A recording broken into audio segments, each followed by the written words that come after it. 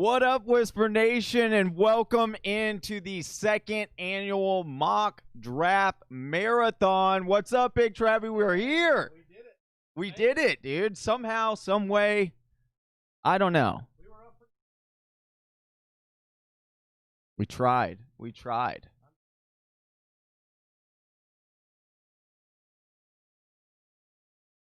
Hold on. There. Yeah. Okay.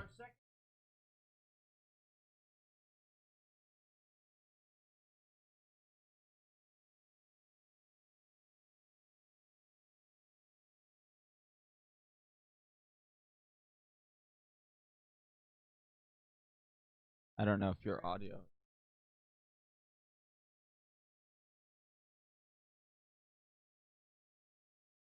Can you right, that's why we do this. Hold on. Do your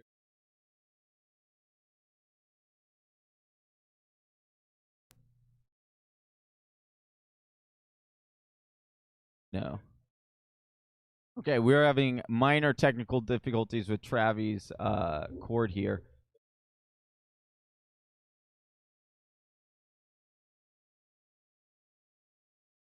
So bear with us, Whisper Nation. We are also waiting for Evan Silva to log on to our Zoom call as well. Oh, it did? Oh.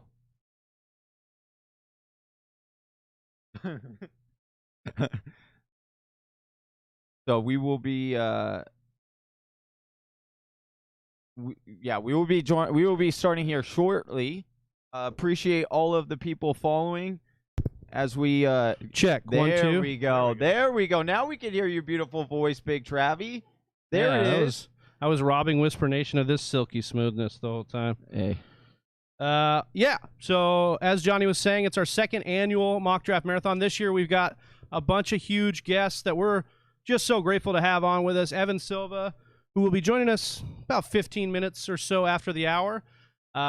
And we're really excited to have him on, and we'll be mocking in a 12-team PPR. We've got Adam Rank. We've got Stepmom Lauren. We've got Smitty from the Fantasy Football Show. Liz Loza from Yahoo Fantasy. Sigmund Bloom from Football Guys. Dude, I still can't believe all this. I like it. It's still so surreal that we are going to be mock drafting with these guys. And not only that, but Whisper Nation, you guys can join in on these mock drafts, all of these, every single mock draft that we are doing during this entire mock draft marathon. You guys can join in on that. Make sure you guys follow us on Twitter, and make sure you're following Sleeper at Sleeper HQ. You're going to want to make sure you follow them as well, because they are the draft room that we are drafting in today. So make sure you follow them as well. Yeah, and the big thing here is we're going to be pushing a bunch of giveaways today. We've got 3 different jersey giveaways, okay? We've got Kenny Golladay jersey, we've got a Darius Slayton jersey, we've got an Alvin Kamara jersey. Yeah. We've got T.Y. Hilton jersey. Hey, we've got not only that, we've got draft kits we're going to give away. So, but here's the thing, Travis, I want to know how they can. I want to know how they can win. Yeah, not just anyone can win this, Travis. You can't. Wait, so can I win? No, you cannot win. Well, that's. I'm sorry, dude. I'm keeping the draft kit away from you, so you can't. Out. You don't know how to take my picks. Yeah. So you win. It's easy. All you got to do in order to win this draft, win one of these prizes, is you got to be subscribed to the Fantasy Whispers. Just click that subscribe button. And which I know Big Travie is, and then comment TFW, capital TFW, in the comments, and you will be entered to win those giveaways. And we'll be giving them away periodically throughout the day. We've got one more spot left, so if you guys are watching this and you're not in, go over to Twitter and click that link. Grab that 10 spot. It is available. All right, so we've got, how many people we got in the chat right now? Look this up. Huh? Yeah. We got a lot of people in the chat. We got 18 people watching right now. 18 watching and ready to rock and roll. We have one spot left over. We tweeted out. Follow us at TF Whispers. Should be at the top of the screen. to follow. Yeah. And if you follow us there, we will be tweeting out these links to these mock draft rooms all day long. We've got just on a delay. Okay.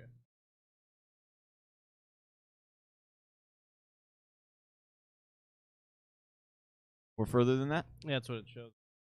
12-team standard. But. Yes, Brandon asking if we are giving away spots in the Listener League today. We are giving away spots to the Listener League. Yeah. We have 3 spots that we're going to give away. That's right. We're going to announce a winner of the other spot in the next hour. But we're going to go ahead and do a giveaway for 3 more spots. And basically what we want you to do is go over to Sleeper on Twitter, follow Sleeper HQ on Twitter, take a screenshot that you're following them, and tag the Fantasy Whispers on Twitter as well. You do that, and we will be able to enter you in, and we'll be picking those winners at the end of the mock draft marathon. Ooh, Leroy, what's up, buddy? Welcome in. Welcome in. So we are loaded in, so we're just waiting on Evan Silva. Yeah, but as we're waiting, Johnny, I wanted to talk a little bit about the Washington football team and their backfield right now, because Darius Geis, involved in some domestic violence, has been released by the former, the Washington football team. Yeah, so Ron Rivera comes out immediately and says they want to change the culture there, and so they did this immediately, and good for him. I get, it's always a little bit easier to release players that you didn't draft. So I will say that, and they did just take a rookie in the draft, who they, Ron Rivera compared to CMC, and we all laughed about it, and I still kind of chuckle about it, but hey, now this guy is looking like he could potentially be a good running back there, as well as don't count out Adrian Peterson. Yeah. Now he had said that his goal was to rush for over 1,000 yards this year, and we all chuckled at it. We all laughed because we said, well, the path to starting, the path to touches isn't there, and you're about 80 years old. I don't know if you can do it, but Travis, he might be the only veteran on that team that could really handle the load. So it'll be interesting to see where he's going, because you have Gibson going. They're both going really low right now in ADP. 16th, 17th round for Gibson and Peterson, respectively. So that'll be interesting to kind of see what's going on there. But I think obviously those will rise, and we'll see what's going on. But Bryce Love has been cleared too, Johnny. We can't forget about Bryce Love, because he spent some time at Stanford as a Heisman Trophy candidate. Yeah, he was good enough to be considered there. And they actually took him. They took him in the 4th round, the year that they took Geis. Yeah, he basically sat on the bench, and I think they may have thought about this, because remember, Geis didn't go in the 1st round because off the field concerns. Right. The whole idea was that Geis was maybe a guy that could do something like this, and so he fell to the 2nd round, I believe, for them. They got him in the 2nd round, and now you've got Bryce Love, who they picked up in the 4th, almost as insurance. They did this also with Kirk Cousins and Robert Griffin III. RG3, yeah. So this is kind of their style, maybe insurance on their pick. So hey, they roll with the Austin Sear route of handcuffing their running backs, and it seems to be paying off there. Yeah, no joke. So yeah, that's kind of the breakdown there for the Washington football team, I would say. I don't know who's your bet to come out of that backfield. I think I'm going to roll with Gibson. I think the upside's there. I mean, Peterson's nice for a standard league, I'd suppose, but Gibson's got that upside to really take it home. I think it might take some time for Gibson to really mature and get a lot of touches in this backfield. Walker Boss says, are we yelling? Is it me? Who's yelling? Oh, maybe it's a little loud. It might be a little loud. If it is, thank you for letting us know. And turn it down a little bit. Also Walker, I just normally yell as well. Yeah, so that's true. There's also that. Yeah. Well, Walker's trying to save his ears. He's like, hey, I'm going to be in here for 24 hours. Yeah. Can you just make it so my ears don't bleed, please? Yeah. Yeah, it's a pun, or it's a like we're the fantasy whispers, but we scream. Yeah. Yeah. I mean, that's how Stephen A. Smith, that's how he got famous. So Yeah, look, try it out. all right. He wasn't? Oh, nice. Oh, got it. Okay. Well, we turned it down for nothing. We turned it down for nothing. So Well, here's the thing. we're going live. We'll do it live. Oh, man, that's too much fun. Yeah. All right, so I want to talk a little bit more about these giveaways. Johnny, we're doing draft kit giveaways. Yes. We're doing jersey giveaways. Yes. We are giving away 5 sets of 100 cookies from Sleeper. So that's the last thing we haven't really covered here. Those will be in the mock drafts with Evan Silva, so this one. That will be with Adam Rank and Stepmom Lauren. Will be the Smitty mock draft. And Sigmund Bloom. Yeah. So correct. those 5 sets, we're going to let the our guest hosts pick the winner of that mock draft. Also, why do you keep looking over at me? You need to be looking at the woman behind the glass. She has all that information. I don't. You trying to, dude? I got to be on here for 24 hours. If I turn and look both ways, I'm going to get a crick in my neck. No, you need to balance yourself out. If you just keep looking, I need balance. That's for sure. Yeah, if you keep looking my way, it's just now. you're gonna get one kink in your neck one way. So we are still just kind of cruising here, waiting. But anyways, yeah. So the cookies. So we've got a set of 100. So 100 cookies. We got 5 sets of those. If you want to win those from Sleeper, you got to make sure you get in the mock draft. So everybody that's in this mock draft right now, you are eligible for those 100 cookies. So let's just give a little shout out to everybody in here. Brandon asked, "What do you do with the cookies?" So you eat them. Yeah. No, you take the cookies and you can go into Sleeper's store and you can buy the little, what is the characters? Avatar? The avatars. Thank you. You could buy the avatars and use them to taunt your opponents all year long on Sleeper. So, and you best believe, Whisper Nation, if you get into the Listener League, oh, I've got quite the avatar collection, and I will be using them all year long on every one of my opponents. Because it all begins psychologically with the weekly victory, Travis. It has nothing to do with the players on the field. It's the psychological games that you play with your opponent, and it begins with those avatars. So they're pretty awesome and fun to put on your page. Yeah, I think it's just a fun way to interact within the program, and it's a little reward we're going to give you for mocking the best team within our mocks with some of our, more elite experts that we have. Yeah, I mean, Whisper Nation's pretty elite. Have you seen some of the mock drafts we've been doing on Monday nights? Yeah, I've been in those. Well, I know, but have I seen them? No, I don't look at them. Yeah, I know. I only look at my team. I know. Yeah. That's what I'm saying. Usually, the other people in Whisper Nation are coming up with some pretty good teams, dude. Yeah, so this is exciting stuff. We're just waiting on Evan Silva. He's been messaging me here. He's going to get in here. We're just going to run through some more news and notes here. So, Johnny, we've talked about the Washington backfield. Yes. We ended up with only 69 nice opted out players from the opt out. How are you feeling now? The opt-out deadline's done. We did have Damian Williams opt out. We had a couple big names on defense of these teams. But how are you feeling overall with the fantasy football climate and where we are at with these opt-outs?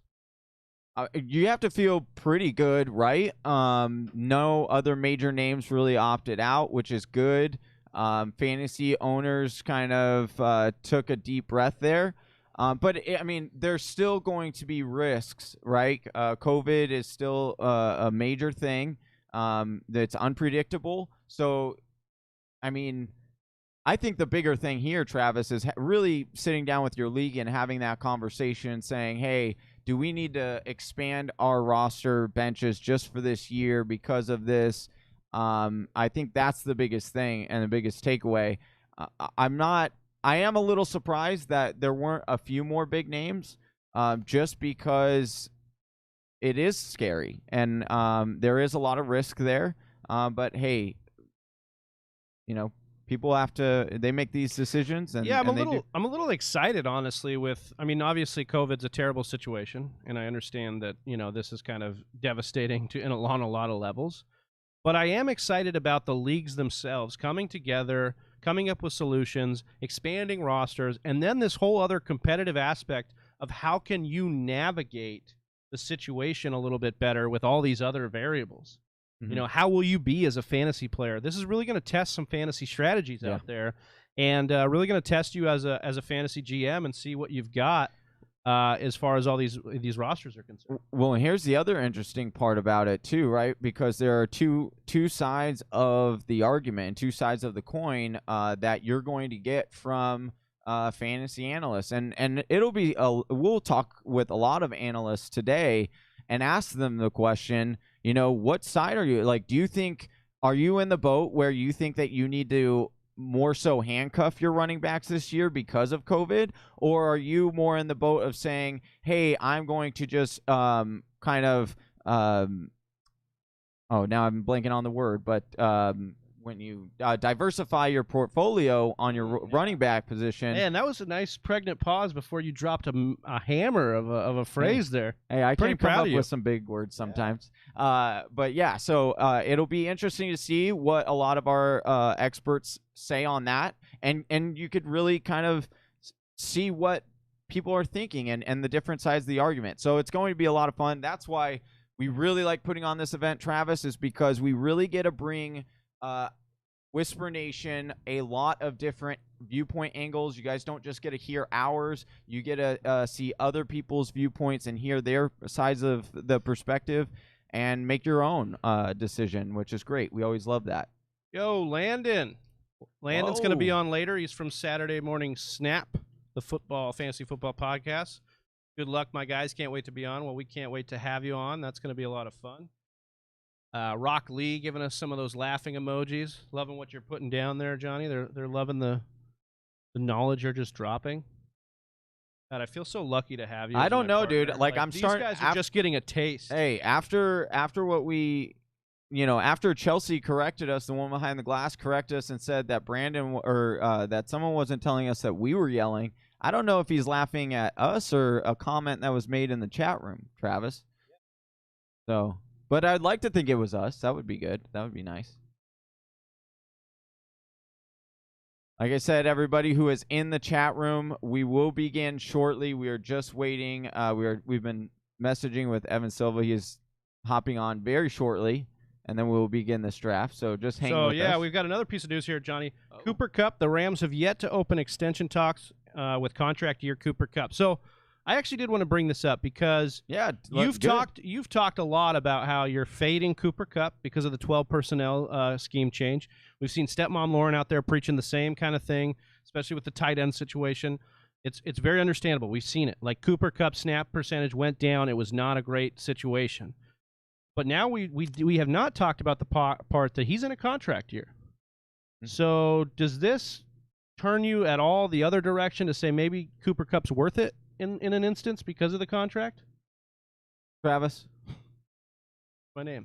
Stop trying to sell me on Cooper Kupp, man. I'm just asking. I'm asking some questions. Listen, if Cooper Kupp starts going in the 5th round, if Cooper Kupp and Robert Woods flip-flop their positions, because I completely think that's how it should be in mock drafts. If that happens, then I am more interested in Cooper Kupp because he does have that ceiling. We have seen the rapport there. We have seen the ceiling of what Cooper Kupp can be, and that's a wide receiver 1. So, but I'm not willing to take that risk in the 3rd round right now. But if he moves back to the 5th and they flip-flop with Robert Woods and Cooper Kupp. Yeah, so Cooper Kupp right now, we've got him at the end of the 5th, though, or end of the 3rd in 12-team leagues, 3.12. So and then Robert Woods has 5.07. So, yeah, I don't know if they're ever going to switch, but they might. Remember, was it last year? Last year, all 3 of those Rams wide receivers, Brandon Cooks, Robert Woods, and Cooper Kupp, all bunched up. Yeah. Right next to each other. So maybe that's what we're seeing. These guys are going to kind of fuse together. And Cooper Kupp was the last one to take. Yeah. And that was when he was more of a value. Yeah. Ended up with some really good, strong numbers last year, but not in the back half, like we said, once wide they receiver switch to 32 from weeks 9 to 17, Travis. Not very good. Him and Robert Woods made a direct swap. That's how crazy that was. It was Cooper Kupp was wide receiver 9 from weeks 1 to 7, and Robert Woods was wide receiver 32, and then it literally flip-flopped the second half of the season. So that was pretty awesome. Do we have any more news that came out? Let me try through here. Sure, there's tons of it. Okay, so Jordan Howard, little blurb here from Eric Studsville, the RB coach over in Miami, says that Jordan Howard's role hasn't been defined yet.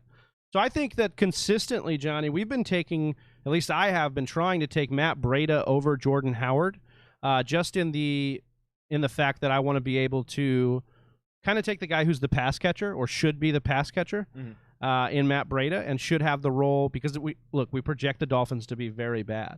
But one of the things that is appealing about Jordan Howard is that he'll probably take the goal line work. And you talked about Kalen Ballage a couple mock drafts ago about his role. Even a really bad player in Kalen Ballage was able to get a lot of carries at the red zone, even on a bad Miami team. So talk to me about this. Are you concerned? Do you think it's coach speak? Do you think this is just them saying, look, we also brought in Matt Breida, so they're going to have split roles here? People want to be turned away from the Miami Dolphins backfield, but I actually think there's a very good opportunity there. I like Matt Breida a lot because this team should be trailing a lot. So you gotta look at that he'll be used in the pass catching part of it. So I think Breida is the safer play here. But listen, Jordan Howard has always been he's been underrated his entire career. There was maybe 1 year where he was overrated and people overdraft him and they got burned, and that is why ever since then we've been turned off. But I'm telling you, Jordan Howard is going in the 8th and 9th, 10th rounds. And yeah, if you're in a PPR league, that's going to definitely change. Like, you're going to be way lower on Jordan Howard because he doesn't catch it out of the backfield. But if you're in a standard league, I actually really do like Jordan Howard in a standard league because, like I said, every single year he just outperforms his ADP. Even last year, he was actually a huge steal in the beginning of last season before he went down and Miles Sanders came in and just overtook that backfield. Jordan Howard was a really good value pick last year. And so if you're getting in a 9th, 10th, 11th round, why not get a starting running back that, like I said, will get the goal line work and can score from there, and he's going to be fine. Yeah, I think that's an interesting take. I think this is mostly coach speak, and I like Howard. I think I think both of these guys aren't going to be sexy picks, Matt Breida or Jordan Howard, but they're going so late right now that you kind of feel okay taking them because it's one of the cheaper backfields you can get a piece of. Yeah. So we had a great question by Sam. He said, in a rookie I know we're doing news and notes here, but this is just juicy. I'd love to have seriously get your questions in. We'd love to have them right now as we kind of wait it out for Evan. So he said he got Clyde at the 102. This is a rookie draft. CeeDee Lamb at the 104, and then he got Jerry Jeudy at the 105. Sounds very similar to my our rookie draft. But he's saying he's real thin at the rookie wide receiver position. Should he trade Jeudy for DK Metcalf? What do you think, Travis? I might lean on this because we just don't know what's going to happen with the Denver quarterback situation. And we know what we get in Russell Wilson. Do I think that DK and I think they're very in similar situations. Like Cortland Sutton exists. So Jerry Jeudy's path to being a number one there's a block. Not only does that exist, but there's a relationship between Drew Lock and Cortland Sutton. So that's at least established. So even in the short term, you can't really see the upside here.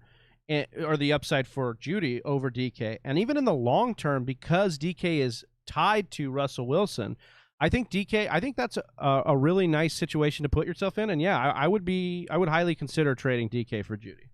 I do love Judy's talent. As a pure wide receiver, he's way better than DK Metcalf.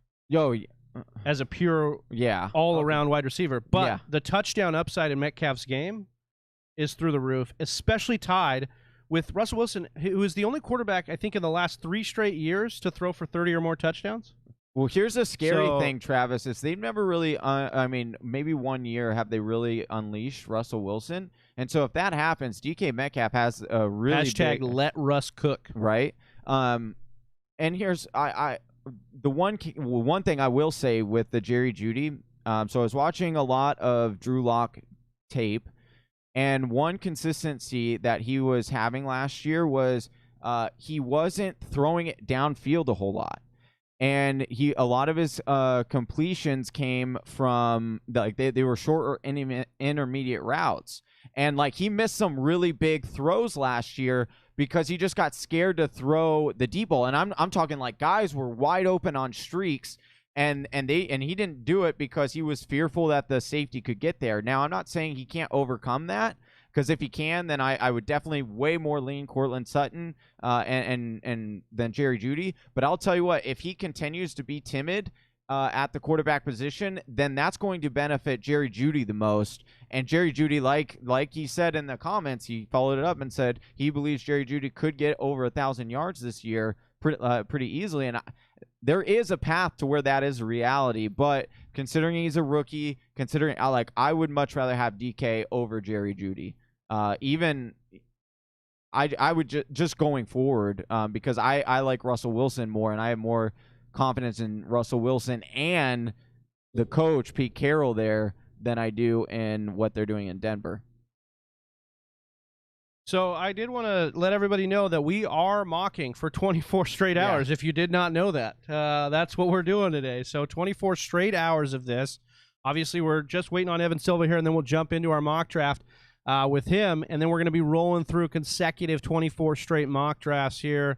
Really excited to be doing this. Really excited to be with you, Johnny, for a second straight year. Really excited about the guests we got, but really more excited to give away the most stuff that we have been giving away ever. Look at Johnny's like, oh, affecting the bottom line here. But literally, we are going to be giving away jerseys galore. We've got a Darius Slayton jersey. We've got a Kenny Golladay jersey. That thing is sweet. Yeah. We've got a T.Y. Hilton jersey. And we've got an Alvin Kamara jersey, Johnny. So a lot of jerseys to be giving away here. Really excited about. How do you enter, you're asking? I don't know if you're asking that, but I imagine you are. You have to be subscribed to the channel, and you have to comment TFW in the comments right now. So if you comment, not right now, but right now would be good too. Yeah. Anytime you comment TFW, you're entered into this raffle if you are a subscriber. So make sure you are doing it, because then we can give away those jerseys. We can give away that. As we wait for Evan, we're going to roll through more news and notes, but we'll also be taking your fantasy questions. So go ahead and shoot those over. Do a couple, try and see if we. Oh, here's a real burner, Johnny. Oh, what is it? This is real earth-shattering news here. Oh, hold on, we've got something right here. Wait, earth-shattering? I think Evan's going to join us. We'll just pop him in right now. That was the news? That was what you... Hey, Evan. Hey, Evan. What's up, dude? How's it going, man? All right, I'm going to...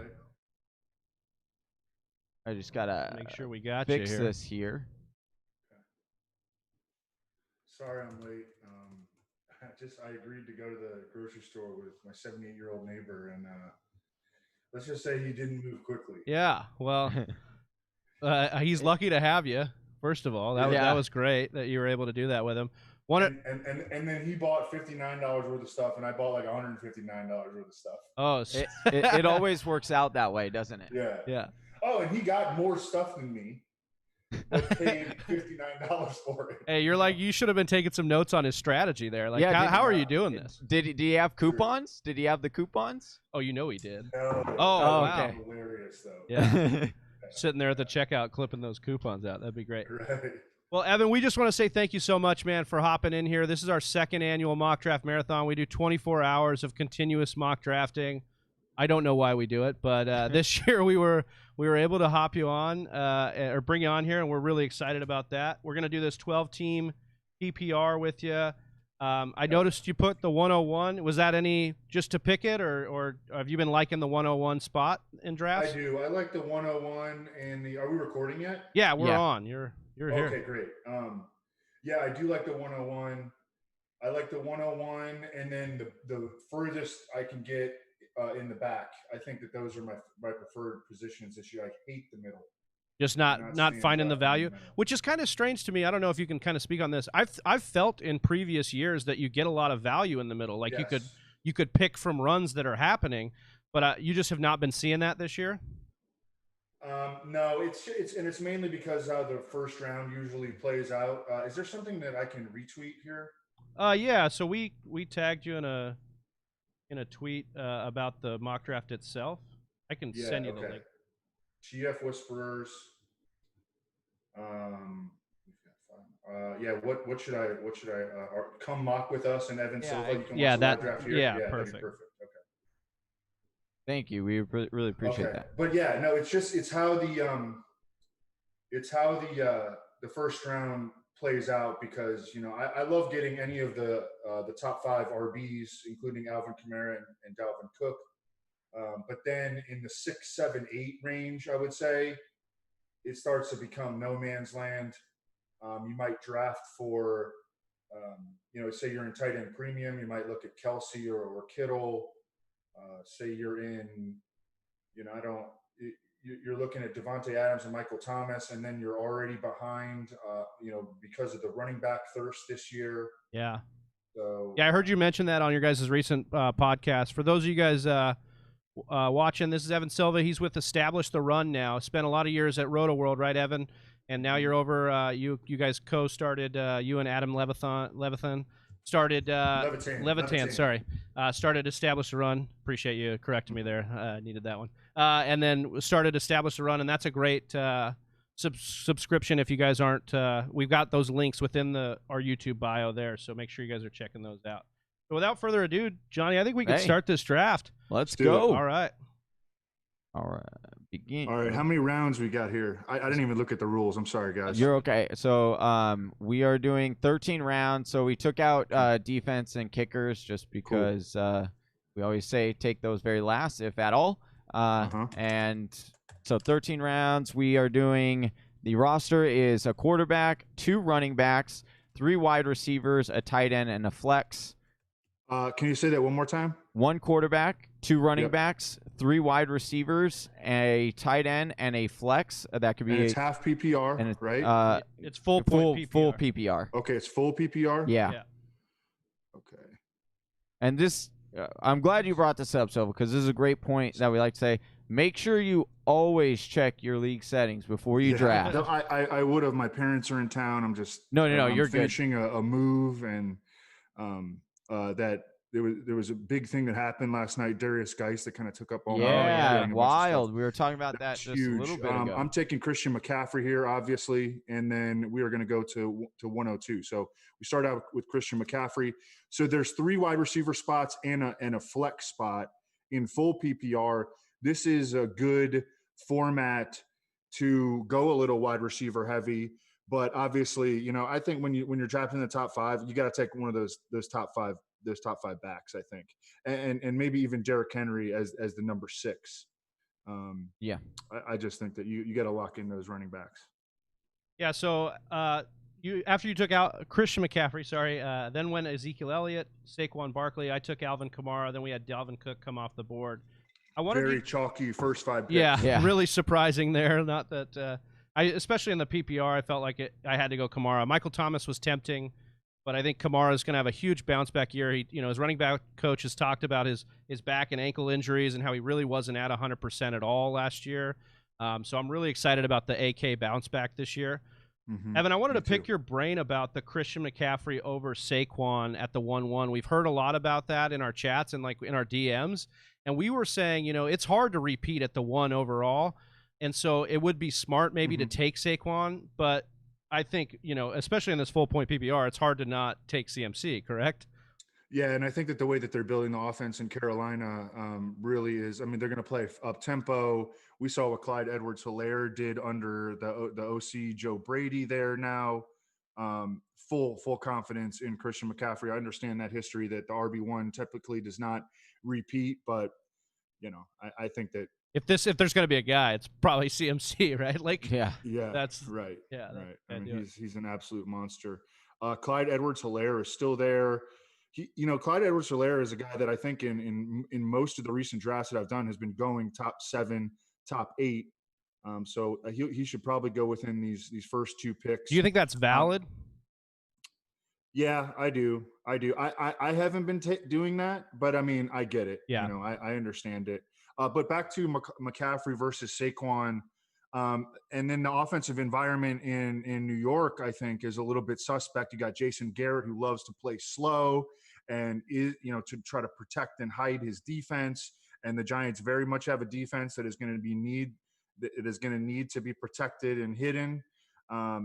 So I think that there's just not quite as much upside, I think, with Saquon Barkley due to the offensive environment. Now, Saquon Barkley is my 1.2 pick, so it's not like I'm down on him.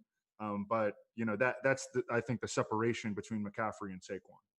Yeah, so after Dalvin Cook went Michael Thomas, then CEH, as Evan was explaining about the CEH going within that top 7 range. That makes sense there. Then Derrick Henry at the 108. Joe Mixon behind us on jersey. We got Devontae Adams coming off the board. Kind of wanted to ask you, Evan, if you had a dark horse league winner this year that you've been eyeing. Doesn't obviously would be out of the first few rounds, but somebody, running back, wide receiver, that you've been coming out of most drafts with that league winning upside. For me, I really like taking Jalen Reagor. I've taken a lot of Henry Ruggs, and I've taken a lot of Brandon Ayuk. Those are the rookie wide receivers that I really like relative to ADP and opportunity and talent and all that. Their price has been very, very affordable. I think that Antonio Gibson became a lot more interesting last night. We skyrocketed. To me, he was, before Darius Geis, got arrested and cut, the pathway to touches outside of just manufactured stuff was not there for Antonio Gibson. Right. But now you pull out Kelvin Harmon and you pull out Darius Geis, and I think that now there's a pathway for Antonio Gibson to be a player that is a featured player in the Washington offense. I've heard that Scott Turner, their new OC, absolutely loves Antonio Gibson. Ron Rivera has compared him to Christian McCaffrey. Yeah.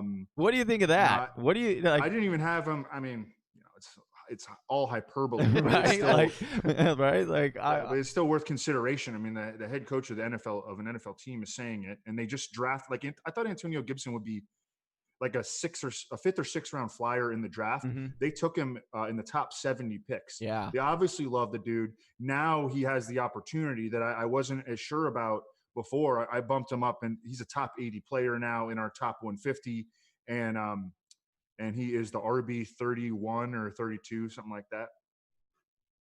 Yeah, I think that's a great breakdown. When you bring up Harmon, that's an interesting take. I hadn't even really thought about, but Harmon's vacated targets or vacated presence in that offense really creates space for Gibson here.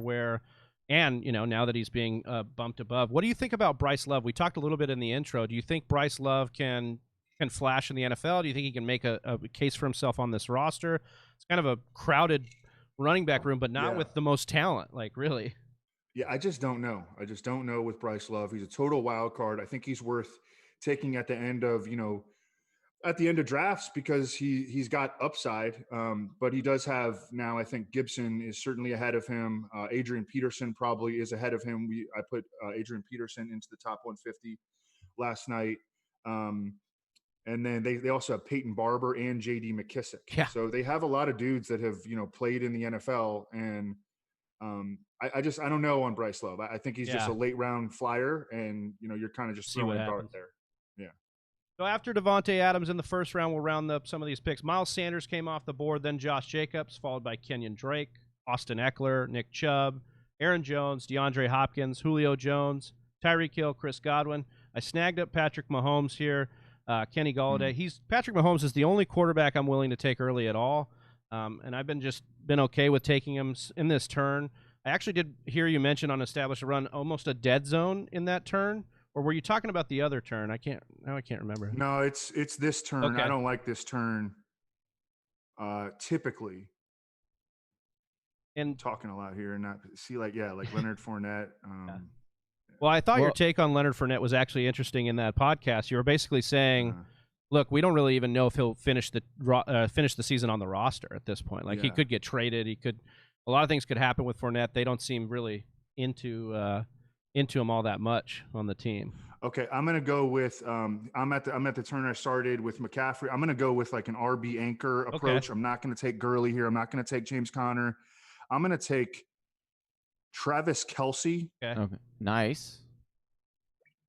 And I'm looking at Mike Evans here. Also looking at Lamar Jackson. Yeah, that would be. Man, I mean, it's hard to go. The name value alone. Start with Kittle and Kelce. Oh. Yeah, why not? Why not? Let's just do it. I haven't done that this year. Wow, look at that. So let's do it. Nice. And I think the justification there for Kittle is essentially like this is a guy, especially with the injury to Debo, like he's pretty much rolling out of bed with 25% of the market share. Yeah. Right? Like, oh man. So, I think that him and Garoppolo are gonna crush to open the year. Their schedule is so soft. It just looks like a schedule that George Kittle is just gonna absolutely rip apart to begin the season. Get you off to a hot start. That's what I'm looking for. Kittle will be my flex. Travis Kelce will be my tight end.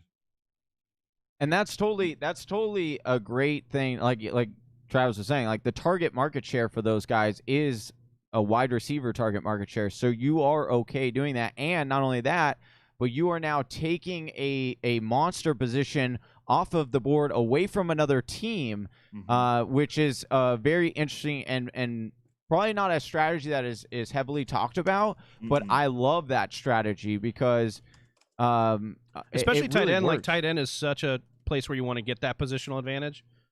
And if you get it twice, like essentially you just did because you're throwing them in your flex. That's one thing that Levitan and I definitely agree on this year is that we don't like drafting tight ends in that sort of middle tier where it is like Higbee and Gronkowski and even Jared Cook, Austin Hooper, those guys.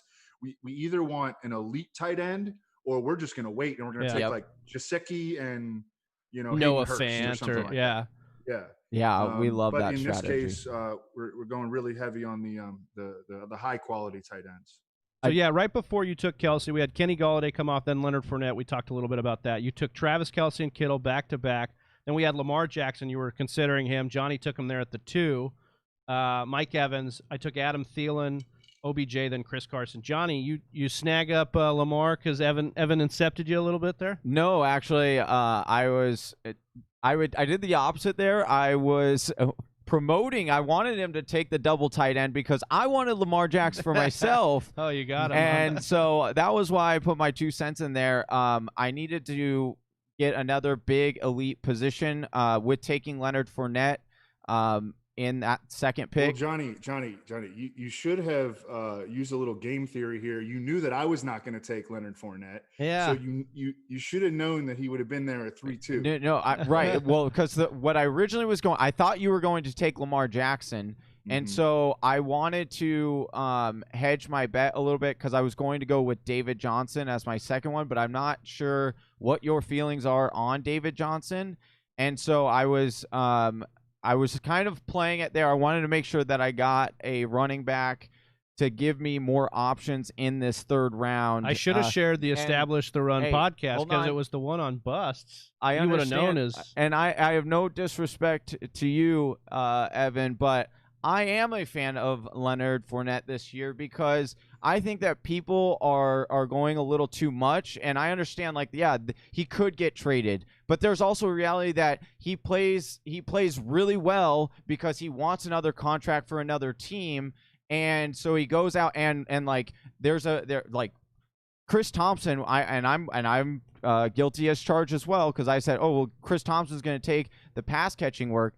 And there is a very big reality that Chris Thompson plays 2 games, and then all that passing work goes back to Leonard Fournette, and then all of a sudden he is a back-end RB1 because now he has all that passing work available to him.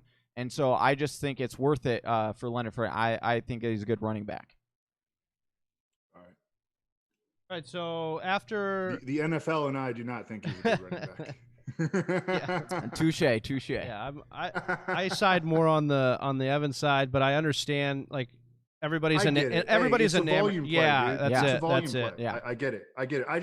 I just don't have confidence that the volume is actually going to be there. Well, and like let's look at the quality of the volume. Like the targets he was getting. Sure, he got 100 targets last year, but they were crap targets. Like they weren't good. And so we'll just see. Like We'll see. Yeah, I don't know. So Adam Thielen, I took. Then OBJ came off the board. Chris Carson, Todd Gurley, Allen Robinson, DJ Moore, Juju, who I was considering over Adam Thielen, but since we're in full point PPR, I went with Adam Thielen here. Even though Juju's going to slide back into the slot, it sounds like this year. So I'm got buyer's remorse a little bit. But Juju Smith-Schuster went there. Then Calvin Ridley, Amari Cooper, David Johnson, Robert Woods, then Le'Veon Bell, followed by Keenan Allen. I do want to say real quick, Travis, we want to Stepmom Lauren is in our chat now. We appreciate everyone in the chat. Yeah, give us a like on that. Yeah, on that chat. If you could drop us a big thumbs up, it would be greatly appreciated. Yeah, so we've got the chat rolling here, and Evan, we just want to thank you again, man, for coming on here. It's big ups, Thanks man. for having me, yeah, guys. appreciate it.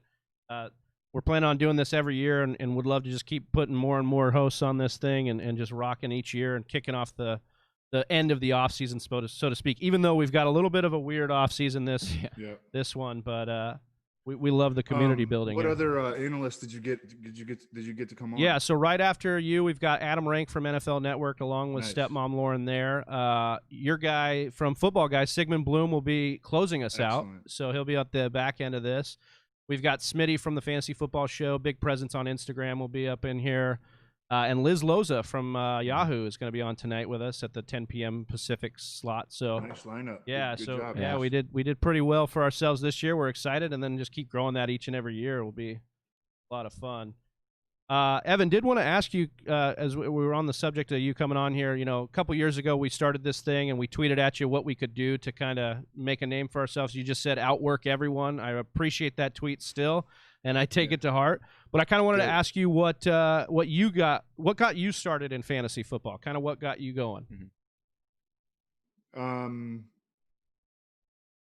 Deciding that, planning to go to law school and then deciding that I never wanted to go to school and get up at 8:00 a.m. to walk to class again. Yeah, that makes sense. Yeah. Been there. Yeah, well, I could tell you like your sleep because you DM'd me this morning about the time, confirming the time, and you're like, okay, good, I get to go back to bed for a little bit. but then I agreed to go to the freaking store with my neighbor. But yeah, no. And also just loving Roto World. Like I loved Roto World when I was in college. Like I would go to the library. I wouldn't study. I would just be on Roto World, checking all my fantasy teams and checking, using the search engine to check all the notes on the players, and just absolutely fell in love with Roto World, and, offered to work for free. And I did work for free for like 6 months. And then they gave me, $500 a week. And I thought I was rich. And I moved to Chicago, and I, ate hot dogs and drank water.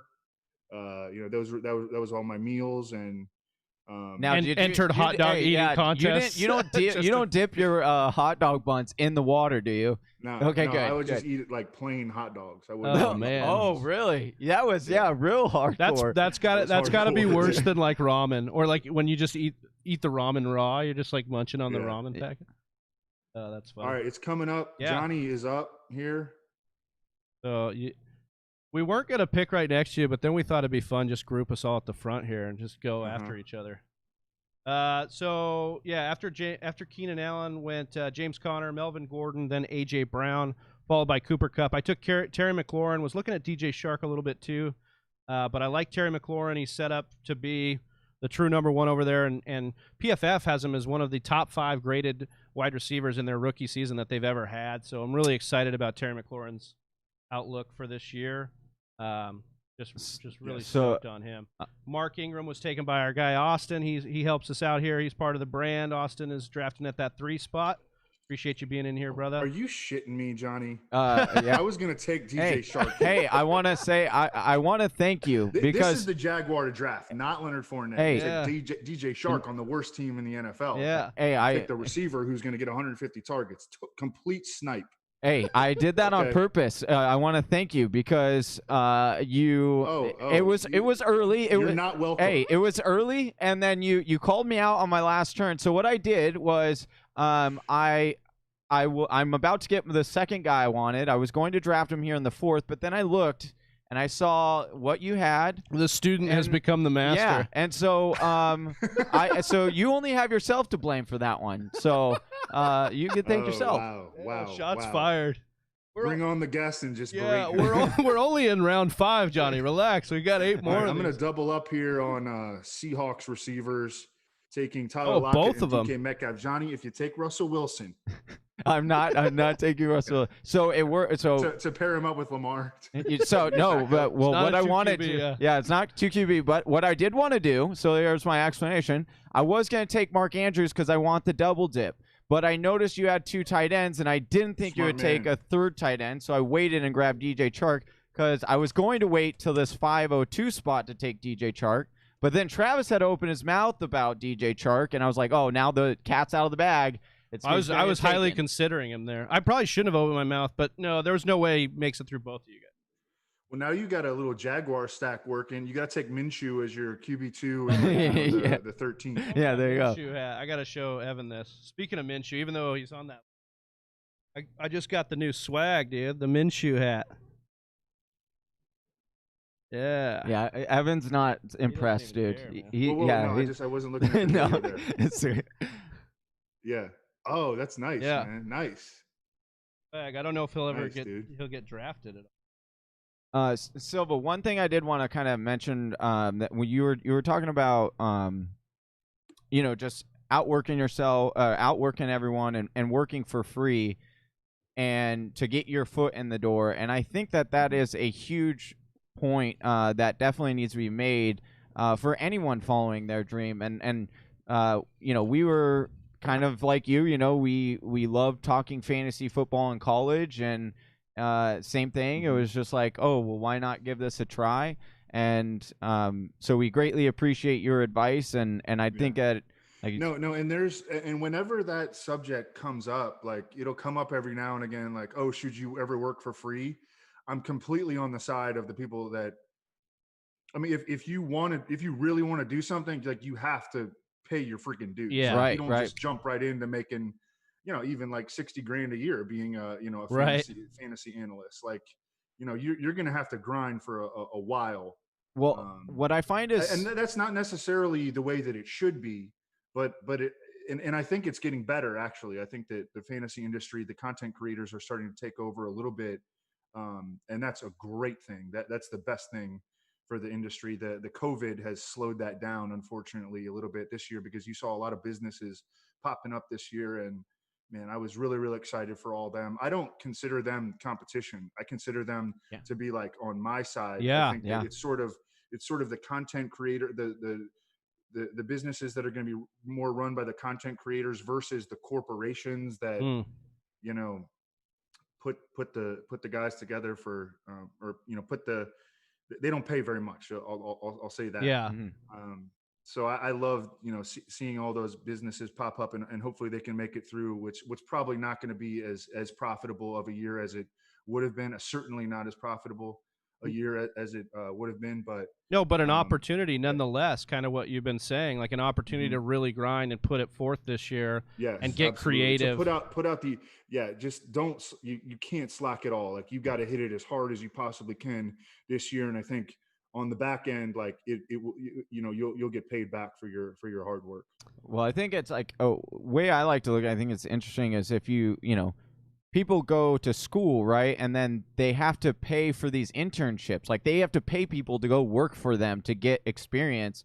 And it's like when you look at it like that, I think you change your perspective, right? Because it's like, okay, what's the difference of paying to go learn about something or working for free? You're doing the same thing. It's just your perspective on how honestly, you look you're saving at it. The money. Yeah, you're saving the money. Yeah.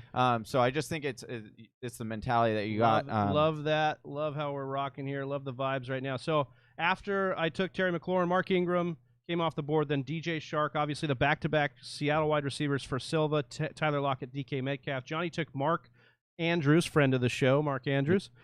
David Montgomery, Kareem Hunt, I took in the 5th round. Then Jonathan Taylor, Raheem Mostert, Russell Wilson got snagged here, Silva, probably much to your chagrin.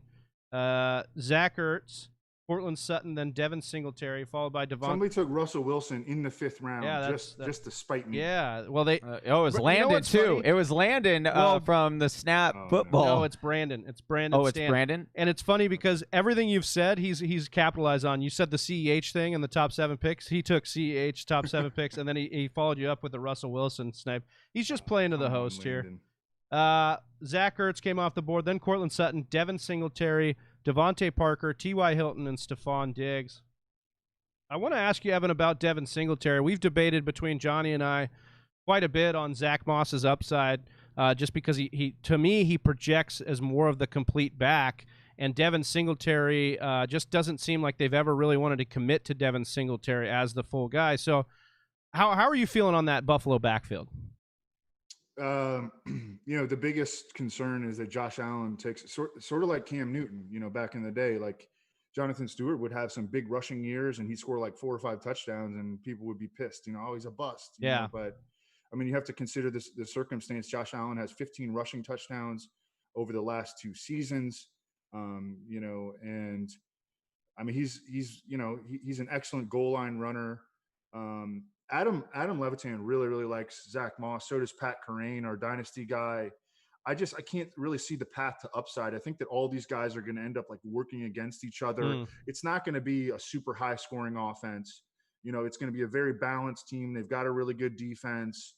So you've been kind of fading them both a little bit? Really, even for Singletary either. I think that Singletary has very, very limited upside as well.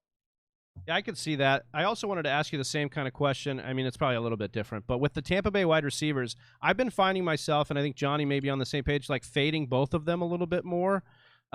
Because do we really know that it's going to be Godwin or Evans? And do we think the offense is going to be as pass happy as it was with Jameis Winston? I would love to hear your thoughts on that, the wide receivers in Tampa. It's not going to be nearly as pass heavy. I think it's going to be a defense ball control team, defense oriented ball control team. Their defense is freaking loaded. Yeah, their defense is really good. I just did a defense special teams article for our draft kit, which by the way costs $35, but then you get a $25 credit to FFPCs. It really only costs you $10 at the end of the day. Where do you get that? You want to let people establishtheRun.com. All right. But I have the Bucs as the number 4 overall fantasy defense.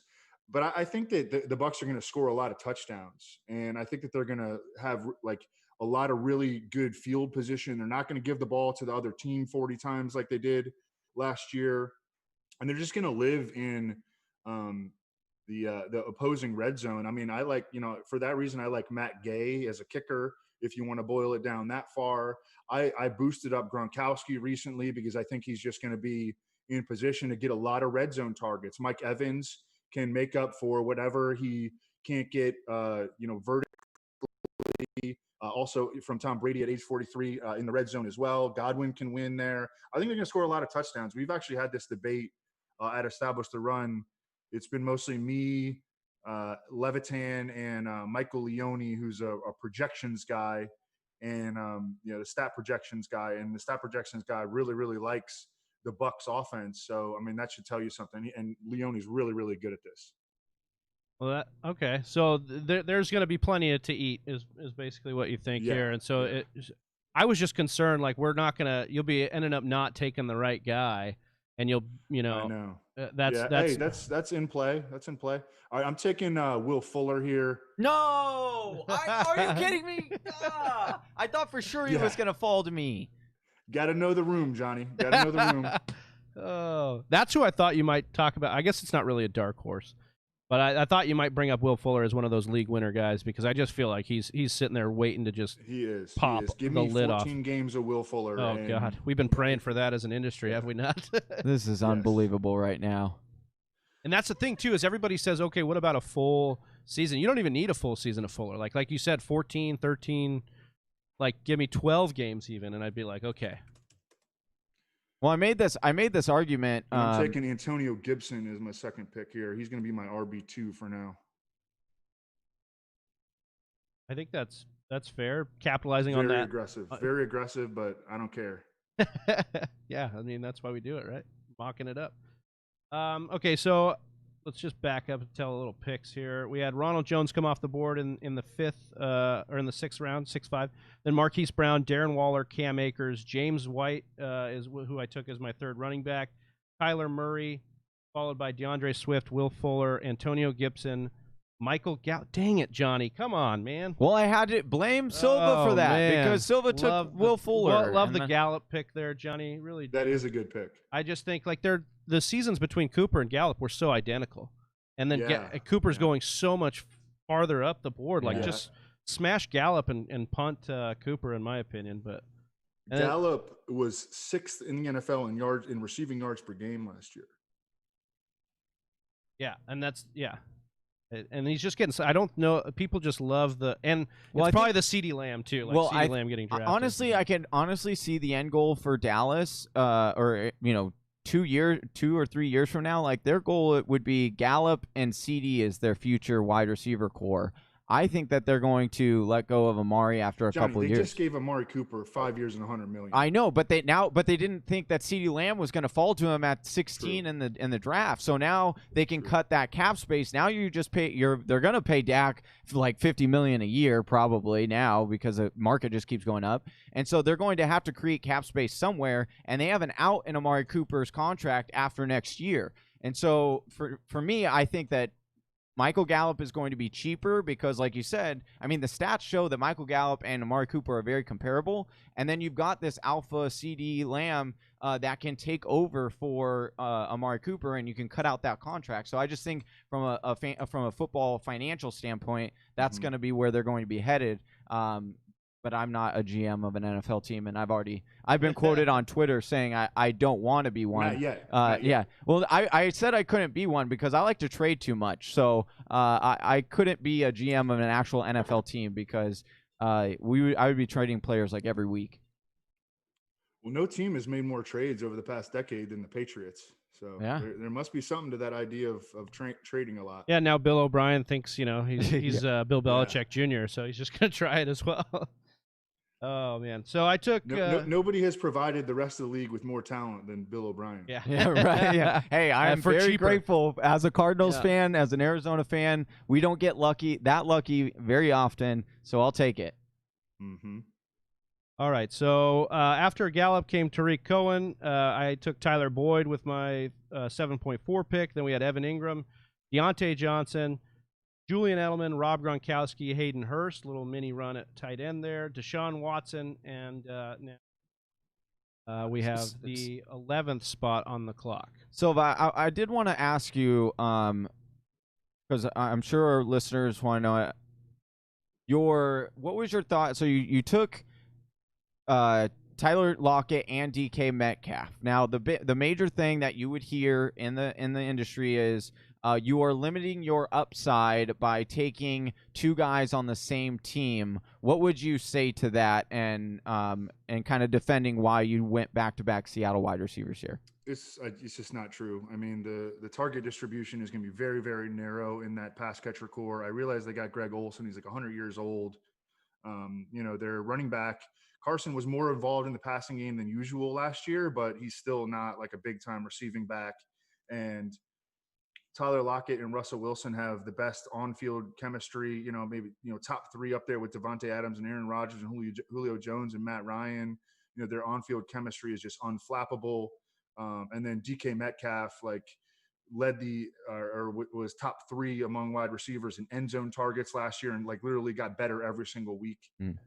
So no, it's like, and both of these guys are getting over. Did people have a problem with, taking Julio Jones and Calvin Ridley together last year? No. Did people have a problem with taking Mike Evans and Chris Godwin last year? I mean, Evans got hurt a little bit. Well, but you're also talking about teams that were top five in pass attempts. But you can still start those guys together every single week. So no, I think that in certain situations, I understand that, especially if they were both going in the first 4 rounds, or if they were running backs and you were drafting, let's say Nick Chubb and Kareem Hunt or something, I can see how that would limit your upside. But in this situation, no. I mean, these guys have week winning upside every single week. Usually, I mean, they can have big games together, number one, in the same week.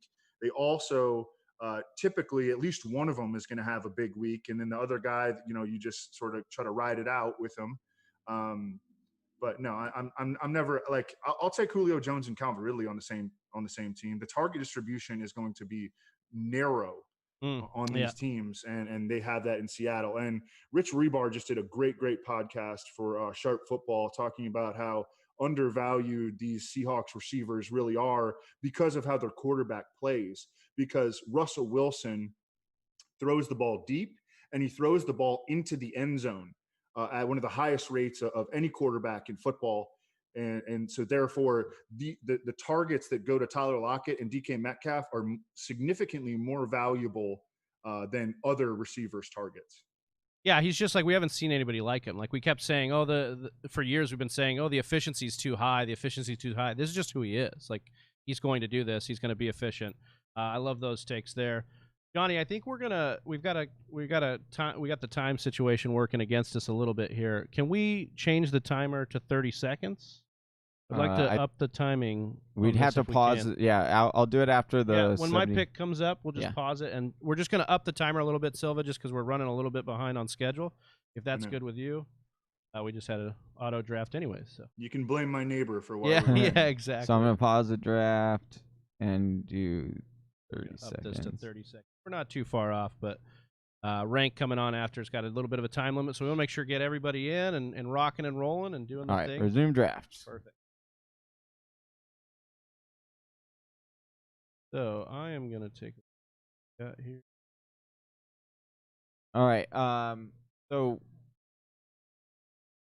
we had a run on running backs here, and Travis, you do not have a tight end. Are you thinking about going tight end here, or are you going? Jarvis Landry here, just for some more wide receiver depth, and also a guy that's going to be a PPR monster. Although I am a little bit concerned about Kareem Hunt taking from Jarvis Landry's target share. We saw a little bit of that when Kareem Hunt came back from suspension, but it sounds like they might be able to both eat here from what we're saying out of some of the coach speak coming out of there. So just to back it up a little bit, go through some of the picks. We have Brandon Cooks that came off the board at 8-2, then Zach Moss, Phillip Lindsay, Jordan Howard, Tevin Coleman, Matt Breida, Drew Brees. I took Jarvis Landry. Austin took Marvin Jones. Johnny with Darius Slayton, and Evan with Jamison Crowder. PPR, you've got to love that pick there, Evan. Yeah. I'm gonna go take a bathroom break for like a couple seconds. Yeah, no worries. So Marlon Mack came off the board, then Christian Kirk, and we have. Do you want to mention if we have 36 people watching this video right now, but we only have 20 likes? If we got to get those likes up. If we could get 36 likes right now, come on, Whisper Nation. I know we could do it. If you just click that thumbs up button, it would greatly help out this stream and help out our channel. We greatly appreciate it. All right, Travis, you're up here. All right, sounds good.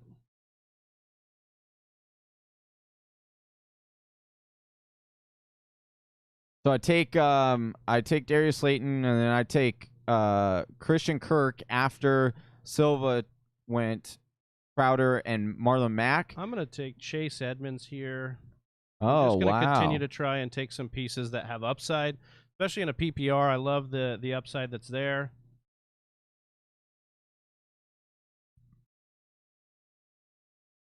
Is this? I think 71.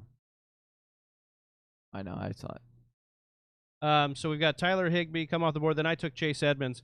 So really want to just thank Evan Silva again for coming on here. I know he's taking the bathroom break, so hope it's working out for him. But want to thank everybody in the chat right now. And if you want to get in on those jersey and draft kit giveaways, make sure you are typing in TFW in all caps there in the chat right now. That will get you entered.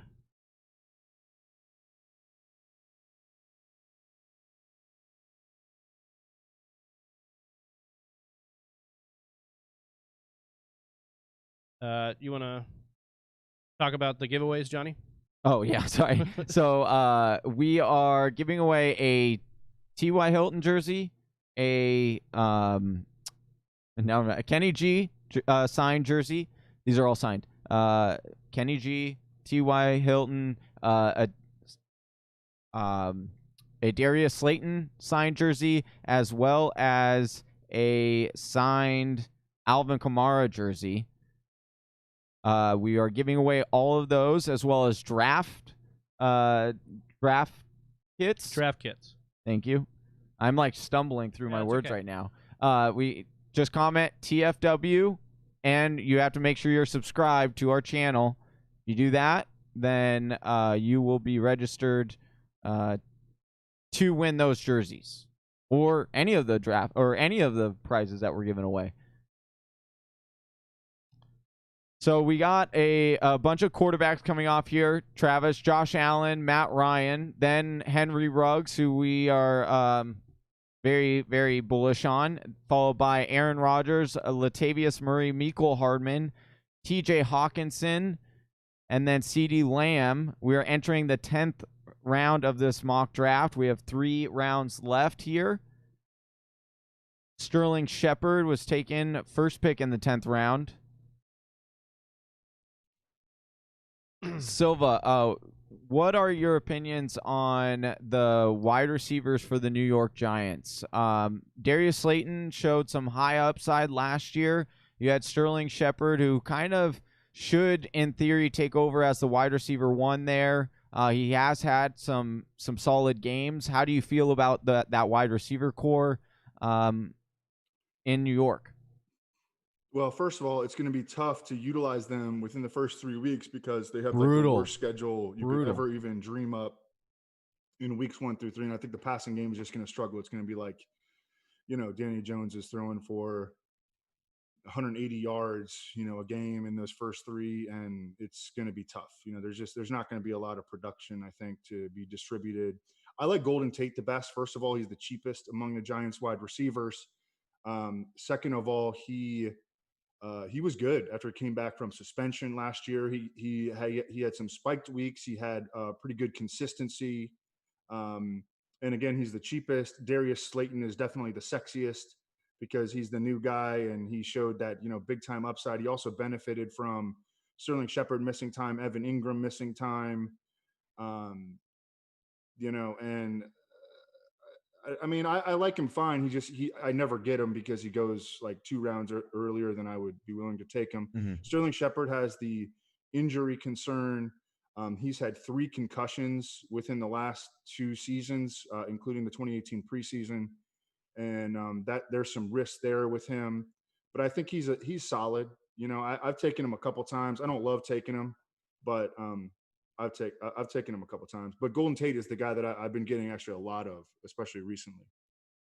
We had in this round Sterling Shepard, Noah Fant, Mike Gesicki, Dallas Goedert, Emmanuel Sanders, Jalen Reagor, Alexander Madison, Darius Geis. I took Jonnu Smith as my tight end here in the 10th. And Keel Harry comes off the board by Austin. Johnny's on the clock. He takes Anthony Miller, one of his favorite guys this year, especially with Nick Foles coming in. Johnny, big fan of Johnny, a big fan of Anthony Miller. Yeah, Anthony Miller. Just said his name. Jeez. Yeah, I am. I think that the talent is there. You've seen it. You've seen what he can do out of that slot role there. Big fan of Allen Robinson. Now you got me talking all crazy over here with players' names. But I just believe in Anthony Miller. I liked him coming out of college, and you've seen it. You've seen flashes on the field. If he could just be consistent, then Carson Wentz. Did I just time out? Yeah, it's okay. Johnny I says like it. Okay. I like it because you didn't take my. All right, whatever. Carson. Well, here's the thing. I will say Carson Wentz. I think people are sleeping on Carson Wentz because this guy is a good quarterback, and we just haven't seen him with a lot of weapons. Like his weapons always get injured, but he gets it in Jalen Reagor. I think will significantly benefit him. A full year of Miles Sanders. That offensive line should be solid now that they have Peters filling in at the guard position. Like, that's awesome. Yep. I just took Cam Newton. I already had Patrick Mahomes. I am all over the place. Yeah, that looks hideous. Yeah. Although I do like Cam Newton this year, but not after you take Pat Mahomes. Yeah, no. No. So Daryl Henderson Good came. thing it's a mock draft. Yeah, right? Exactly. We got Evan timing out. I took Cam Newton. That's cool. We'll be rocking and rolling here. I was trying to decide between Brandon Ayuk, Deshaun Jackson, and John Brown at that pick, and I just took too long because we went to the 30-second timer. I couldn't decide, so I got auto drafted Carson Wentz, but he's my quarterback one, and I feel fine about that. Yeah, that's a good auto draft, if anything. At least I've had some really bad auto drafts, and I just get real down. Evan, I just got one final question for you. I wanted to ask kind of your thoughts on the whole mock draft marathon we're doing here. When I know we approached you, it piqued your interest to get you to hop on here, but you ever seen anything like it? Kind of what your thoughts on 24 straight hours of this? You guys are trying to get in the Guinness Book of World Records, right? Yeah, we're pushing for that. 24 straight hours. We did it Awesome. last year.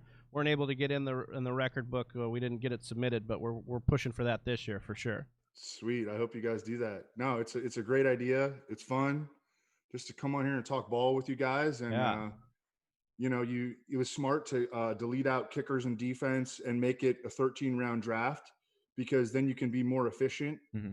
And, I think I love the concept. I think it's a great idea. And I hope you guys do get in the Guinness Book of World Records. Heck yeah. Appreciate that. So we got Sony Michel came off the board, then Mike Williams, Jared Cook. Oh, I should have took Mike Williams. Keyshawn Vaughn, then Brandon Ayuk, followed by Matt Stafford, Damian Harris, W. Bass on the clock. We just got 2 more rounds, and then we'll be able to push this to the next hour. I know we've got Adam Rank and Stepmom Lauren patiently waiting in the chat here. We appreciate you guys. Appreciate you waiting. Evan Silva appreciates it with his neighbor who kept him at the store a little bit longer than he liked, but hey, that guy got his groceries, and that's what matters, man. We're feeding the old. He got his groceries for like a month for $59. Yeah. Evan Silva still blown away by the price of his grocery list. You're like, man, I actually do have to go shopping with you more often. I need to figure this out. I gotta learn your ways. He's like, I used to spend more than $56 on hot dogs back in the day. Like, how is this even possible? So, do you want to? What are some real late round guys that you were just absolutely finding yourself drafting over and over again? Carson Wentz. Yeah, Carson Wentz. In the 12th, 13th, 14th, 15th round.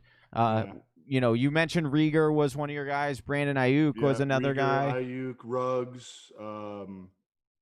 I would say, let me look at, and Steven Sims is a guy that I like to take real late. I like Garoppolo a lot. Do you? Yes. Because that opening schedule? Hey, Silva, I'm not going to lie to you. That sounds hideous.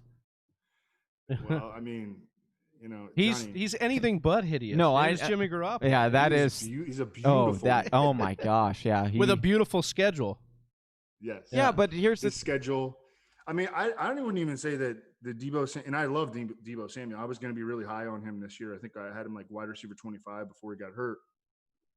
But him, if 33% of the targets that were going to go to him just now go to George Kittle, like, it's over, baby. It's over. George Kittle, Jimmy Garoppolo is my favorite, just one-for-one quarterback pass catcher stack of the year. Kittle is expensive, but he's doable in the second round. You can get him almost every time in the second round, even in some tight end premium leagues. And then no one wants Garoppolo. And I think that it's a mistake. I mean, last year he was super, super efficient. They just didn't have the pass volume last year. Mm-hmm. And I think their defense is going to be considerably worse. They traded away DeForest Buckner. They lost their DBs coach, Joe Woods, who went and became the Browns defensive coordinator. Their secondary is hanging by a thread.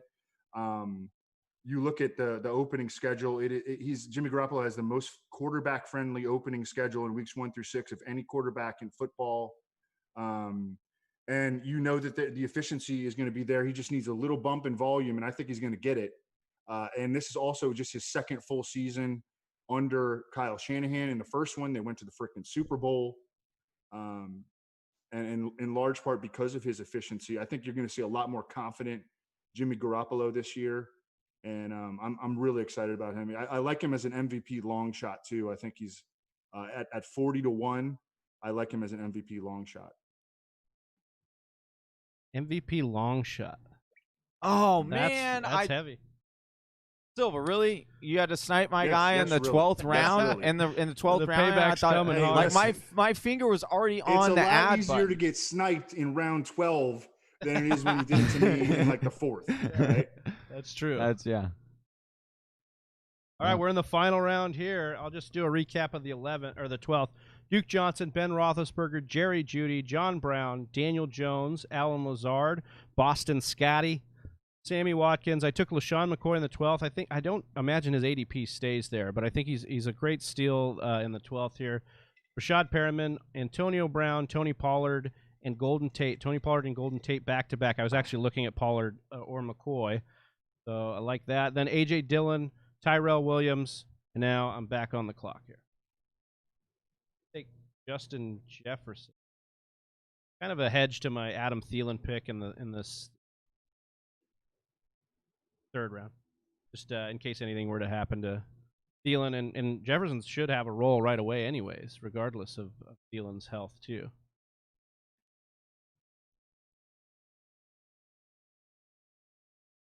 All right, well, wrapping this up right now, rolling through it.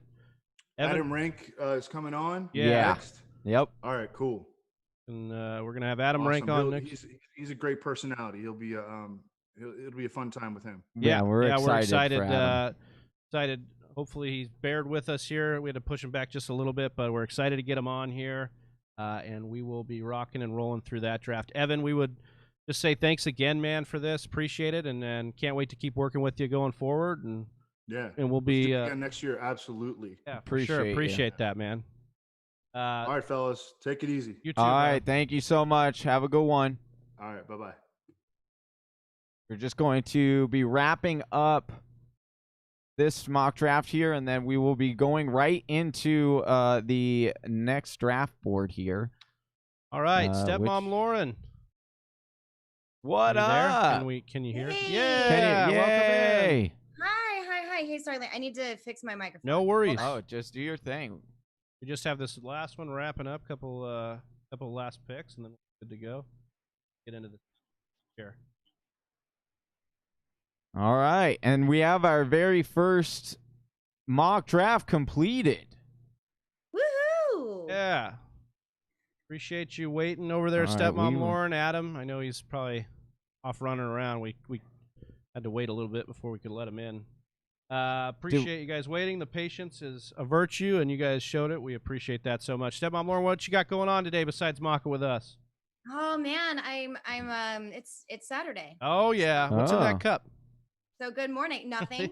Although if you guys can read this, this is a gift. I know it's backwards, but it says this is probably Tito's. Probably nice. Tito's. I love it. Put that right over there. This is Tito's.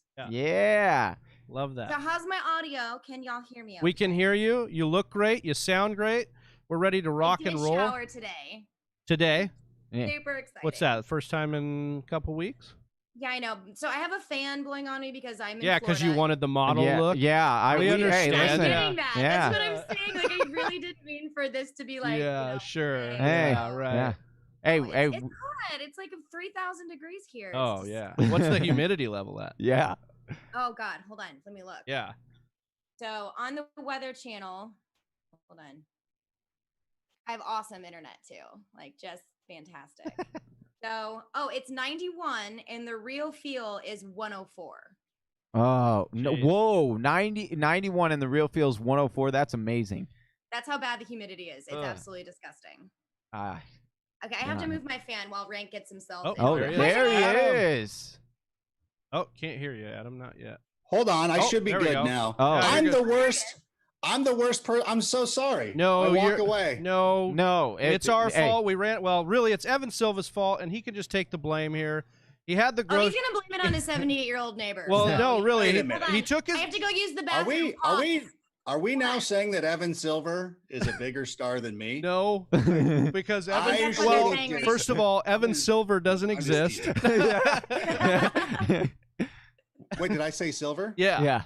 We knew Whatever. what you Yeah. meant. Listen, Whatever. He I said. work with the. Hold on, I work with the GOAT, Mike Silver. Yeah. There Yeah, you go. There you go. So That's that's always on the top of my mind. Right. By the way, Hey. I don't know how you listen. You kids are younger than me, Yes. so I grew up and I loved writers. You prominent sports writers. Yeah. Rick Riley wrote for Sports Illustrated. Mike Silver wrote for Sports Illustrated and Yahoo. When he joined, like maybe even more so than like.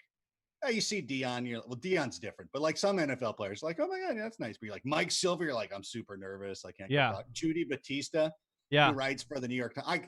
It's embarrassing that Judy Batista has to share the same space as me. Like, she is a world-renowned, sharp, brilliant person, and I am a guy sitting here on a Saturday afternoon wearing a Young Bucks t-shirt. She doesn't. It's embarrassing for her.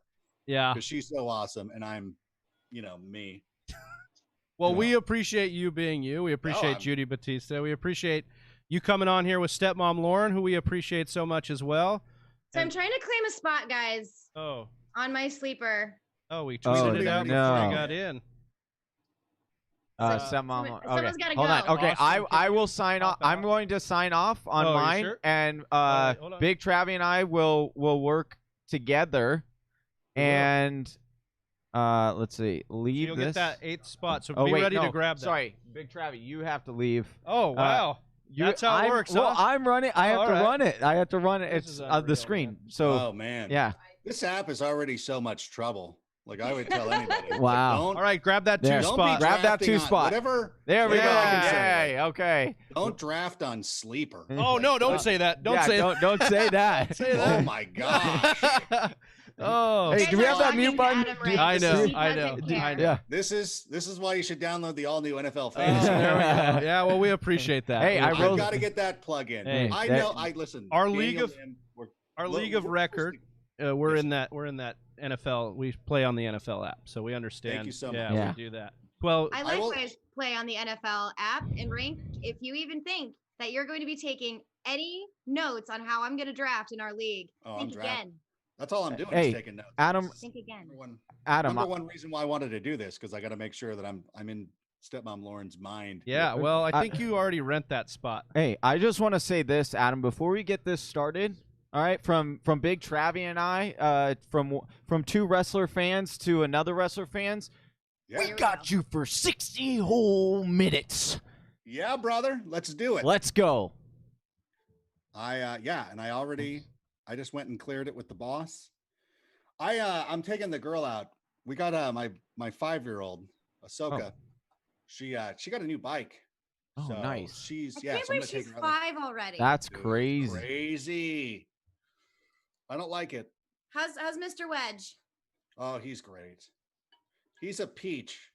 He's He's a nice person. He went last night. We were out So at. he's your wife, is what you're saying. Yeah, he's the good one. Okay. Poor little baby Ahsoka and me. We're we're the less than desirables. When they see us walking around the neighborhood, like all the neighbor kids go inside, which is the best. No, You be quiet over there. but it's okay.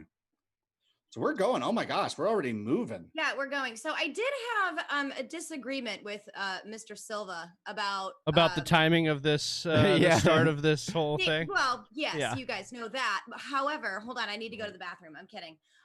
Is that what you're saying? God. Shots Yeah. fired. Shots fired. Oh man, look, guys, we're But- trying to do this every year. Can we play nice, please? Can our guests play nice? Evan I Silva love is Evan never Silva. returning. I love Evan Silva. I know he can take it. But He's awesome. The description that he gave about the Dallas Cowboys offense with Jason Garrett, and he said it's going to be slow. Yeah, he said I to don't hide the know if I defense. I don't know if I 100% agree with that take because yes, they have Jason Garrett now, but for Jason Garrett, the offense runs through their running back. That's what he did with Ezekiel Elliott. So you're looking at Saquon Barkley. I mean, arguably, I know you guys were discussing this. It's splitting hairs with a hatchet, one of my favorite terms. But I mean, Saquon Barkley is also a legitimate 101 pick here. And I don't think it's going to have to do with the slow offense. It's going to be Jason Garrett grounding and pounding with Ezekiel Elliott, which also brings up Tony Pollard in, for standalone value late in drafts. So there's that. I disagreed with that. I like that take. I think it helps people kind of stomach all these skill players because look, we're drafting a lot of the skill players a lot in mock drafts. And you're taking Daniel Jones and I'm up. Yeah, and you took the last spot rank. That's usually where I like to draft. So we'll see what you do with this and if I approve. Like it matters. Well, I don't have to worry about getting sniped on the guy that I'm going to want. Wait a minute. Stop it. Yep. I don't know. Hanimal's Is Josh Jacobs already gone? What is happening? Yeah. Hey, you're drafting with professionals here. Seconds. Yeah, you're drafting with professionals on Sleeper. 106. Wait, how do I hit? Look. This It's going to take Devon. Okay, Miles Sanders is fine. Miles Sanders. Yeah, fine. there was only this app is such a problem. It's not as easy. I know if I was hold on, if I was using the all new NFL fantasy app, this would be so much easier. Dude, are you a pro or what? Confused. Are you a pro or what? You just hijacked this. I have bosses. Okay, when they're like, "Hey, you're up there," I'm taking Devontae Adams. Okay, all right. Well So just a recap of the first round. We'll rock through it. Sorry, Rank, didn't mean to cut you off. We got CMC at the 101, then Saquon by stepmom Lauren, Ezekiel Elliott, then Michael Thomas, Dalvin Cook, Alvin Kamara. Much to the chagrin of Adam Rank, Josh Jacobs goes at the 1-7. Johnny takes CEH at the 1-8. Then Joe Mixon, Derrick Henry, Kenyon Drake, Miles Sanders, Devontae Adams as the second pick for Adam Rank. Tyreek Hill, Julio Jones. You say, you know what? I hear you write a lot and see you blast a lot the Raiders. Is that like your second team? It's got to be your second team to the Bears because you are just you love the Raiders. Well, you know what? I would think that most people would assume it's the Jacksonville Jaguars because of the connection with AEW and all that good stuff. But yeah, the Raiders are now in Las Vegas, so I'm a huge fan. And if you read NFL.com on Monday, I will have a piece out. Now, for some people, I write outside of fantasy as well. So I have a story about Derek Carr coming out as well. So yeah, I could see where people would think that I'm coming off as a Raiders fan, and it's okay. I guess it's okay. I'm sort of Raiders adjacent. Okay. I really, I don't know. How much are you gonna time? What are you gonna do with all the time you save from abbreviating adjacent? Yeah. Hey, I think the truth is, Adam, that you were only a fan of the Raiders because they gifted you Khalil Mack, and that is why you became a fan. That's helpful. Yeah. Yeah, we appreciate that, and that was a nice move. I remember the morning that happened. There was a Saturday morning. I was doing a draft, and one of my friends, who is a Raiders fan, changed his team name to Mackless. I'm like, what's going on? And he's like, F you. And I'm like, no, why did you change your name? He's like, shut up, Rank. And I'm like, no, tell me. Why did Khalil Mack get traded? He's like, you MF, I'm going to quit this league. But I'm like, what is going on? So then I went and I looked. And, of course, Mack was traded to the Raiders. I was so shook that I ended up missing my pick. And I got auto-picked Le'Veon Bell. Oh, wow. Who was remember the year he held out? Yeah. Oh. He was the #1 rated person on the sleeper app. No, that was on the actually that was on the NFL fantasy app. Oh, man. And those rankings were derivative from Michael Fabiano. Oh. I went to Fabs the next day. I'm like, why are our rankings like this? I was upset. Just looking for somebody to blame, huh? Oh, I had to blame someone. It's not my fault. Like, why would I take any culpability there? So now those rankings, if you're upset at them, blame Marcus Grant. Okay. Not me. Okay. I try to stay out We'll of be it. sure to do that. I do the seasonal rank. So if you went to the NFL.com rankings right now and you're like, who has the Bears as the #1 DST? Like, that would be me. I am responsible for that. Shocking. Oh, yeah. Good. Listen, that's a good defense. Like, people don't seem to understand. I totally love when you like I was a big fan of Kyler last year. I've come out and been vocal saying I think Kyler will be the QB1 overall this year. And some people like come out and they're like, you're just saying that because you're a Cardinals fan. I'm like, no, I'm saying that because he is legit a player that we have never seen before. Like, we got excited about Lamar Jackson, who didn't really know how to throw coming into the last season. Now you take Kyler, who actually does know how to throw and could put the ball on a dime and with the legs, and it's like, okay, now you can see why I'm excited. But I think it's funny, when people, they know who. I mean, we're fans of the game as well. Like, we don't just look at the stats and stuff. Like, we play, we are fans, and so Speak for yourself. Because you have a team. Oh yeah, here we go. We knew this was coming. There are plenty of bandwagon. Hey, you could be a Cardinals fan with me. They went back to their second wife because they got a boob job and money. What can I say? Whatever. Listen, first of all, they should have never been in St. Louis anyways. Yeah, I agree. You can all say that. They left the wife first. Yeah. But isn't it the dream of anybody from St. Louis to eventually move to Los Angeles? Isn't that all what you people do? I moved to Florida. I didn't move Whatever. But we did get one of these, Frank. Isn't it pretty? Yeah, the Kings have 2 of them, so we're cool. Hey, we got our first one. You know what? Hey, you always remember your first. Coyotes are onto the round. Onto the Yotes. Yeah. Yeah, it was actually that was awesome to see because I'm a hockey huge fan. I know Rank is. We have another girl in our league. Her name is Chelsea. She's a huge hockey fan. So it's super fun now that we have sports back. It's slightly obsessive, but it was really good to see the Coyotes do well. I was cheering for you. Yeah, she does. She's the rare of the Bears fan, Kings fan, which I know it always throws everybody off. You guys met at a hockey game, didn't you? Yes. Yes. I remember. I don't know how. Oh, I must have posted a picture on Twitter or something. Yeah, it was a Kings Ducks game, and she came down, and then of course she got invited to our league, and she's amazing. Friends. Yeah, she's Chelsea, awesome. Love you. That's awesome. But it's crazy because they, like, the Kings and Blackhawks were huge rivals. And one time I was wearing a Bears hat, and I was in the presence of Jonathan Quick, and he was not thrilled with me. And I said, "Bro, I'm a Kings fan." He's like, "Are you?" And I'm like, "Dude, you root for the Giants, so like this isn't a big Like, this shouldn't be a big thing." Yeah, like if I diversify a little bit. Oh yeah, 19 seconds.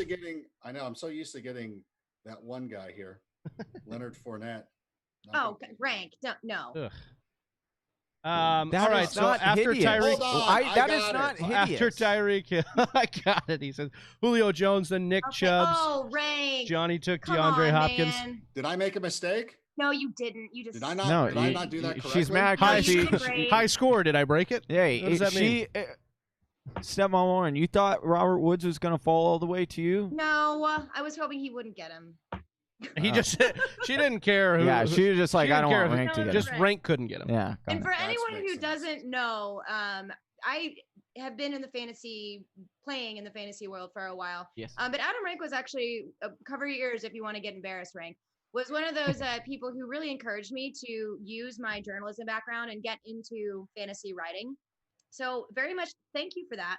And there's been a lot of bad news and bad S going around recently. So I also want to do a huge thank you, not just to the women in the industry, but the men in the industry who have been 100% supportive. Fantasy Whispers, you guys are my OG. You created a social media monster. That's your fault. Everyone blame them. No, we love it. No, we love it. Wait. And then also for Mr. Rank here, who really encouraged me. I'm in a league with him, lots of positivity, and it's been awesome. So. Yeah, well, you make it super easy. And, I know that we all get approached by people who would love to get in the industry. They're like, "Hey, you have my dream job. We would love to do this." And so my answer is always, then do it. Like, there's nothing stopping you. There's plenty. And especially now compared to what I had to, like, I didn't have as many avenues to pursue what I'm doing right now when I was younger. And now they can do, in addition to writing, you can do YouTube, Twitch. Like, nobody's really conquered Twitch for fantasy yet. IG, like, there's so many different things. So I just encourage anybody to go out there and pursue it. And I think with Lauren, it was super easy. I'm like, "You're a smart person who knows how to write. Why don't you just do this?" And then she took it from there. Like, I always make this joke, and I forgive me if you've heard this before, but like, whenever they do the behind the music of Stepmom Lauren, I'll be in like the first 3 minutes. I'll be like, "Hey, this guy." No, they're writing you out. Actually, that's even if I make the final cut, which I'm not sure of. But who do you want to play you then? Let me ask you that. Who do you want to play you then as your stand-in? What do you want? Ryan Gosling? You want Ryan Gosling? proven to be enough of a narcissist that I would have to play myself. That's fine. I really do believe this is one that I've thought of. I think Jason. See, I can't say his last name, so I will. Statham? Aquaman. Oh no! Oh, Momoa. Nathan would be good. Momoa. Now let's see. Momoa. Yes. Oh, got it. I think that would be the most. I think people You would put pick us together. 'Cause Yeah, people. that's a Yeah, shoo-in. people put you together all the time. Beards I see and that all over the physiques. internet. I see, So You're the Jason Momoa of fantasy of the NFL enthusiasts. Network for sure. Yeah. Everybody knows this. But Nobody the just behind the music is funny because so I was even Blink know what that 182 and you're Real Big Fish, right? Was that the? But now Blink 182 is Yeah. like old now also. So hey, they used How to get dare you? hey, First of all, no, I'm that like is 2 years younger than you. Stop hey, it. that is the whole thing. Like, I'm sorry, I know I'm cutting you No, off, you're good. but you're here all day. You'll have plenty of time. Dude, that's a Your really good thoughts. point. That's a really good point. He's Don't saving you. encourage him. Let Don't me tell my encourage dumb him. story Look, about being a kid and going to these shows. We used to go to these shows, these Real Big Fish concerts. Like they're awesome. You're like, this is a cool band. Love them. And they had this opening act with them all the time called Blink 182. And at some point, you're like, hey, I think I'd rather just see Blink 182. Let's leave after they get done playing. And especially after they got rid of, well, Scott Rayner was good, but then they brought in Travis Barker because he was the supporting act to the supporting act in the Aquabats. So I'm getting Real Big Fish out of this. And stepmom Lauren is the Blink 182, who's now becoming the superstar. I Yeah, want to say that makes sense. that we went to NAU. Big Trav and I met at NAU, and every year, sick. and Lumberjack. yeah, throw it Lumberjacks, up, baby. exactly. And every year, they used to get Real Big Fish to play a concert on opening weekend for when everyone came to college. So we know about Real Big Fish. And also, Real Big Fish had the most iconic song in Tony Hawk Pro Skater video game. No, they didn't. And What song do you think it is? what? What's the song? So here I am, growing older all the time, feeling younger in my mind. Oh, I don't want you heard him. I don't want to sound like an old head or anything like that, but it's unavoidable at this point. Oh, I'm on the clock. I just missed out on Mark Andrews, but I think I'm going to go with Derek. I know. Oh my God. I don't even because I Waller. missed out. All my running No. backs, my boys, missed them. I don't like this 2 position at all. Don't like it. Yeah, this has been a little bit. Well, Hey, we're not. running Yeah, you're I not owe the walking against computers anymore. All right. I owe the description of the last 2 Listen, rounds, you. but I'm just going to give the last round for sake of time. I'm going to do Devin Singletary in the 5th at 5-1, then Tyler Lockett, followed by Raheem Mostert, Zach Ertz, Russell Wilson, Keenan Allen, Terry McLaurin, Kareem Hunt, Mark Andrews, as you heard, Adam Rank not very happy about, DeAndre Swift, No. Stephon Diggs, Darren Waller, and then Ronald Jones for Adam Rank. No concern with LaShawn McCoy's signing for you, Rank? No. Clearly not. Like LaShawn, they just needed It's more about old. Keyshawn Vaughn, am I right? I mean, Yeah. Bruce Arians doesn't like rookies anyway. Not to mention he's on COVID. But they signed LaShawn McCoy because I don't think they think that Keyshawn Vaughn has the chops to be able to make it. So why not? And he loves veterans, clearly. So I don't know if this is not a detriment to Rojo. I think it's Ogunbowale who I need to be worried about the most. Yeah, Say, Ogunbowale. by the way, I need to go back to and be the band you're thinking of from Tony Hawk Pro Skater is Goldfinger. Oh, you're right. You are right. Of course he's right. He just said he had to old head Goldfinger- you. Yeah, dude. Like those were the shows I used to go to. Like just to put this. The guy knew Yeah. like what they man. ate before the show. He was just listing Yeah, out like he was, Wow. we would go see Goldfinger, obviously Real Big Fish, Blink 182, no doubt. They yeah. were just starting. My uncle went to high school with Gwen Stefani. I love My- that yeah. song. Like Yeah. Anaheim High School Yeah, or something yeah. like that. And I used to work with Tom Dumont at the Irvine Improv. He was a sound guy, and I was working the door because I was, going like all comics. You start working as a doorman at the Comedy Store, or the Improv, or whatever, trying to get time on stage. And so Tom was there, and he was super cool. I think I said like 4 words to him. He's super quiet. We didn't have a lot in common, but he was super nice. Like, hey, like I remember one time he played it in my high school or something, And I was like, hey, bro, like that was a cool show. He's like, thanks, man. Appreciate it. This is reminding me of like the stories your dad tells over and over. Yeah, this is 100%. this is getting into this that. is definitely this. I'm getting into dad time. Yeah. My kids have already heard all these stories, so now I've got a new one. And well, Sublime was another big one too. I wanted to get back into a little bit of history for you, Rank. We've been asking everybody, and Stepmom Lauren, obviously, you talked a little bit about your history, what got you into fantasy. But what kind of piqued your interest in fantasy starting out, Rank? Like, what got you into all this? I was always a fan of sport, and so it's one of those things. And we used to play Super Tecmo Bowl in high school, and we used to make up leagues with it. And it sucks because we were 20 years ahead of ourselves, because I'm like, damn it. Like if we would have been like, if Twitch and all that stuff would have been around now, who knows what I would be into. But fantasy was just something that just was a natural progression. And during the summer one year, we set up a fantasy baseball league, and we only used the weekend games because you got to keep track by hand, because ESPN would charge you like $50 to host a league. We're like, shine, like really? I'm a poor high school kid. Yeah. Can afford this. So we used to do it by hand. And so we really got into it. And then of course you just moved to football, which is easier. And so that's exactly what we did. And so it is something that has been a part of my life going back to high school and college, and, fortunate enough to get a career in it as well. So I think anybody who ever played sports, you're like, hey, like, I kind of want to play for the Angels when I'm older. And then you're like, oh, wait, I'm lousy at this. But I can sit here and make a game out of the guys who are good enough to play it and have some fun with that. So yeah, those who can't play fantasy. Exactly. Yeah. So it's just been always something that I'm into, and I was fortunate enough. And I remember when I first joined, or not joined, but when I rejoined NFL. Actually, I used to work for the NFL publishing department. Then I worked for NFL.com, and I lied. So they're like, hey, there's not going to be any writing in this job. Is that cool? I'm like, yeah, dude, being an editor is what I want to do. And then I got the job, and I'm like, yeah, I don't want to be an editor. I want to write, which is what everybody does. Lie your ass off to get the job, and then get in there and then try to figure out what you want to do. And I said, listen, I would like to write more. And the boss at the time, a man by the name of Jim Loftus, goes, I will let you write, but you have to edit all of Fabs's fantasy content. And I said, okay, yeah, that's no worries. And then he's like, then you can write whatever.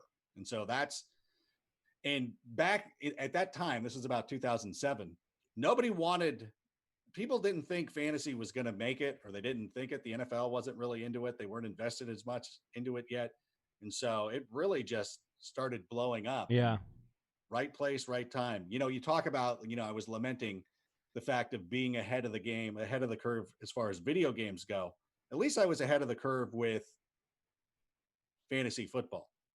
And so now I've been able to enjoy this. Yeah, it's funny. Enjoy this ride. You bring up Fabs. I actually ran into him last year at the grocery store, and I asked him the same thing. I've heard this story. Yeah, I asked him the same thing. Like, what got you into it, and what would you say to somebody like trying to do it? Like me and Johnny are trying to be on this grind and do this thing.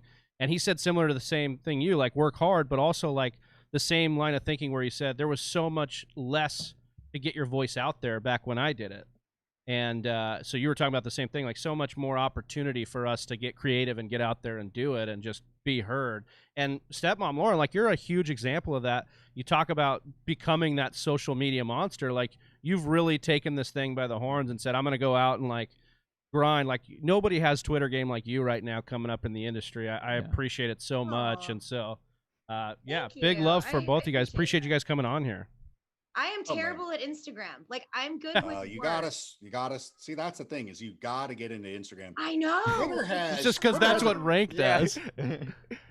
No, but there's a huge opportunity. Yeah. If you look at Matthew Berry, and if I don't know the exact numbers, but he has got to have over 1 million Twitter followers, I'm guessing. Really close. If not, he's super close to it. His Instagram followers are at about 120K or something like that, where it's disproportionately less. Like he's still more than everybody, right? But it's less. And it shows me that, because I'm close, I would be closer to catch him in Instagram than I ever would at Twitter. Right. But it just shows me that there's an opportunity for. I love that take on that. That's a great way to look at it. Like, just so I would look at it. Better. That's why I would look at, and again, this is why when I'm sitting there, like I'm trying to also I'm still like, this is, I know that I've been in this for a while and I'm still, I'm lucky and fortunate. like a while. When we say a while, like a while, yeah, like a long while, time, like a long, long time. I've been doing this a lot. I'm kind of like when Hulk Hogan walks out, you're like, oh my God, this guy's still doing that.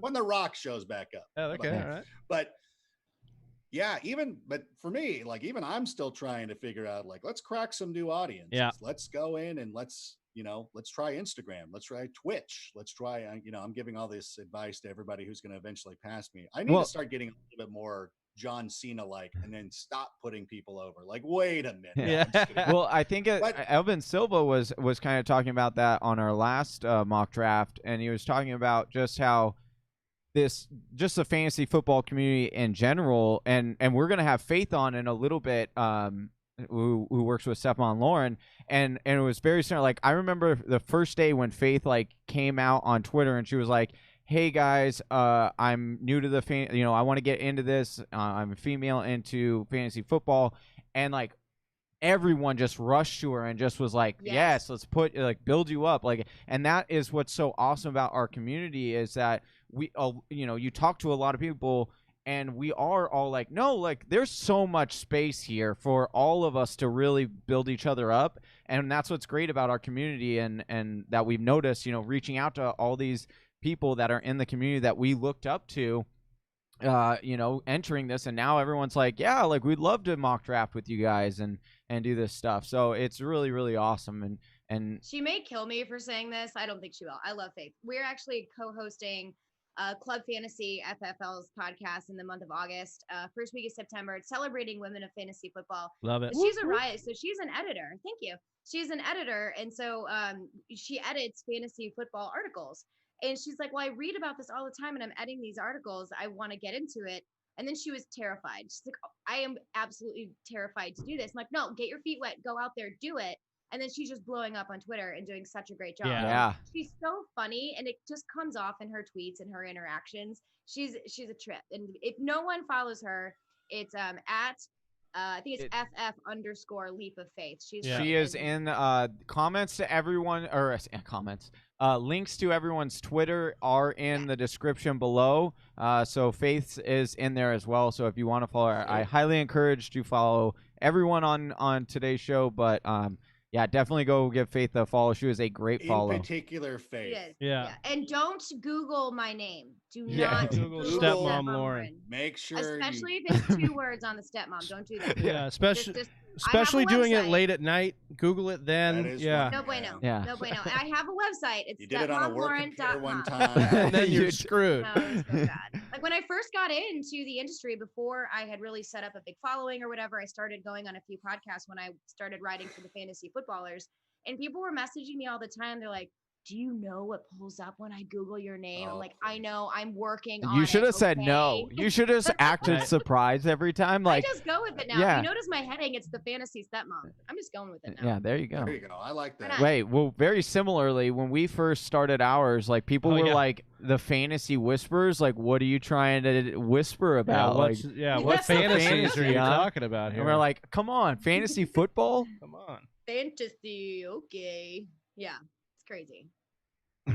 All right, Adam, right, 15 seconds on the clock, and Hold on, I'm fine. Damian Harris, really? Explain yourself, sir.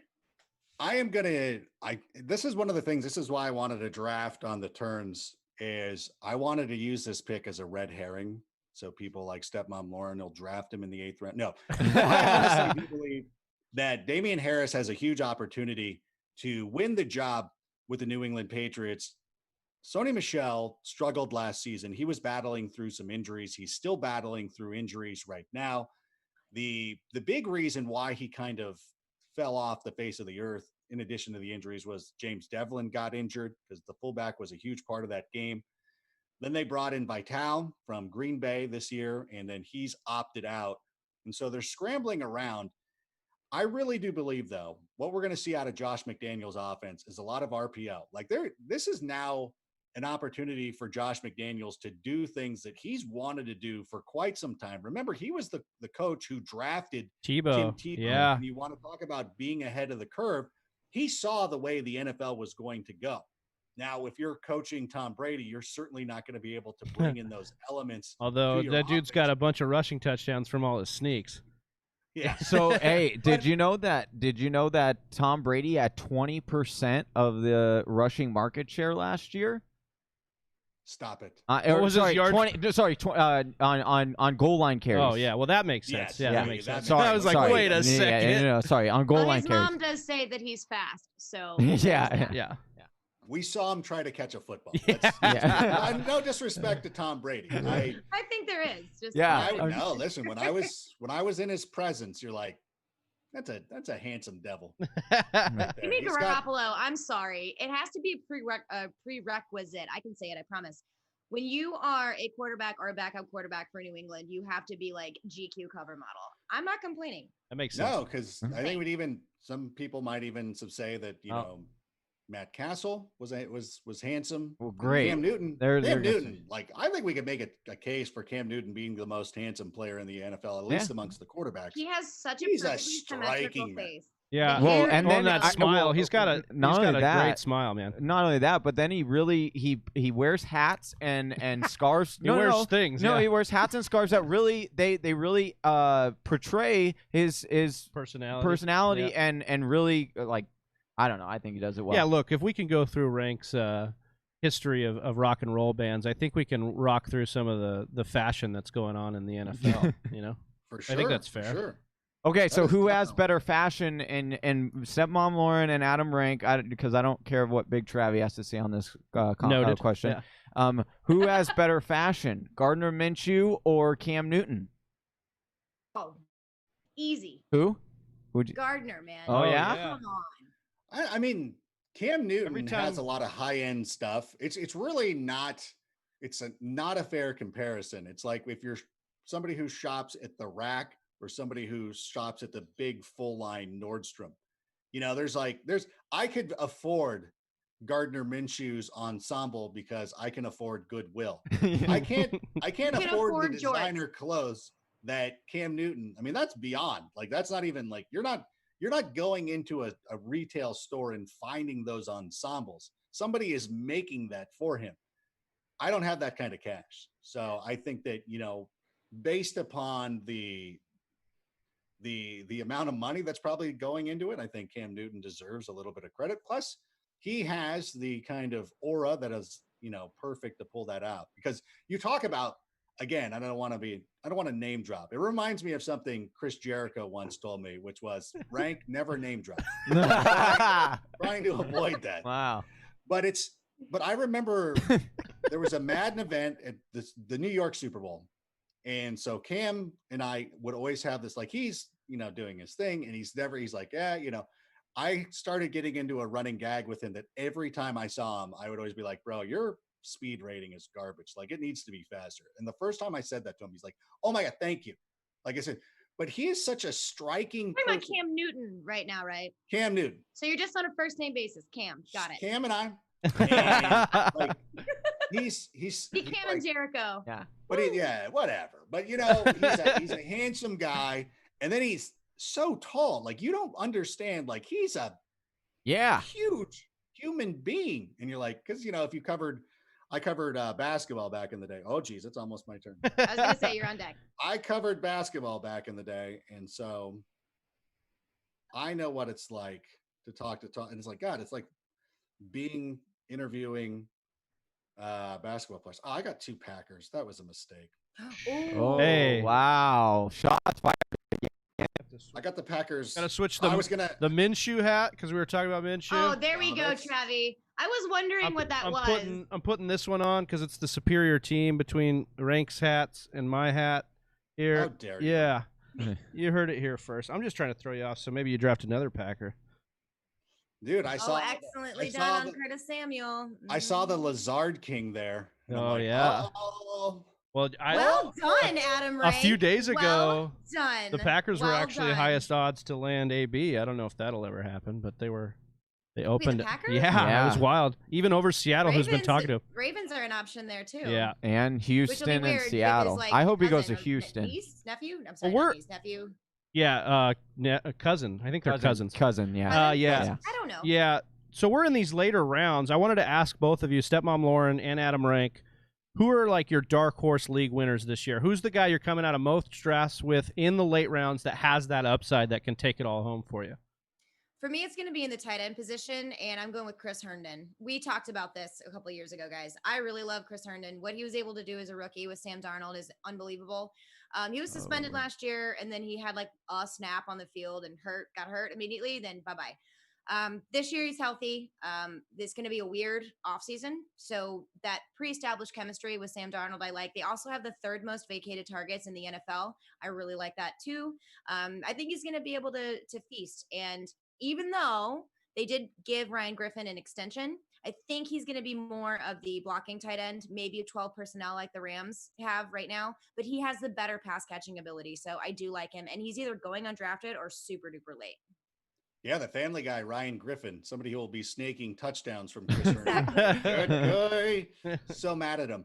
I love the tight end position as well. And if I get an opportunity here coming back, 2 tight ends I'm looking at, Mike Gesicki. I think he has some ability there with the Miami Dolphins. Blake Jarwin is another guy. Love Blake Jarwin. Both guys got snagged.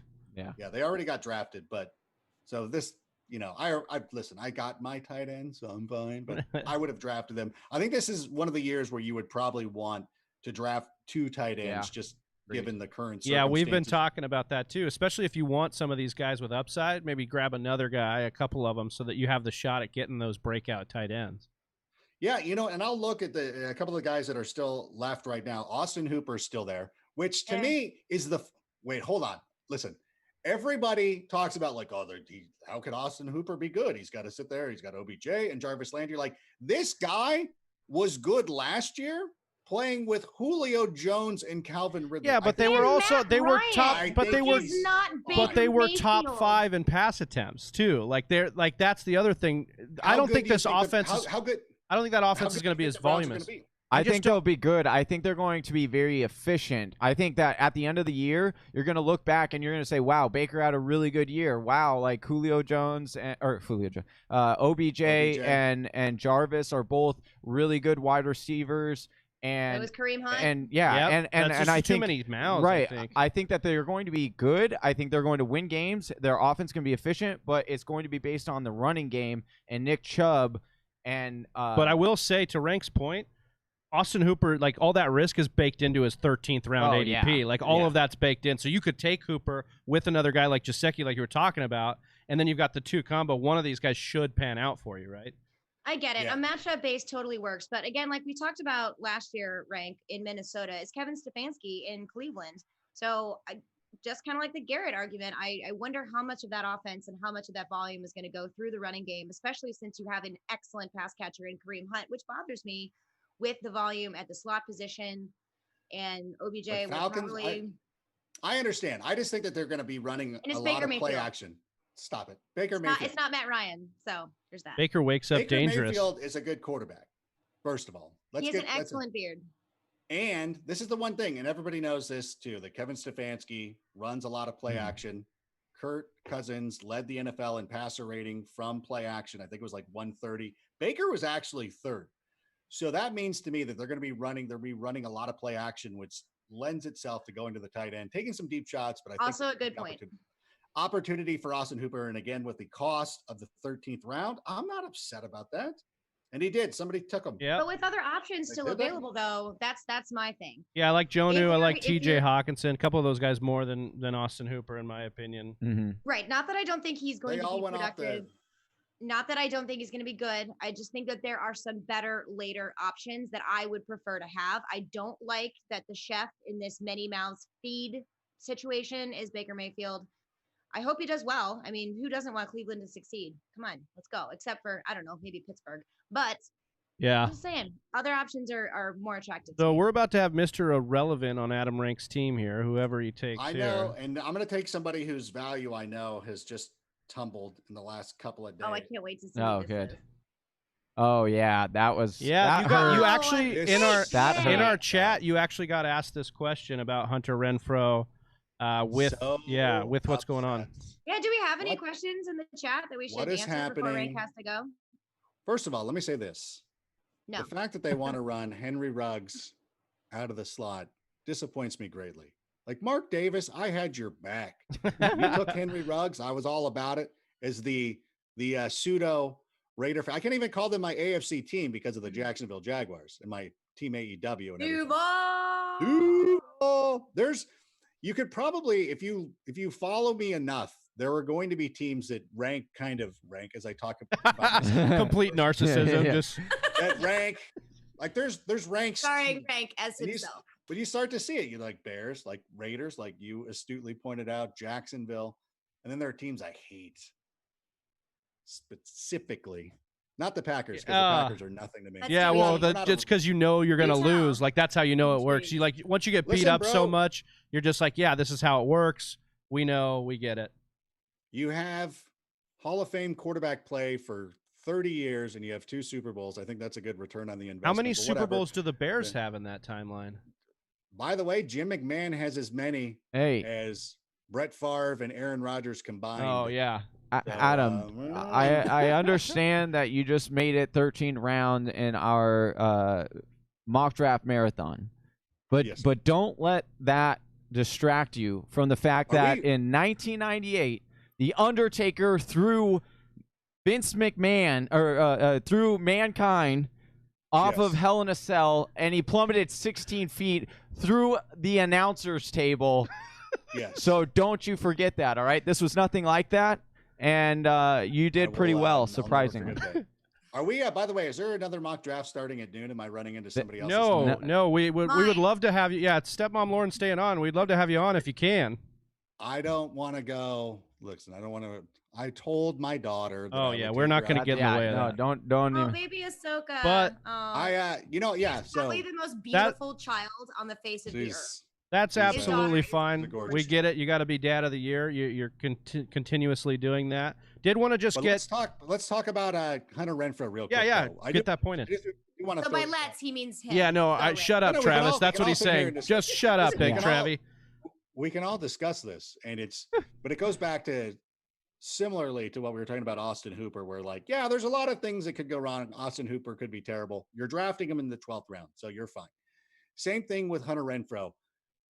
He seems like one of those players that is so pesky that eventually he's going to find himself on the field. Like there's just something about him. Like he was a 5th round pick. Nobody thought. Yeah, it's called a dad bod. That's the only thing he's got. Yeah, and you know what? He goes out there and he plays. Like there's just sometimes there's these players who are just good football players. Yeah. And eventually they get on the field and they wear you down, and that's what happens. But Henry Ruggs is a really good football player too. I think eventually they could move him to the outside. I would agree with that. I just think that Gruden, first of all, I think he shocked a lot of people by how good that offense was last year.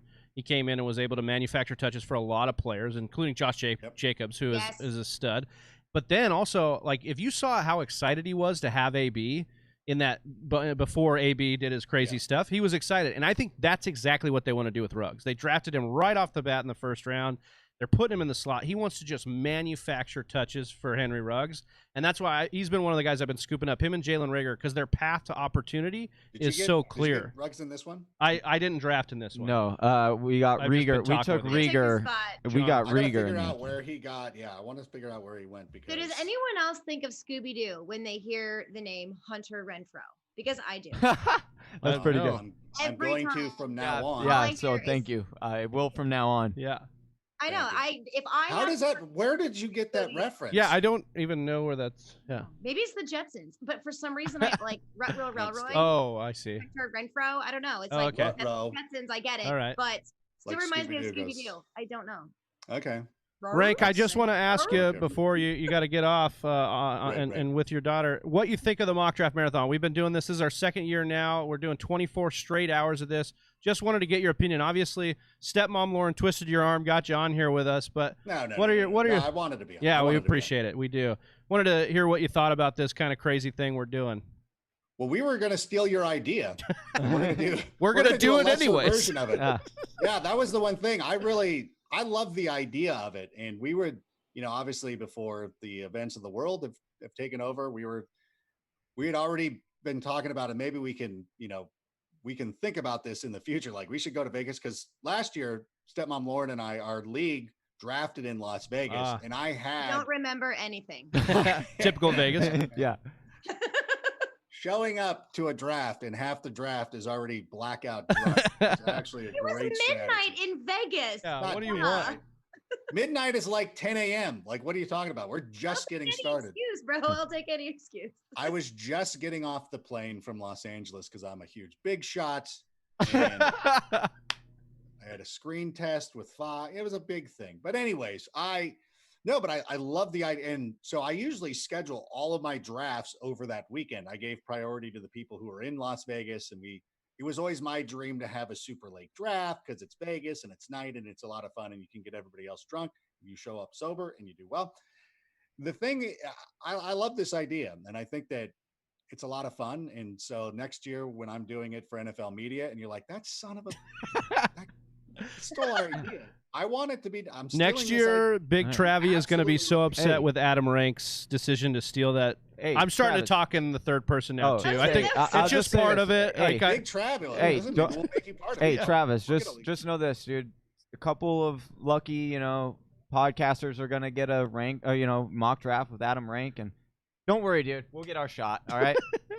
You'll be fine. Yeah. I'll give you guys credit at the 3 a.m. hour. Yeah. When I'm doing a draft, because that was one of the things I wanted to do too. And I know that you guys are doing awesome, and you're in that bunker right there, and it looks cool. Looks like a fun place to hang out. You're together too, which is awesome. That's the funniest part. Yeah, because they're different on the box that we're watching on Zoom. They're normally. I know that they're. I know it's great. Cool to see you guys together. It's amazing. Appreciate that. No. This is a cool thing. I love it, and maybe next year we can do even more. Yeah, would appreciate love that. Appreciate you having you on, Rank. If we got to let you go, thank you. I'm sorry if I'm holding you up. You're not. This is Stepmom Lauren's hour, so if you can hang on, you can watch the beginning of this draft if you want. I'm gonna hang on for a couple more minutes. All right. My wife will be down at 12:30. Okay, we're going to. Rosie McGee is the coolest. P.S. Rosie McGee. The one problem too. I'm gonna pull a Silva and run to the bathroom. I'm gonna do it once you're back. I'm gonna do it, but that's fine. I'm gonna begin the draft now. I actually have to also. Let me. I'll help carry us through this. Yeah, I appreciate that. You talk amongst yourselves. All right, you go. I'll just start mono. Priority. Hey. You know this, right? No, I'm here with you. Need any tips? Right. Need any tips?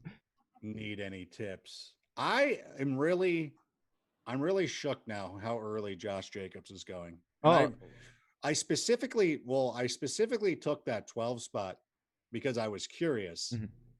And just to let everybody know, I got the invite and I was one of the first ones in the room. I think Big Trav was the first one. Yeah. He was at number 2. And I'm like, I'm going to take 12 just to see, like, how far is Jacobs? Will he get to me at 12? Is it a thing? And starting to calibrate where he's going to go. So I must confess, Adam, we have been pushing Josh Jacobs pretty heavily on this show because we do think he has a tremendous value at the running back position. Coming off right around where you would normally get him, right around that 12 pick. But unfortunately, we have pushed him a lot on this show, so that was probably why you haven't gotten him, or you didn't get him there. But yeah, I'm gonna have to start shooting for the middle. It's so funny too. We did a hit for ITC on NFL Network. Mm-hmm.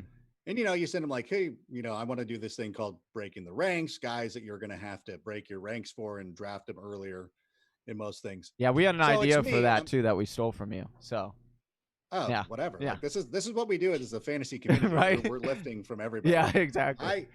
I remember when I first started, one of my first columns for NFL.com was a playoff Matthew Berry's love-hate. Mm-hmm. And I was like, dislike. And, I wanted him to be, it was always one of those things like, hey, I do it because I admire you. Right. It's kind of, and I told him one time, because somebody was like, kids are on the internet. They're like, oh, you're stealing, you're ripping it off. Right. And I said, listen, I make no bones about this. And I will say this, like Matthew Berry is the GOAT. Like there's no argument. Like it's Matthew Berry. Mm-hmm. He's the GOAT. He's the top of the mountain. Obviously everybody knows this. I started doing like dislike that way, similar to the way that Kobe wore 24 Right. Yeah. next to Jordan's 23. Like it's just a thing. Yeah. And Matt was super cool about it, and there it was. Well, I stopped doing it. I love it.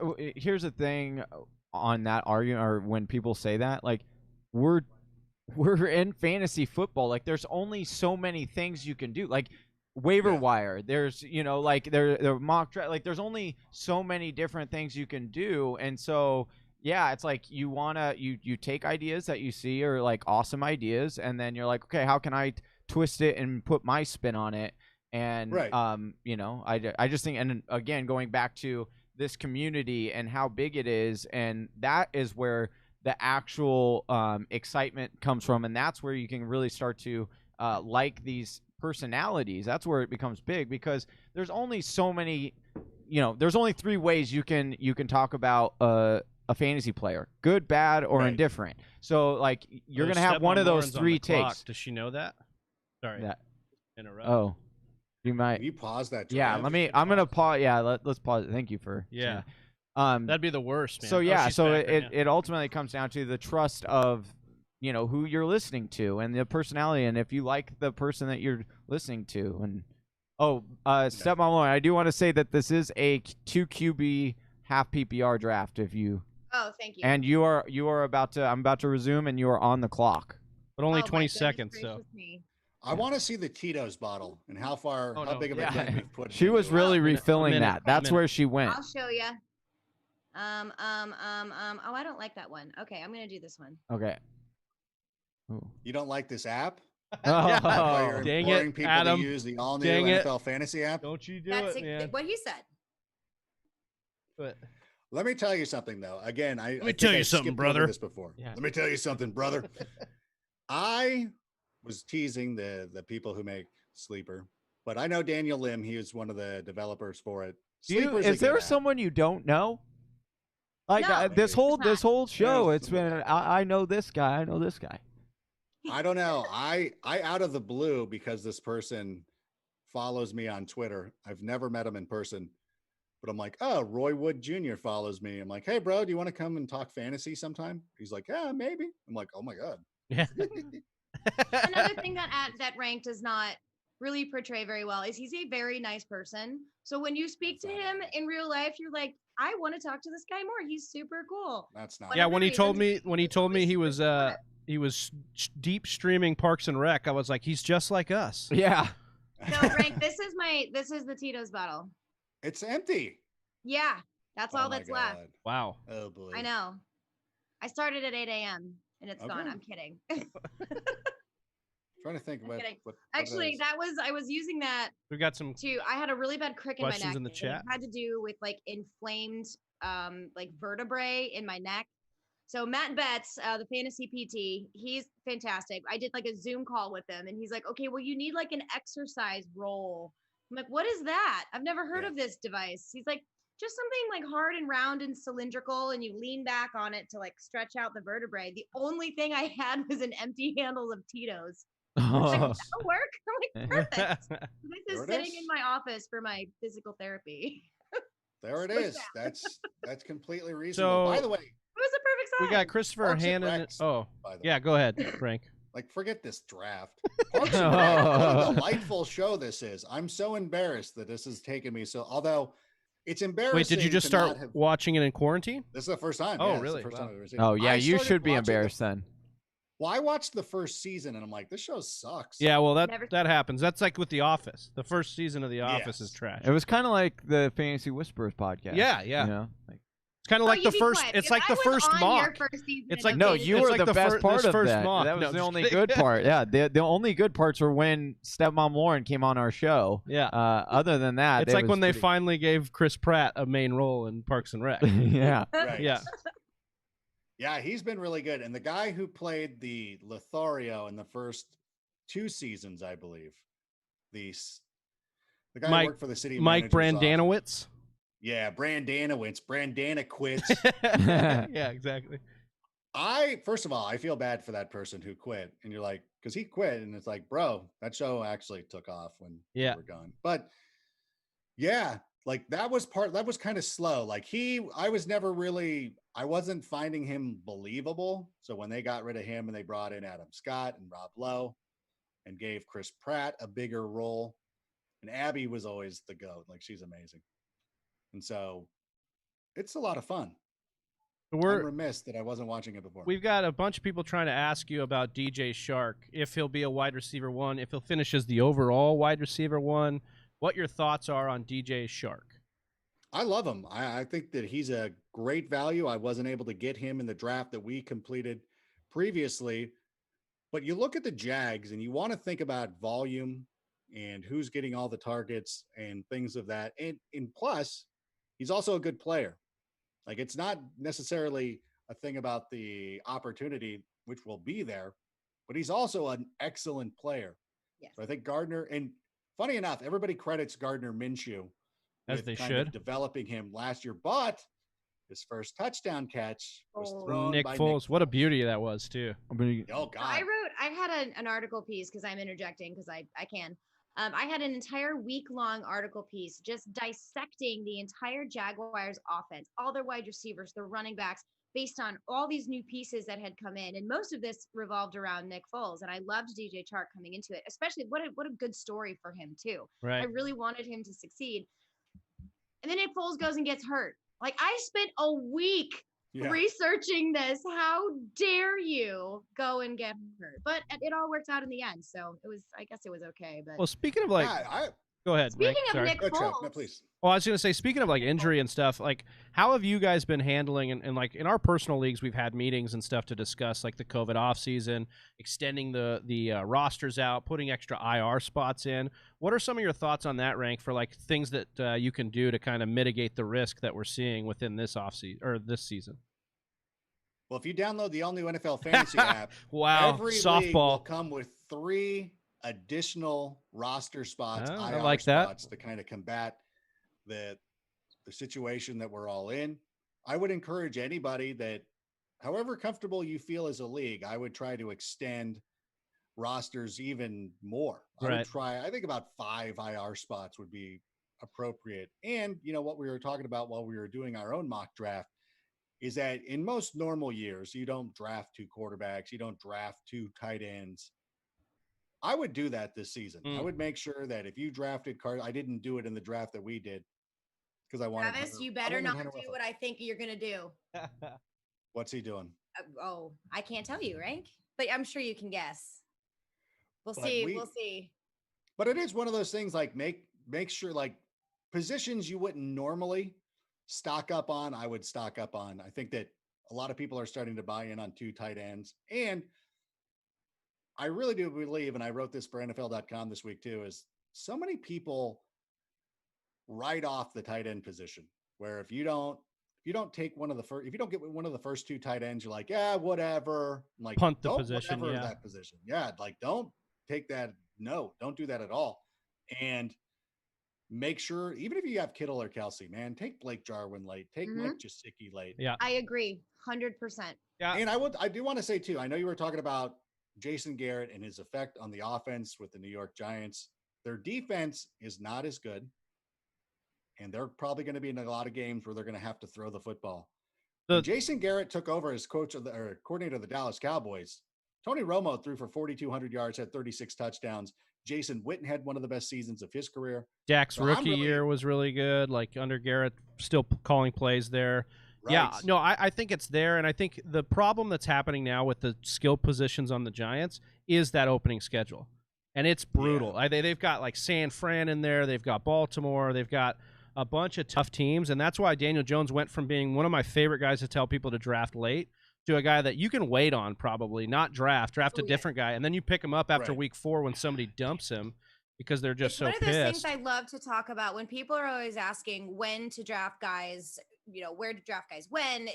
But if you look at like the strength of schedule is one of those weird metrics, right? Because you're looking at defenses, and defenses change very significantly from year to year. So we don't really know what these defenses are going to look like. But that strength of schedule will give you that first 4, either awesome dude, draft late, or wait because someone is going to drop him, your player, because they're going to be disappointed with whatever outcome it was. I really like using strength of schedule to identify those waiver wire pickups that you may not necessarily be able to get or target in a draft, but could be available, or bundling that up into a trade and saying, hey, let me take this guy off of your hands, and then using it in that manner. But yeah, for sure, Daniel Jones is one of those guys, late or undrafted. I just drafted Daniel Jones in our draft last hour. Yeah, I love Daniel Jones. I think this is a guy that threw the same amount of touchdowns as Tom Brady last year, more touchdowns than Aaron Rodgers, was better on a QB points per game than Aaron Rodgers and Kyler Murray. Like, this guy dealed, and he ran the football, which is what you look for, like in those late round quarterbacks. Can he scramble and get me the floor? So I love Daniel Jones. I just think you're going to be able to get him. Saquon Barkley was also hurt too. So with a healthy Saquon Barkley, and look, that team is low key stacked at the weapons position. I just worried about their Saquon, Darius Slayton, is one I love too. Sterling Shepard, like Evan Ingram's a wide receiver and a tight end's body. Like, they've just got weapons galore there, and like Rank said, like, they're going to throw a ton because that defense is not good. I worry about Sterling Shepard. He is literally one head hit away from. I know, that's a scary thing, and that is so upsetting because I love Sterling Shepard. My mom had a I'll never forget this. And Rank, I think I brought this up in our chat, but I was wondering who to start. It was Michael Crabtree or Sterling Shepard. And my mom is hilarious. She knows nothing about fantasy football. So she's like, well, what are you doing? What are you thinking about? And I'm explaining her the situation. I'm like, do I start Michael Crabtree or do I start Sterling Shepard? And she's like, well, clearly you need to start Sterling Shepard because it's Sterling Silver and it's prettier. So you need to start Sterling Shepard. He scored like 3 touchdowns that game. It's like, I'm always listening to my mother. I do it anyway, but in this, there is some magic in taking the random. That was in our league. Yeah, that was in our league, right? Yeah, there's some magic in taking like random advice from people. Oh, I love it. I love it. And she does like picks and stuff. And she's like, well, an eagle during the Super Bowl, she's like, oh, the Eagles are going to win because an eagle can swoop down and gouge out a Patriot's eye so that he cannot see to shoot him. Eagles win. It's like, what is this witchcraft? What is happening? She's just like, Bengals be a lot better then, because the Bengals would typically maul a Patriot. Well, as long as they get rid of their RB1, I think they'll be fine. What I'm saying. Yeah, that's true. It is weird that we put so much time and effort into analyzing football, and somebody's like, yeah, I just think that green's a better color. And they're right. And it just plays the pick'em pools and work like all the time are like somebody who's like, well, I just kind of like the uniforms better. Yeah. You're just like, what? All right. That's how my wife. Why do I even watch this then? Hey, that's how my wife, when we do the March Madness tournament, always does that, and she will literally finish top 5 like every year. And it's I don't get it. And there's like 50 people in this pool, and every year she finishes better than I do, and too many. Go ahead. No, yeah. Sorry, I didn't mean to interrupt. No, you're all right. I didn't. Not enough to keep me from doing it. I mean, it wasn't like what I was gonna say was that important seriously. anyway. I interrupt him on the show all the time. No, yeah, sure. But it's lacking Adam Rank's input, and that's what's really important. Yeah. That's what's really important. And you know what? When you're doing March Madness pools, is so many people try to be so smart to pick upsets. If you go chalk, and I know that it'll suck when a 5 seed gets upset by a 12 seed. Yeah. Go chalk most of the time. That's why those people finish in the top 5, because they're like, of course I'm going to take Duke over this team. Yeah. And every once in a while Duke loses and we all celebrate. But that was the thing. She I just heard you say chalk, and I just was like, like 2 years ago, she took Michigan to go top 4, and I'm like, you probably shouldn't do that. And she's like, no, I'm doing it, and they made it. I was like, well, there it goes. Awesome. Isn't that so annoying? It's so friggin' annoying. And in one of my home leagues, our neighbor is in it. He's a very loud, large man, and he's like, I'm a football expert. He knows nothing. He's like, Lauren, who's the quarterback for this team? I'm like, stop asking me questions. I will punch you in the neck. Are you talking about Adam Rank right now, or who is it? No. Not at all. And he's won our league the last 2 years in a row. Do you know how angry that makes me? It makes me so angry. So livid. But listen, everybody. It's real. I got to run. Adam, thank you so much, man. Appreciate you having me on. Good luck making it through 24 hours. I'm sure there's gonna be a lot of Red Bull. Yeah. Monster. Yeah. Red Bull. Monster. I'm from the IE, so Yeah. the Inland Empire of Southern California. So you're like a Kyle. If anyone wants to follow Oh my God, Adam Rank, his Twitter is in the description below, so please give him a follow, as well as Stepmom Lauren. Make sure you follow her on Twitter. Appreciate you so much, Adam, for rank. Thanks for having me. This was a lot of fun. And next year, when I steal this idea, I apologize in advance. All right. Well, we appreciate the apology now. Yeah. Okay, no worries. All right, thanks everybody. Bye. Have fun. All right, Big Travie is on the board here. Almost there. There we go. There we go. He just didn't want to leave.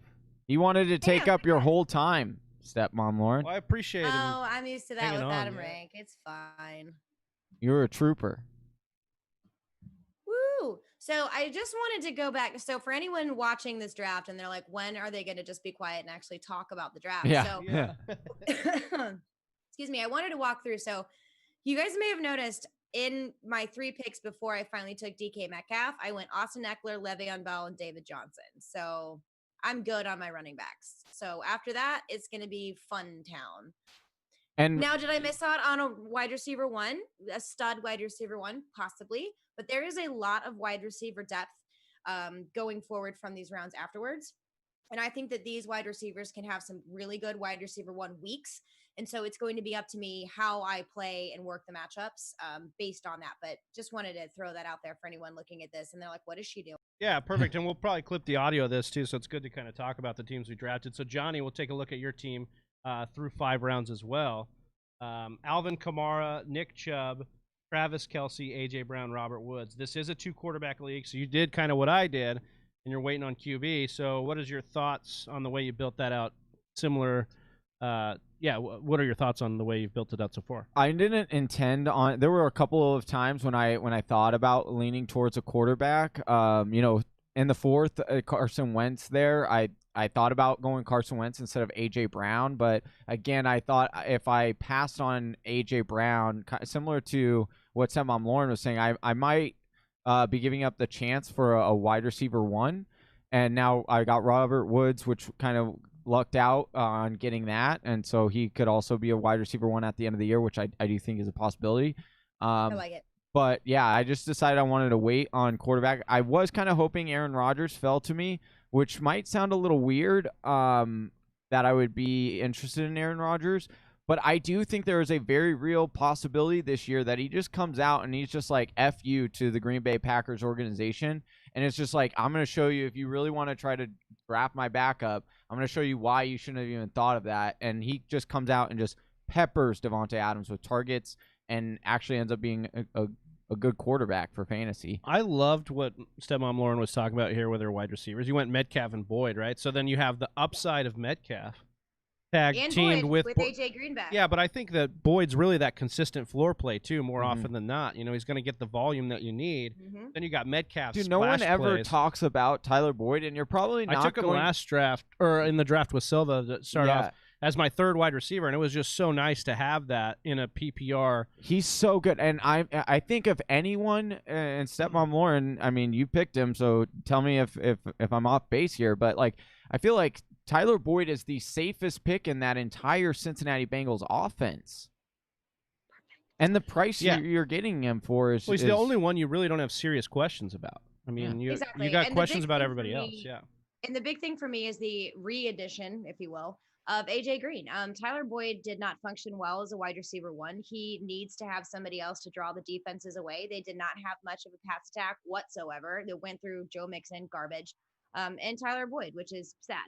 So now that he has AJ Green back, a better, I don't want to say better, but new fresh blood at quarterback position, better offensive line. You could say better. You could say better quarterback. I don't want to hate on Dalton because I don't know. I have an odd soft spot for the man. I have no idea why. It's that perfectly coiffed hair. It's because it's because you had him the one season he was good, and so maybe that was what. I don't know. I feel for the guy, but I don't know.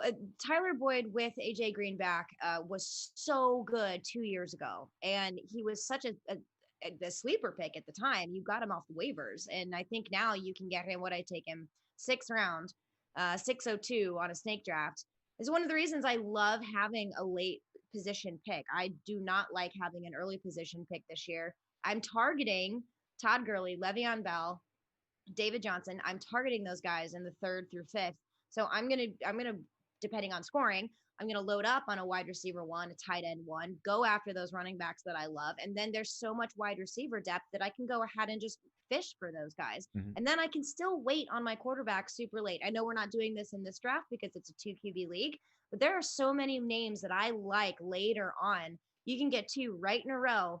Again, not in a 2 QB league, but Matt Ryan, Drew Brees, Ben Roethlisberger, Matt Stafford, Daniel Jones. These are guys that are going to have QB1 weeks that I absolutely love. Yeah, I'm a big fan of those guys as well. And but I did take Tom Brady just because I saw the quarterback, bucket was dwindling a little bit. I took Brady because not as bad as you think, but I did want to take my first one. That's true. And I did want to take my first one. So my first one was Brady, and just with all that upside there, I really wanted to try and do that.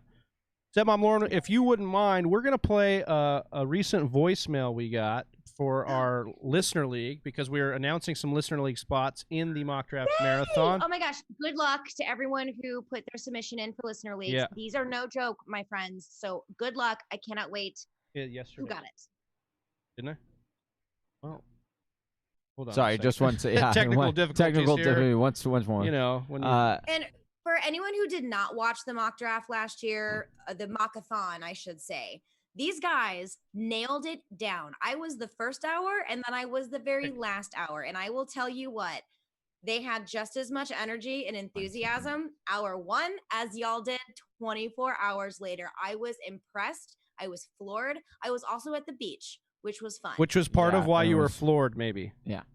No, just kidding. I only had a few cocktails, though. The beach and I, we go way back. But you guys are crushing it. You always hold it down. I absolutely love it. We could not thank you more for your effort, your ability to stay true with us, and we try to do the same for you. Have your back in this industry, because as you alluded to last hour, it can be tough for you trying to get out in this industry, and it's really especially tough for our women in the industry who do so well, and they're just trying to make their foot in the door and do this thing that they love as well. We've got your back. We're fighting with you too, and we'll get you out there. I mean, shoot, you're already past this. Like Rank said, we'll be on the Remember the Music. Yeah, yeah. But I appreciate you. But I do want to think that we would get more than the 3 minutes that Adam Rank would get. Yeah, he's gone now, so we can officially say that we would be a 10-minute segment. Yeah, we would be like a good 10-minute. I think so. But you guys really, I brought this up in a tweet. You guys are like my OG of, we talked about the AAF of all things, and then going into fantasy football. So, I mean, you guys really did help create this beast that is me. Also, my Neanderthal DNA did as well. But you guys helped me in the social media, so I can never thank you enough. You guys are like my, I said, OG. You appreciate OG that so much. We're about to give away this spot to a guy that's in our MegaCast League on Facebook, the Drunken Monkey. He got a little voicemail for us. Hey, this is the Drunken Monkey, man. Y'all know me from Sports Me, the MegaCast, Dive Bar Sports, all these other things. Y'all been ducking me over there at the Fantasy Whisperers for 2 years now. Y'all been ducking me. I've been showing you belts, trophies, cash money, rings. Y'all ain't got it. Y'all need to step up to the plate and let the number 1 contender come up in this league and show you how to do it. Y'all need to stop ducking me. Don't be scared no more. It's Drunken Monkey's time to shine, baby. You ain't going to hold me back. Get me up in there and watch me work. All right. Well, challenge accepted. First of all, I love how he said we ain't got it, but then he said he was the number 1 contender, basically saying, like, we do got it. He's trying to challenge. Yeah. So, challenge accepted. Welcome, Drunken Monkey, to the Listener League. I'll just tell you, you're going to need more than those championship belts and cash money to win this league. I'll just say that, all right? But looking forward to it. Greatly looking forward to it. So, appreciate the call in. If you want to call in, to our hotline, that is 1-833-4FF-TALK. That is 1-833-433-5 or 8255. 8255. 1-833. Best in the business, baby. 8255. All right. I got it. I figured it out. I do. I think my favorite of the voicemail submissions was the guy's dad. Yeah, Reed's daddy. Reed's daddy was hilarious. I really, really like that guy. Yeah. It's like, yes, get it. He's like, I don't even care if I win. I just want to beat my kid. Yeah. Like, Oh, yes! That's so what it's great. about. Yeah. That's what it's about. That is it, man. That was beautiful. Show these young bucks who's boss. That was awesome. Well, congratulations, Drunk Monkey. By the way, solid name. Yeah. Solid voicemail. And he also goes by Dive Bar Sports. So he's a guy in Philly, loves his Eagles. Believe he's Right on. ex-military. He's a great guy, man. He's a great personality. We're Thank you for your excited. Yeah, service. we're excited to have him in. So we'll get that link out to you, and we will get that going. But right now we are in the 8th round. Me and Lauren just stepped through our turn here, and I believe, so Lauren got her guy, Sam Darnold. Talk a little bit about how hyped you are on Sam Darnold. And this has is to way be early for this is way early for me. Obviously it's a 2 QB league, like we mentioned before. Sam Darnold is one of those guys that's going, I think, under the radar. He's finally healthy. He's hopefully doesn't get mono or COVID. What the heck? Who knows? Maybe he's got he looks antibodies sluggish. because he had mono already. Hopefully, but he looked sluggish when he got back. The offense is garbage. I mean, they're worst or bottom 5 in every aspect, and that sucks. Like they have to try to get worse than what they were. Right. So they, like I mentioned before with rank, is that they have the 3rd most vacated targets in the NFL, and bringing in Frank Gore is actually a help for Le'Veon Bell, who I also drafted, I believe. I did. Is a help for Le'Veon Bell in that passing game. I think it's going to be fantastic. I like a lot of the pieces on the Jets, a lot of them, and I want the guy who's going to be throwing them the ball. So give me Sam Darnold. I love that breakdown. I love that you're kind of taking these perspectives that you always do every year when you write your articles, which everybody can get at stepmomlauren.com. That link is below in our YouTube there. If not, her Twitter's in there, so you can find them there. But also, you take these, contrarian takes a little bit to try and give people later round viewpoints that they can kind of win their league with, or at least, try to make a push for, that's where you get the value. Look, we've seen it in years past. Alvin Kamara was going undrafted when he broke out. Lamar Jackson last year I got him in our league of record where I won that belt right there. Oh, I got him in the 13th round because Johnny wasn't smart enough to take him in time. And so that's the thing is like I just waited and took that value. But yeah, we talked about Mark Andrews last year, who you astutely wrote about last year. We talked about on the podcast together with you last year. There's these guys that people aren't really looking at that you got to be looking at because you don't have to bang the after the 3rd, yeah, dude, I do. No, you're shaking the cameras, dude. Oh, I'm sorry. It's really funny because you just vibrate. Yeah, my bad. Well, look, it's so an emphatic thing. here, People need to follow Stepmom Lauren and listen to her. Yeah. I love it. Hey, yes. I do agree with I'll that. do it too. Yeah. Yeah. And the thing is yeah. too is like that when you're in a draft, right? The draft tilt is real. Oh, y'all. yeah. Like, when you miss out on your dude, you're like, oh my God, what do I do? And having these substitutions or other alternatives that you can plug in for a guy it kind of calms you down a little bit. And thank you for bringing that up, Travi. What I do like to do is I like to look at environments. I like to look at things. I don't take the popular take. I usually don't like the popular take. I like to look at things in a holistic view. And sometimes, people disagree with me, and that's fine. It's fantasy football. It's educated guessing, people. This is what we do. And you can really identify some awesome late round gems. Now, I'm not saying I'm always right. I ain't. But Yeah, when you I are. hit hard. Yeah, right. Yeah.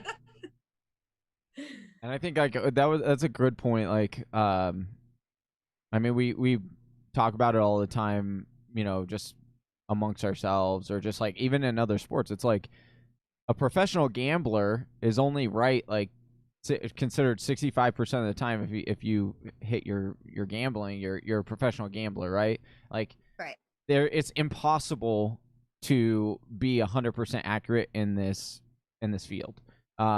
It just what there's so many variables. It's professional sports. It's crazy. Like crazy things happen in this thing. It's weird. It's made up of humans. Yeah, weird. Yeah. The human element. It exists. Exactly. But what? It's fun. It's super fun, and that's why we're all doing this. It's competitive. If we all knew the answers, A, I would have my own mansion in Belize. B, it would not be nearly as fun if we. I just want to know if you do have that mansion in Belize. You've told us we get the 10-minute spot on the VH1 behind the music. Okay, you've told us that you really love us. You've said it a million times. Work well with that. Belize mansion. Are we invited to the pool parties at the Belize mansion? All right, good, dude. good. Duh. I wore my good. Tommy Bahama shirt just for that. Hey, Do it. That's Do good. it. Absolutely. No. What's actually pretty interesting is my husband and I are looking at planning a trip to get real estate in Belize. No. No if we way, can. really? Yes. We're gonna have to I DM mean, you this about is some like opportunities here. Yeah. in the 5-year plan. Yeah, is for what sure. We're looking at. Yeah. You know, we did just get property, like a half an hour west of us. It's out in the boonies. We have this broke down old like fifth wheel trailer we have out there, and we have a serious issue with wild hogs right now that are just rooting up everything. Really? Really? I don't mean to. Florida, I don't mean to okay? laugh at that. At That's least probably a it's real not issue. wild panthers. Yeah, no At joke. least it's not wildcats. It's fine. So we have some things we need to do to take care of out there. But we love four-wheeling. We love being outside. We love fishing. So, you know, we also like to be a little tropical. So who knows? Maybe Belize could be in our future. I don't know. That'd be Who am I going sweet. for now? Wide receivers. So I didn't know. I did Um, not see that Cam Newton was available when I selected Ben Roethlisberger.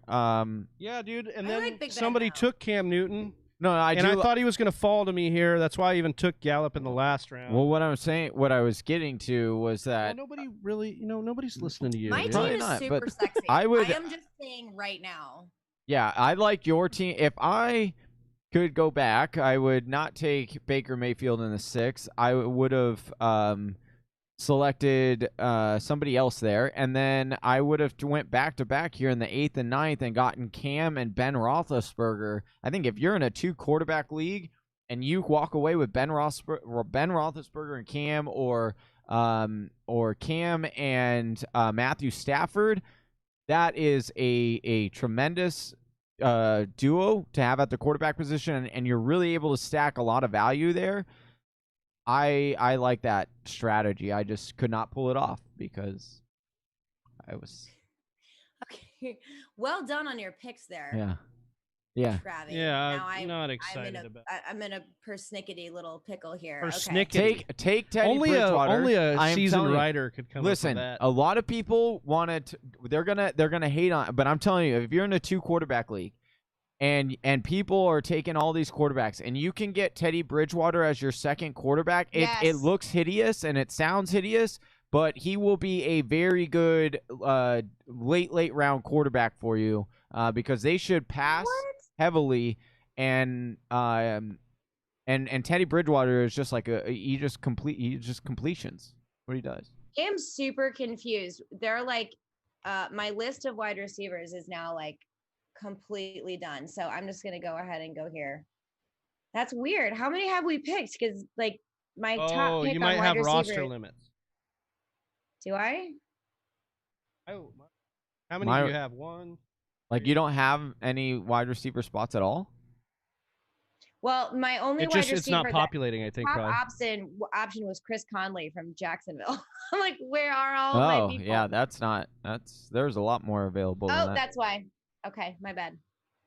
Never mind. That was my bad. User error. Oh, What's User in that error cup? Right here. Said Mom Lauren. Come on.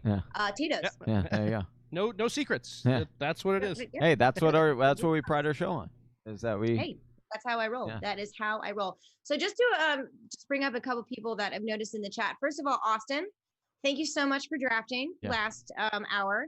And thank you so much for your very kind comment in the chat before when Evan Silva was on. He told everyone to follow me on all platforms. Austin, you're the best. Chris Molina, awesome to see you in here as well. We'll be drafting with Chris later. Captain Bob, we're going to have a conversation because you took Todd Gurley, and that's not okay. Oh. Captain I really Bob. like Todd Gurley. Oh. Unquestioned featured back of the Falcons. No bueno. I'm trying to see if I can sneak a peek at these over here. Any questions in the chat that have been like flying out? Nothing just yet, but I did want you to keep in mind, Stepmom Lauren, at the end of this, we're going to have you pick a non-Johnny, a non-Travis, a non-Stepmom Lauren team. Yeah. And Sleeper is going to give them 100 cookies in their Sleeper app. So all they got to do, though, is they got to get over there and follow Sleeper on Twitter. So make sure you guys get all over. Everybody drafting with us right now, get over on Twitter and follow Sleeper. But we're going to have you be the judge of these teams besides the three of us because we can't win. I got you. Oh, you know what? I think I might You think already you know got a guy? who All right, is okay. the winner. All right. Okay. But JDL Smooth, another one super awesome. Oh man, that's. We still have 2 rounds, so there are some. I'm evaluating. Yeah, I'm just throwing it out there. Like it's like what I think it is. What? The very first one is that FL2 drink minimum. Like yeah. Yeah. Okay, just checking. I love that guy. I love him. Okay, no, not that one. Yeah, so we're also running another giveaway we'd like to talk about. We've got multiple jersey giveaways, and some of these will be giveaway in the night, deep in the night. But we're gonna be giving away a Darius Slayton jersey, a Kenny Golladay jersey, an Alvin Kamara jersey. Am I eligible for this? You are if you are a subscriber, which you are, and you type TFW in the chat on YouTube. Type that in, and you will be entered in. And we will be doing that random giveaway. I think the first one is tonight with Chris Molina, actually, that we were just talking about. Nice. And we're doing the Chris Mo. what? And we're doing which jersey on that one? Kenny Golladay. Kenny G. We do need to figure out what we're going to give away. I think the Slayton jersey. I don't think I wrote that in, but either way, that's a me and you conversation that I just aired on the air. But either way, yeah. So we'll be giving those away. So make sure everybody types TFW right there in the chat, and you guys will be entered in for that. Jacob Bley, welcome in, brother. Yeah, that's our number 1 fan there, Jacob Bley, in the chat. Hey, what's up, Jacob? Yeah, we're excited to have you on. Hopefully you'll There's be rocking. so many good teams here. Oh yeah, and Fighting you've got the fate. difficult. You've got the fate of 100 cookies resting on your shoulders. Yeah. This is stressful. I feel like I'm on The Voice. I feel like what's that? That's the sound then that turns around. That's the wink. Who wants to be a millionaire? We should have put. Oh yeah. Who wants to be a millionaire? Oh yeah, like Slumdog Millionaire. I love that one. We should have put the chairs backwards so we could just be like, we want that drafted. Oh man. Okay, no, I can't do that one. Okay, I think. Yeah. I've So narrowed it down. be prepared. Be Lion King. prepared. But also That's a great song. That's like one of the most underrated Lion King songs. Oh, yeah, 100%. for sure. Well, I Just Can't Wait to Be King is really good too. Well, Yeah. duh, but But that's like yeah, it's one not. of the most Yeah, it's not. ones. It's These not the next Elton two John songs. picks, between these 2 teams, these next 2 picks Could decide. are going to decide the winner. Who's the Wow. Cookie Monster? Cookie.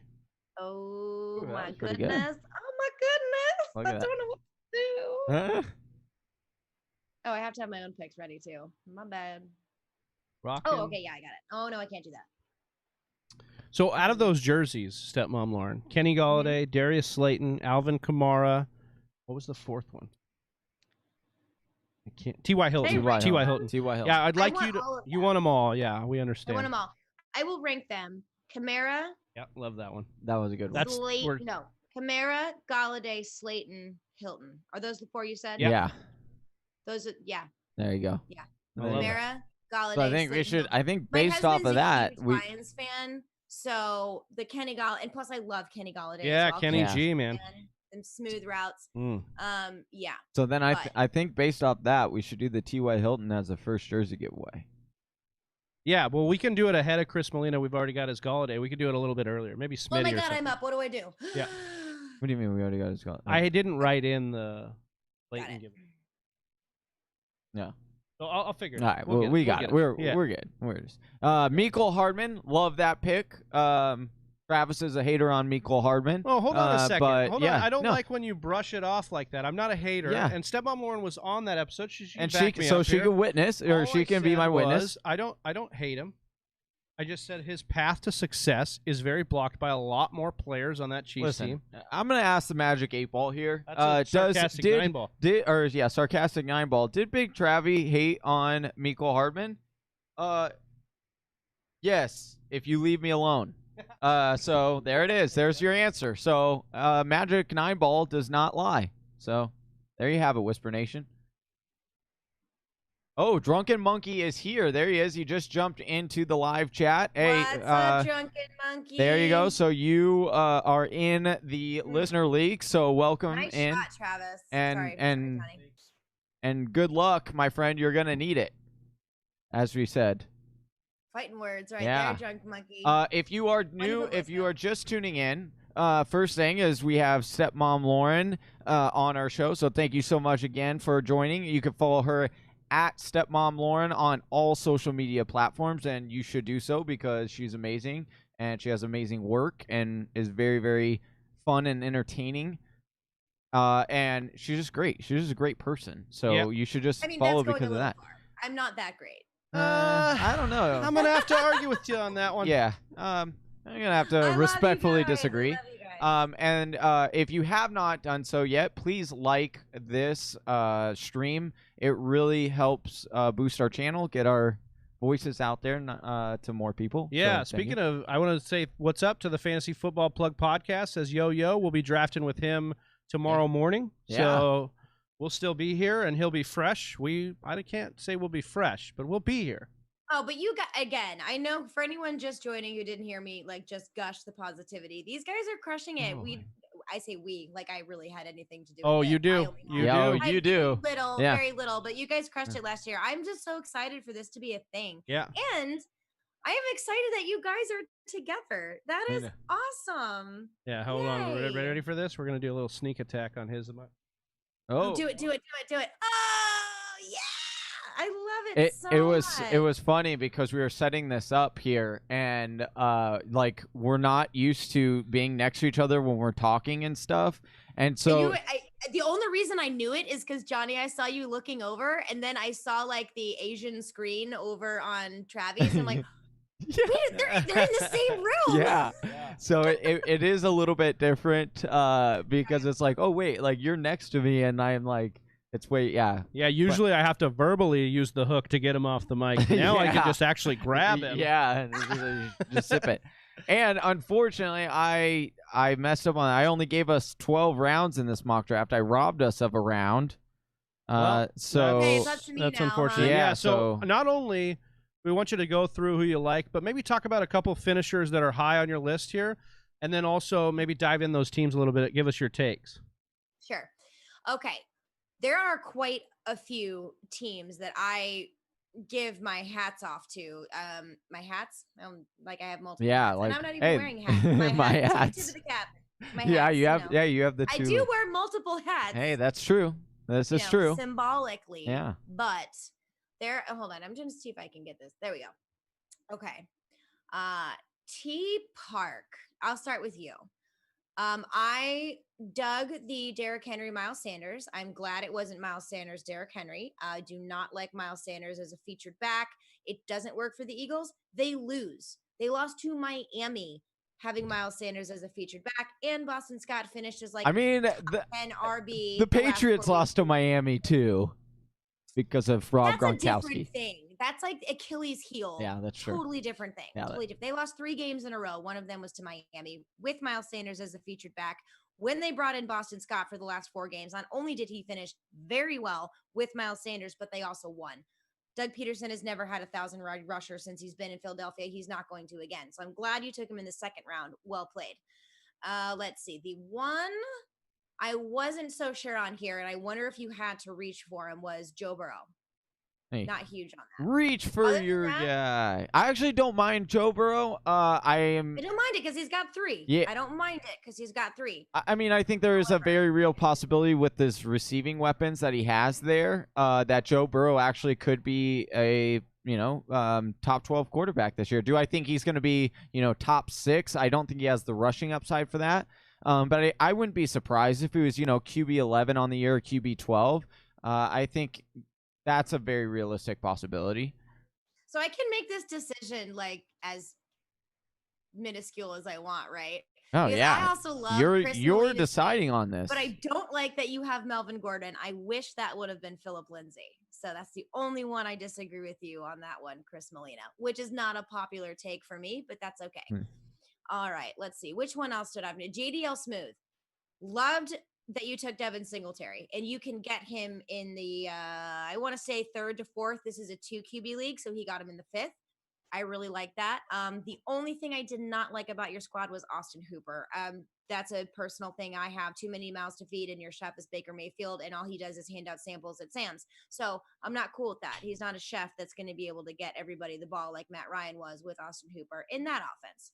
So that was a little boo. But you did take Drew Lock, which upset me. So there was that too. FL2 drink minimum. you know you're my boo. And you took Carson Wentz and Matt Stafford and AJ Green, who I like. But this Cam Akers. Yeah, that's his new name now. Yeah. Cam Akers. I am going to stay away from the Rams backfield completely. We don't know who it's going to be.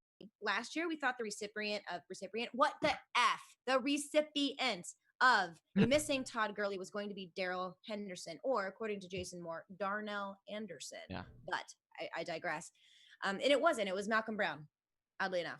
So I don't know enough about that Rams backfield to make any kind of guess on who is going to get the pieces when. It's like a new San Francisco 49ers backfield. I don't like it. So I would not have taken Cam Akers here. Do love Gardner Minshew. Zach Moss is another one I'm about. I don't think he's going to produce as much as people think. Sorry, Kate and Michelle, Majuk, don't kill me. Mike Gesicki, awesome. Keyshawn Vaughn, I don't really like that one either. So my two, oh my God, this is so hard, you guys. Why did you put this on me? Okay. I'm sorry. I'm deciding between JDL Smooth and T Park and Captain Bob. His was really good too. You've narrowed it down to 3? Narrowed it down to 3. All right. You have to have a moment. T Park's out. I don't like Joe Burrow. Captain Bob. Oh no. Oh no. You know what? I hate this game. Talk amongst yourselves. Let me think for a minute. All right. Well, so we've got the giveaway like we said, so make sure everybody is in there smashing TFW in the comments. Make sure you guys are doing that because that's going to enter you in to get a jersey. And we've got 4 of them we're giving away, but it also enters you in to a draft kit giveaway, Johnny. Yeah. We're giving away a few of our draft kits over at thefantasywhispers.com. So make sure you guys go over there and get that today, but also enter in for a chance to win a few. So without further ado, Stepmom Lauren, who's getting these cookies? JDL Smooth. JDL Smooth. You've got it. Congratulations. You are the winner. That was one of the hardest things I think I've ever had to do besides like building things with large power tools. That was really hard. I mean, I've seen I've seen the boards you put up with power tools and stuff for the Hurricane. So you're like seasoned vet over there. Thank you. I also like build things. I build like a rolling bar cart, wall hanging giant jewelry cabinet, baby changing table that you can also turn into an entry table. Just move that top off. Anyway, JDL Smooth, the reason why you won, love Christian McCaffrey, and you were still able to get Tyreek Hill here. This is a 2 QB league, so I understand this is a little strange here. But what you did is you went with Odell Beckham here in the 4th. I like that. You also took Daniel Jones. I am a big believer in Daniel Jones, so that one spoke to me. Your biggest detriment was Austin Hooper. Like I mentioned, not a big fan. But you did get Drew Lock, and you went ahead and got Kerryon Johnson late. I like that. And the Justin Herbert pick for the Chargers was interesting. So I'm giving this one to JDL Smooth for enough conservative with enough flyer that it intrigues me. I think he has a shot at the upside. Well, JDL Smooth, Stepmom Lauren has just granted you from Sleeper. Make sure you're going over there to follow Sleeper on Twitter. She just granted you 100 cookies from Sleeper for JDL Smooth. Can't say how much we appreciate you, Stepmom Lauren. Any final thoughts on this mock before you send us off? Oh, no, I love this. This is super fun. 2 QB leagues are hard. It's not like a 1 QB league, but everyone here drafted remarkably well. Actually, not remarkably. You guys are all smart who are listening and watching. That's why you're here. I love it. And you guys keep crushing it. I absolutely love what you do, and you're gonna kill it. I'm so excited. I'm gonna be tuning in tomorrow just to see if any of y'all's eyeballs are bleeding. Yeah, probably. I won't even ask you this. 7 a.m. tomorrow we have open. Your time. Dude, I'd probably still be drunk by then. Yeah. Well, that's why I figured we'd offer. Yeah.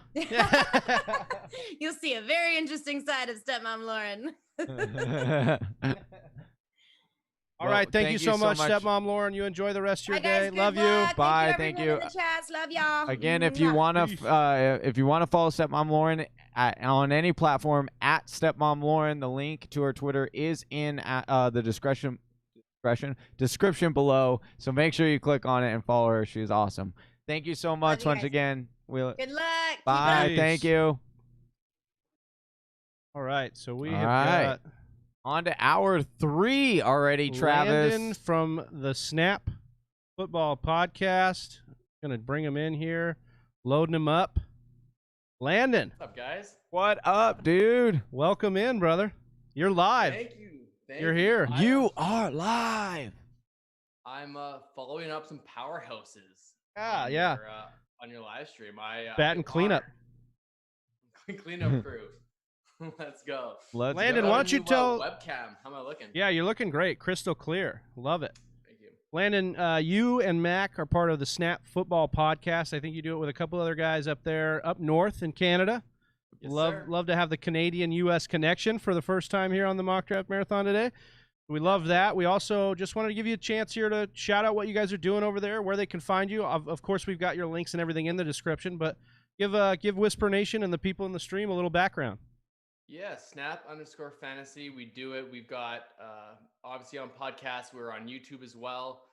And yeah, we're just killing it. We're kind of running parallel to you guys. Now we don't have the balls to do this 24-hour mock draft marathon, but we're very similar to you guys. We're just grinding every single day, putting out segments 2-3 times a week. Man, it's a grind in this fantasy world. Yeah, you know it. I know it. It's but we love doing it. That's why we're around, guys. Yeah, listen, it's not earth-shattering advice that any of us are giving. There's only X amount of players in the league that you can talk about, right? Like, but what sets some of the podcasts apart, and you guys are no exception here, is the grind, is that work.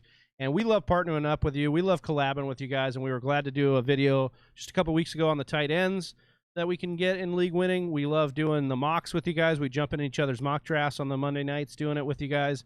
And so we had to get you on here. Last year we were able to get Mac, but this year we got the brains behind the operation starting it off. Landon here. Yeah. We won't tell. We tell that to Mac too, but no, no. But we'll get you on here, Landon. And you got in and picked at the 1-4. We're doing a 12-team, half PPR, 2 tight end. Yeah. So a little bit tricky here. A little 2 tight end premium. We are going to be rocking with here. We just need that 11th spot. So guys, shoot, hold on. Oh, hold on. Oh, I think we're. I thought it. Oh, well, Eric just. Oh, did you get it? Oh, it's not in there. We're drafting with a computer 11. Oh, I there didn't or see. not really. We could just make a new link, couldn't we? Or no, because all these people got in. Yeah. All right. I can't. Well, undo who didn't get in that wants in? We'll make sure they get the next draft. That's what we'll do. We'll just make sure sorry, whoever I got had that 11, seen- him and Brandon. So Brandon, who gave it up, and the guy who wanted to get in, we're going to give you both a spot in the next draft. We'll get you that link in the DMs right now. Don't share that link, but we'll get it to you. All right. Anyway, all right. Sorry about that. There's some bumps. That's okay. Some turbulation, but we got this, dude. I've been actually tuned in all morning watching you guys. I was out getting my car detailed this morning, and then I saw you guys just waiting for Evan Silva. Yeah. And that was a bit of what time did he actually get on? He only could get on about a half hour in. His neighbor was keeping him at the store. He really thought he had time, but it did not work in his favor. But that's all right. We got him in. But you guys, I mean, normally it's only you two, right? So you know how to banter and talk about all the news and notes and everything, but you're complete professionals in the way you did that, and I commend you guys for that. Oh, appreciate you, dude. Really appreciate that, Landon. Last year, if you saw the behind the scenes of the mock draft marathon to start, we didn't start on time. The stream key got lost. We had no idea what was going on, and we were just sapped of our energy through 2 drafts. Hey, and not only that, but we were 30 minutes late for the live stream, and it was not because of any guest, not coming on time. It was us. We were holding up Stepmom Lauren for 30 minutes, so I felt really bad about that. No. So yeah, it's been a little bit better this year. Not only a big thanks to Evan Silva, who made it on, but a big thanks to Adam Rank and Stepmom Lauren for waiting. Yeah. Big thanks for Landon for coming on here, and everybody that's been in the chat. If you guys are watching, please smash that like button. We would appreciate it. Let's roll through some of these picks so far. Christian McCaffrey was taken at the 1-1. I took Saquon Barkley, then Ezekiel Elliott. Lando, you took Alvin Kamara here over Dalvin Cook, which I don't think is the bad option here. But talk us through if you were even thinking about anybody else here. It's a pretty chalky first 5. It's very chalky first 5, and I could see people going Clyde Edwards-Helaire, that kind of play at the 104 spot. The injury risk between Dalvin and Alvin. Dalvin and Alvin Yeah, are kind of Dalvin and similar, Dalvin and Alvin. but I do think the touchdown regression for Alvin should be back. We know they're very similar players, but Alvin has missed less games in the past few years. He did have that ankle injury, and I just think that offense in New Orleans is so safe. They're going to be high powered. They're one of the ones that just hasn't changed at all. There's no question that he's going to get a good workload. I'm not concerned with Latavius Murray getting in there. He's going to be a go-to guy. That 104 spot's tough, and that's why I picked it, because there's a lot of really good players right there. But I do think Alvin should be the call with a fairly safe lower and decent upside as well.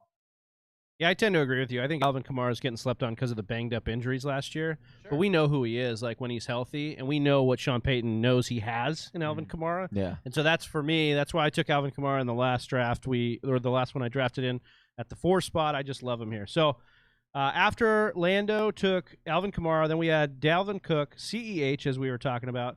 Johnny, you took Michael Thomas here. We're in a half-point PPR. Was there any hesitation to take a wide receiver after this break? We saw that break in the running backs here. It's clearly at CEH before we get into some of the other guys. And then it gets to Michael Thomas. Was there any debate in your mind in taking a running back here? No, not at all. Michael Thomas, I was actually surprised that he was still on the board, because this guy is just going to get beyond targets. It's kind of insane. There was no question. As soon as my pick came up and Michael Thomas was on the board, I smashed that button to grab him because it's tremendous value. I think in a half PPR, yeah, I'm not going to go crazy and say I would take him in the top 4, but I think at the 5 position, you got to really start thinking about it. And, I don't blame people for taking Dalvin Cook and CEH over Michael Thomas, but I couldn't take Miles Sanders or Derrick Henry or Joe Mixon over Michael Thomas. It just wouldn't make sense to do that for me. So after you took Michael Thomas, we had Miles Sanders, then Derrick Henry, Joe Mixon, Tyreek Hill, Josh Jacobs, Nick Chubb, Devontae Adams, Kenyon Drake, Travis Kelce, Aaron Jones. So Johnny, you're back on the clock here. Are you thinking of still going upside down, or do you have your eye on a running back here?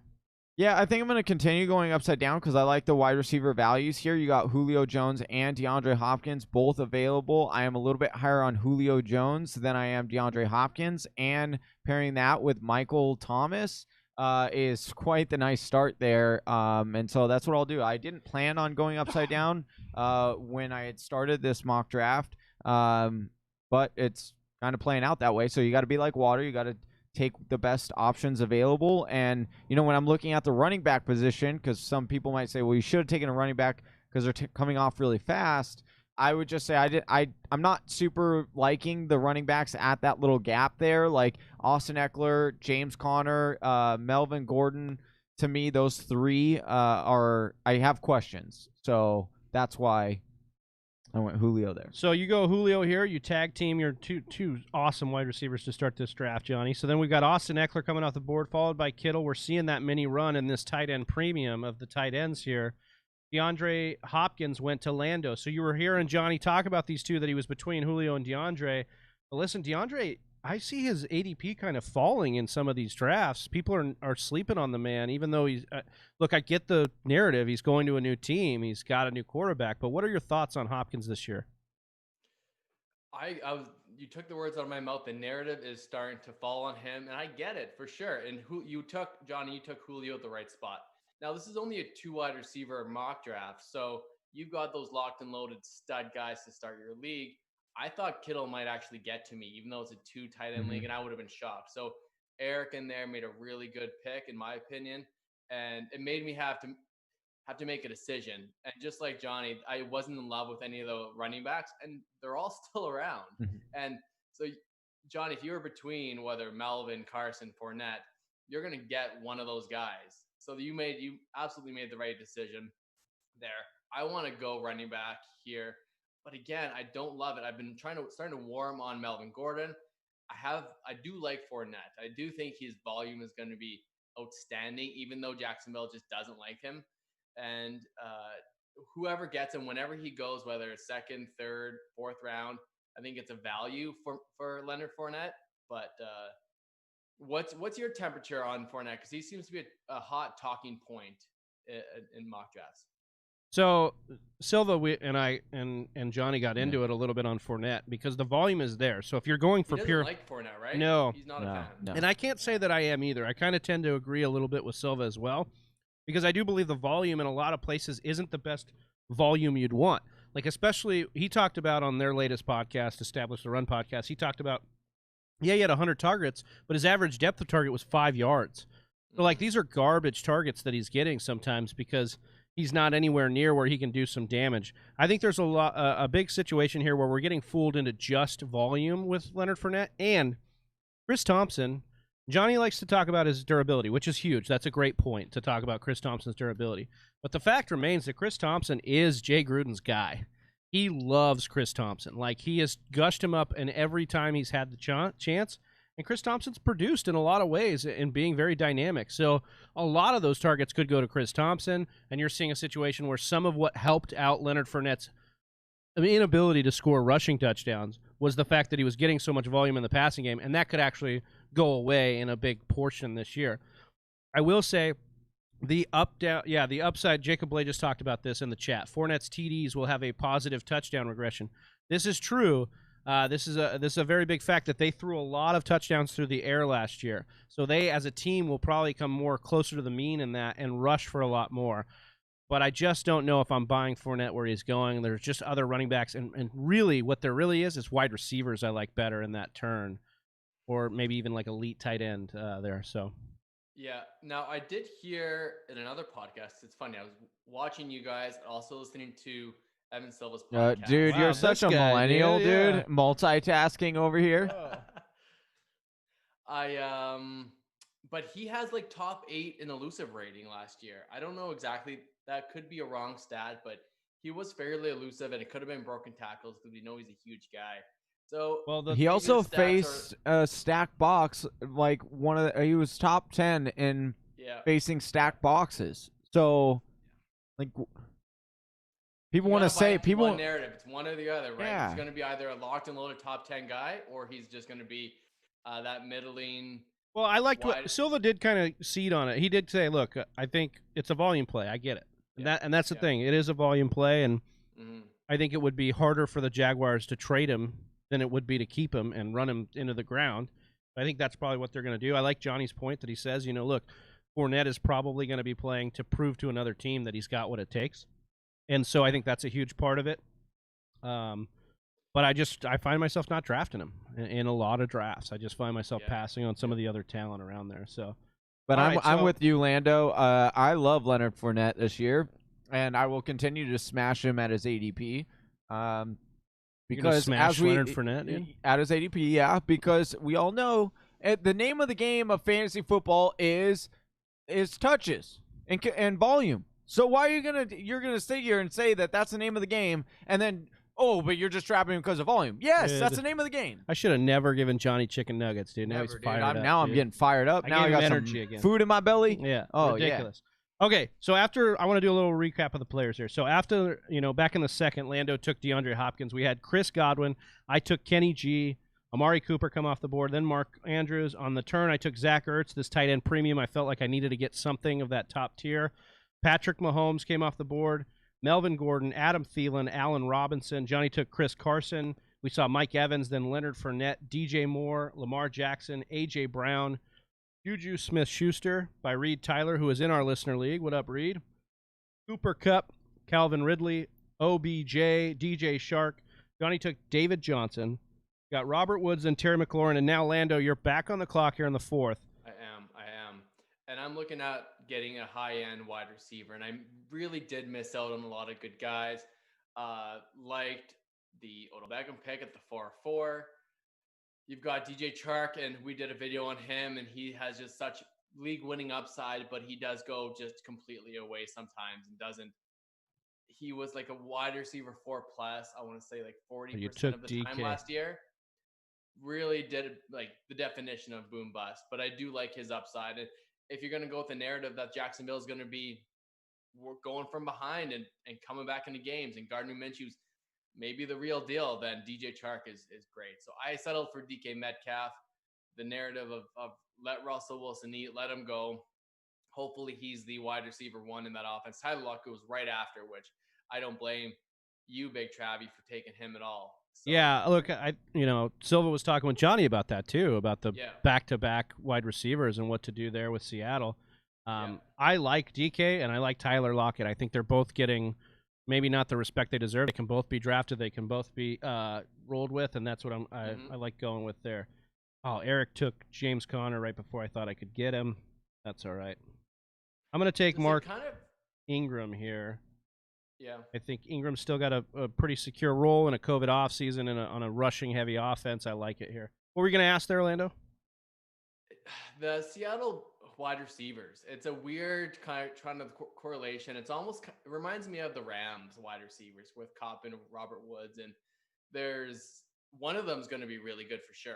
Yeah. Are both going to be really good? That's kind of yet to be seen. But well, and I think the take, that especially we're trying to talk with on the first hour is Russell Wilson's efficiency is there, and it's going to be there. We keep trying to doubt it, but it's there all the time, and we can't keep doubting it at all. Like, both of these guys are going to eat, and I think that's okay if you like one or the other, or if you don't get one or the other. I think it's the poor man's Tampa Bay, in my opinion. It's like these two wide receiver sets where like you could get one of the guys and feel okay with getting them. Because of the quarterback play. The quarterback play is a premium here with Russell Wilson. You've got both ends of the sword, like you were talking about. If they run heavy, they're still very efficient. They're going to get it done. If they go pass heavy, like there's a scenario here where Chris Carson, coming off the hip injury, isn't that good. Maybe gets dinged up. Rashad Penny like on pup, and then you've got Carlos Hyde kind of used up. Like there's a situation where the run game doesn't get as going as they'd like, and they have to let Russ cook, so to speak. So if that is the case, you've got all that upside built in drafting one of those guys. Totally. Le'Veon Bell came off after me, then Keenan Allen to Lando there, Marquise Brown, followed by Cortland Sutton. Johnny, you have paired up all of these three, I don't want to say decrepit because they're all talented, but these older running backs that have a little bit of injury history, have a little bit of question marks, but are in some rush-heavy offenses that you like, at least offenses with upside. Talk a little bit about the running back trio you have here: Chris Carson, David Johnson, Todd Gurley. So, I mean, this draft kind of is panning to me perfectly at this. Going upside down in zero RB. Yeah, I mean, it's not full zero RB. It's modified, but yeah, it's modified. But first, this is one of the best case scenarios. If you're coming out of a draft like this and you're telling me this is my team through 5 rounds, I'm really liking this because I understand there are injury concerns, right, with these 3 players for sure. But what am I looking at here? I'm looking at volume, and what I can guarantee with all 3 of these running backs is they're going to get the volume, and not only are they going to get the volume, but they're projecting to be getting the volume in the passing game as well. So not only am I pairing my stud wide receivers, but now I've got 3 running backs that could potentially be 3 number 1 or 3 RB1s as well to pair with those top 2 running backs. And I'm going to say, like, I love, this is probably my favorite team I've drafted so far in these first few hours of us doing a mock draft. This is my favorite one so far. It might be your favorite of this offseason we've been mocking in. No, dude, that's my dynasty team. Oh, all right. Yeah, that makes sense. Yeah. Thoughts on Keenan Allen? I'm thinking about doing a video on Keenan, do a little rant on how. We'll do it now. Just do it now. Why do it live. Do it. Yeah, just do it live. This guy is just always that number 12 wide receiver. Oh, this is not a rant, dude. Like you're calm about it. You're like, this guy is like, he's a reserved. Yeah, no, he's like, a reserved Canadian man, dude. Hey, he's reserved. He drinks his wine. He's a gentleman, dude. For your expectations for a rant, term rant. He's getting disrespected. 5th round guy. I get that the quarterback situation is messy. We're not really sure. Tyrod Taylor, is he any good? I don't really know. Justin Herbert. You're not selling me. Yeah. But Keenan Allen has nothing but produced for fantasy for your teams, usually for half the season. But I don't know. Like, just give me your opinion on Keenan Allen. Are you just kind of staying away from him, period? Because in the 5th round, everyone has a chance to take him, but nobody is taking him. Well, Travis is not a fan of Keenan Allen this year. Hold on a second. No, I know. You looked at me and said go, and you gave me the I go wanna ahead. I want you to go. gave me the go ahead, and then now you always pitch it as if I hate these guys. I don't well, you hate do. them. You do. Here's the thing, dude. I love Keenan Allen, but I loved Keenan Allen with Phillip Rivers, peppering him with targets. So then you don't love Keenan Allen. But I Like, you don't. I can't- don't love Keenan Allen. But there is something to be said about a 5th round value on a guy that has some upside. I have just been finding. You're over here. You're the guy hold that's on a like. second. You're the guy. You're the boyfriend that's like. You know what? You are a beautiful person. I want to on be the friends inside. still. I want to be friends still. Yeah. Yeah. No, for sure. That's me. Like- But I do want to say Keenan Allen has been falling, which I think is fair, and he's going to get in. Eventually, this risk is going to get baked into his draft price. But there is a situation where if Tyrod doesn't make the cut and Herbert comes in, Keenan Allen's play style really projects to be good for a Justin Herbert. But I've been smashing a bunch Mike Williams late in drafts because I think that's who's got the upside in this wide receiver core. You could punt Keenan Allen, in my opinion, take Mike Williams later down. His average depth of target gets better. We look at Tyrod Taylor, who is a down-the-field thrower when he does throw. We looked at the fact that scrambling takes away checkdowns because you usually just want to run instead of check the ball down, where Keenan Allen has lived on the short intermediate routes. So that's kind of my take on Keenan Allen. I think it's fine if he stays around 5th, 6th round value, but I'm not taking him as I don't really love him as my wide receiver 2 or higher. You've got him in a perfect spot here, I think, Lando, where you've got him as your wide receiver 3, and I think that's about the highest I'd really want to be going with him. Yeah, I think you're probably right.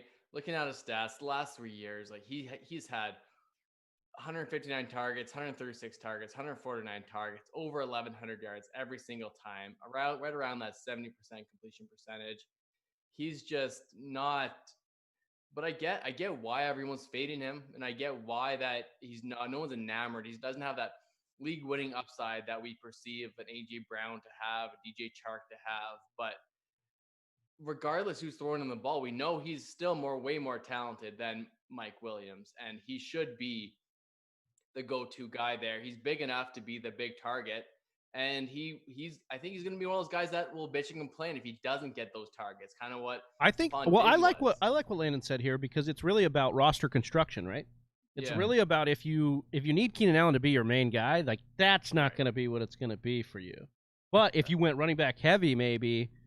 And you've got all the stacked positions to do that, maybe you're okay because the floor is there with Keenan. I think that, and this is just my personal opinion, that you You're can. wrong. Yeah, exactly. You are absolutely wrong. Your opinion's wrong. That there is okay.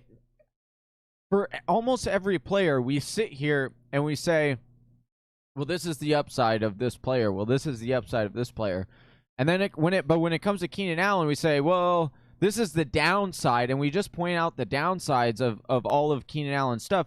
But how about this? We've never seen a quarterback target Keenan Allen and pepper him. This guy is a talented wide receiver, and if we see that, if Tyrod comes in and he is just peppering Keenan Allen with targets because Keenan Allen can catch, he has a very good completion percentage, he's a really good route runner.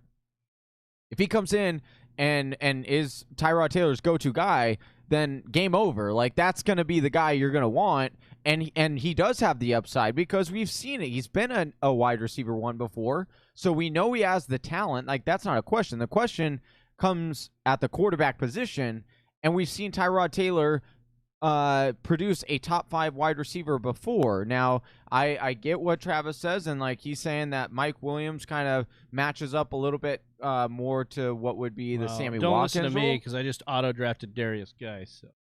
Oh, well done. Over here surfing on Yeah. Twitter while Johnny monologues me to sleep, and I'm Wow. flipping drafted Darius Geis over here. Good. That's what I wanted. Yeah, that was the well, whole you plan. won. You Good. won that one. That was good. Wow. Hey, I'm just saying that I do think that Keenan Allen is getting he is getting disrespected. I think that Big Travie in part is not as big of a fan of him because Tyrod Taylor burnt him severely a few years ago. And so ever since then, he's just had a bitter taste in his mouth. This is a 2 tight end league, right? Yeah, it is. You're back on the clock, Trav. You want to? I know. Yeah. Okay. I'm off Twitter now. I think I could do that.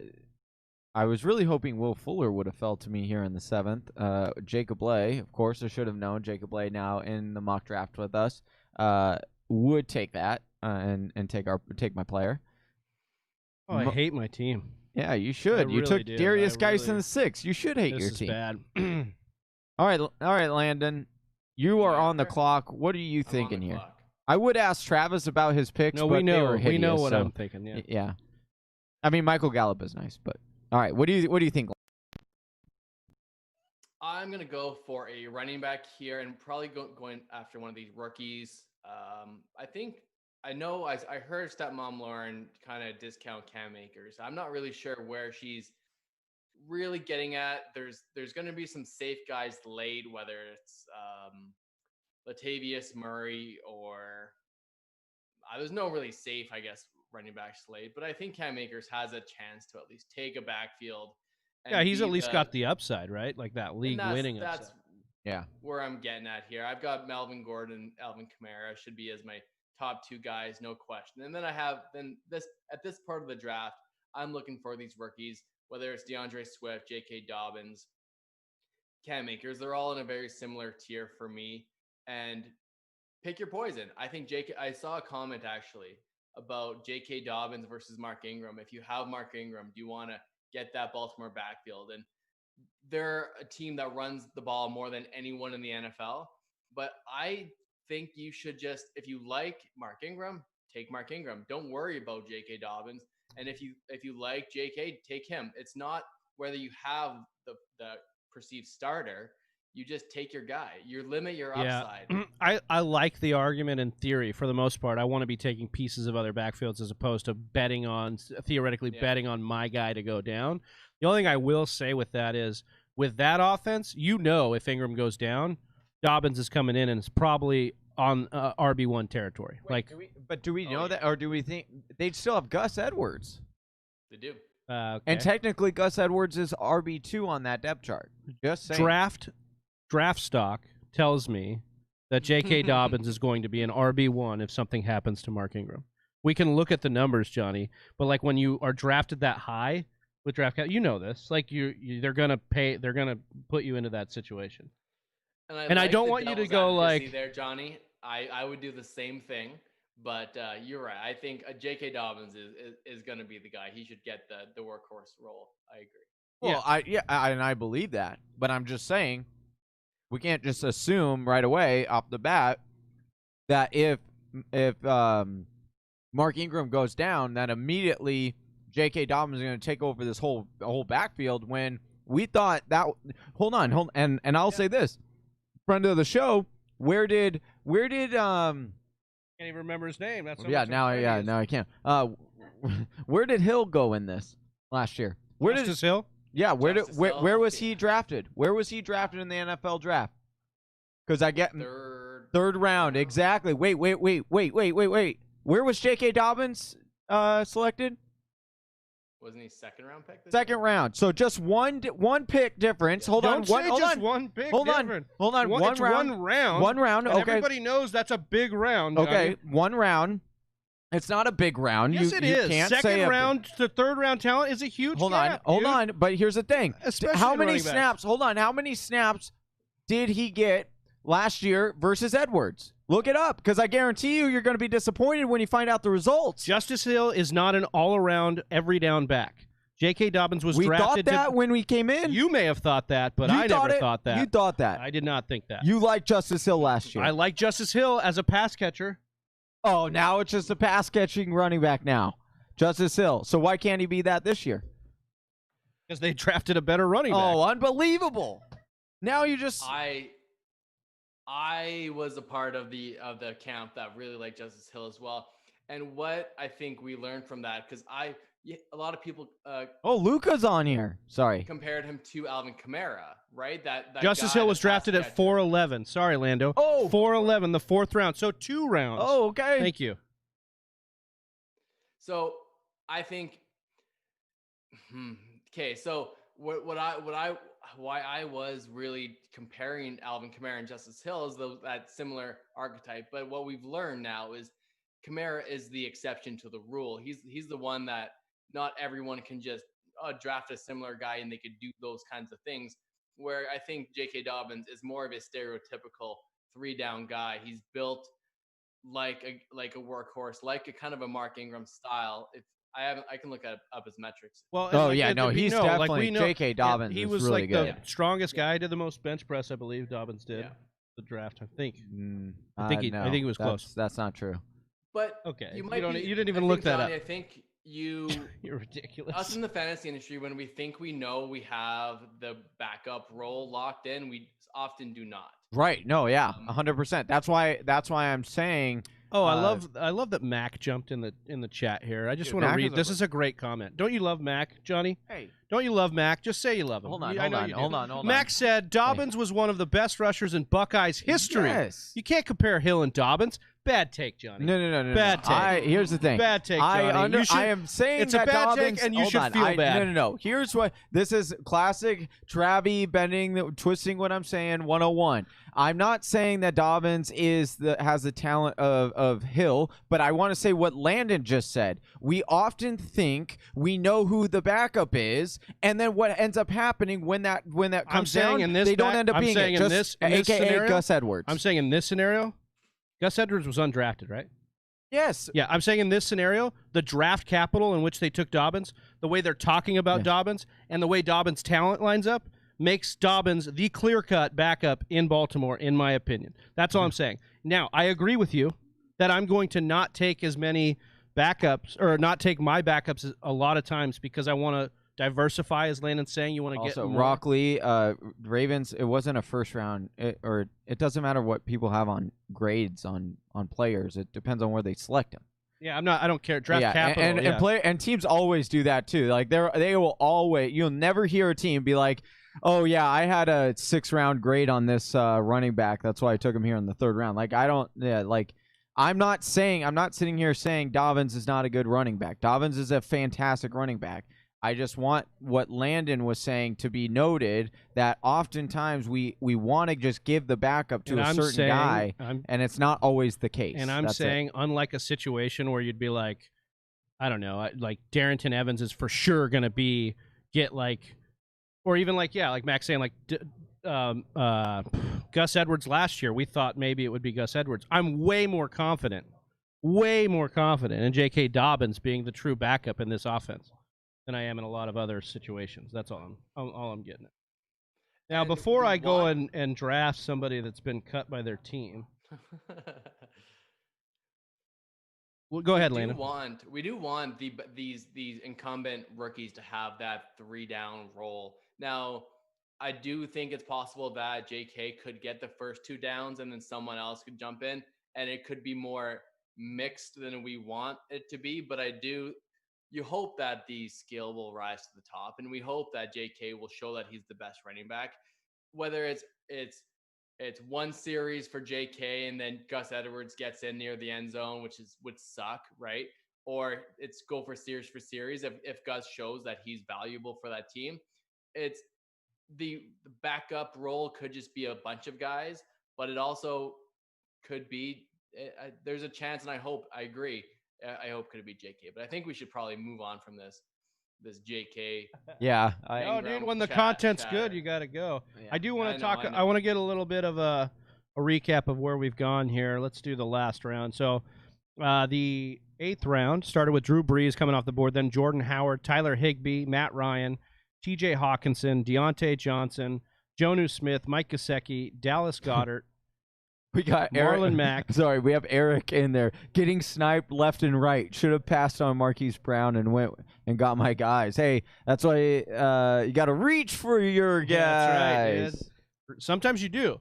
Yeah. I mean, sometimes, especially when you know who you're drafting with and you know who they might take. So, we had I took Jared Cook as my second tight end here. Then Jamison Crowder came off the board. Mike Williams, I took Tevin Coleman to make up for my boneheaded Darius Geis pick. Latavius Murray, Julian Edelman there for Lando.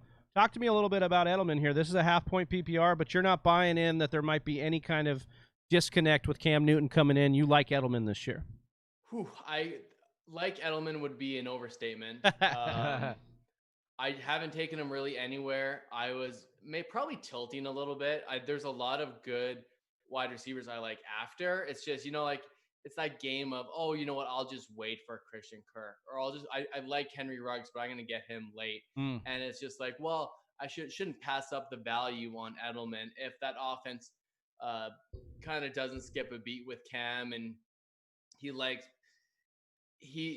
somehow finds a relationship with Julian Edelman, and we think it's going to be N'Keal Harry because that big body target, but we know how good Edelman is, and he's that leader in that offense, and I think there will be targets going his way. The fact that he's sticking around for Cam Newton and this New England team that has just have opt-outs and they're kind of disheveled, and I think Julian Edelman feels like he has something to prove this year.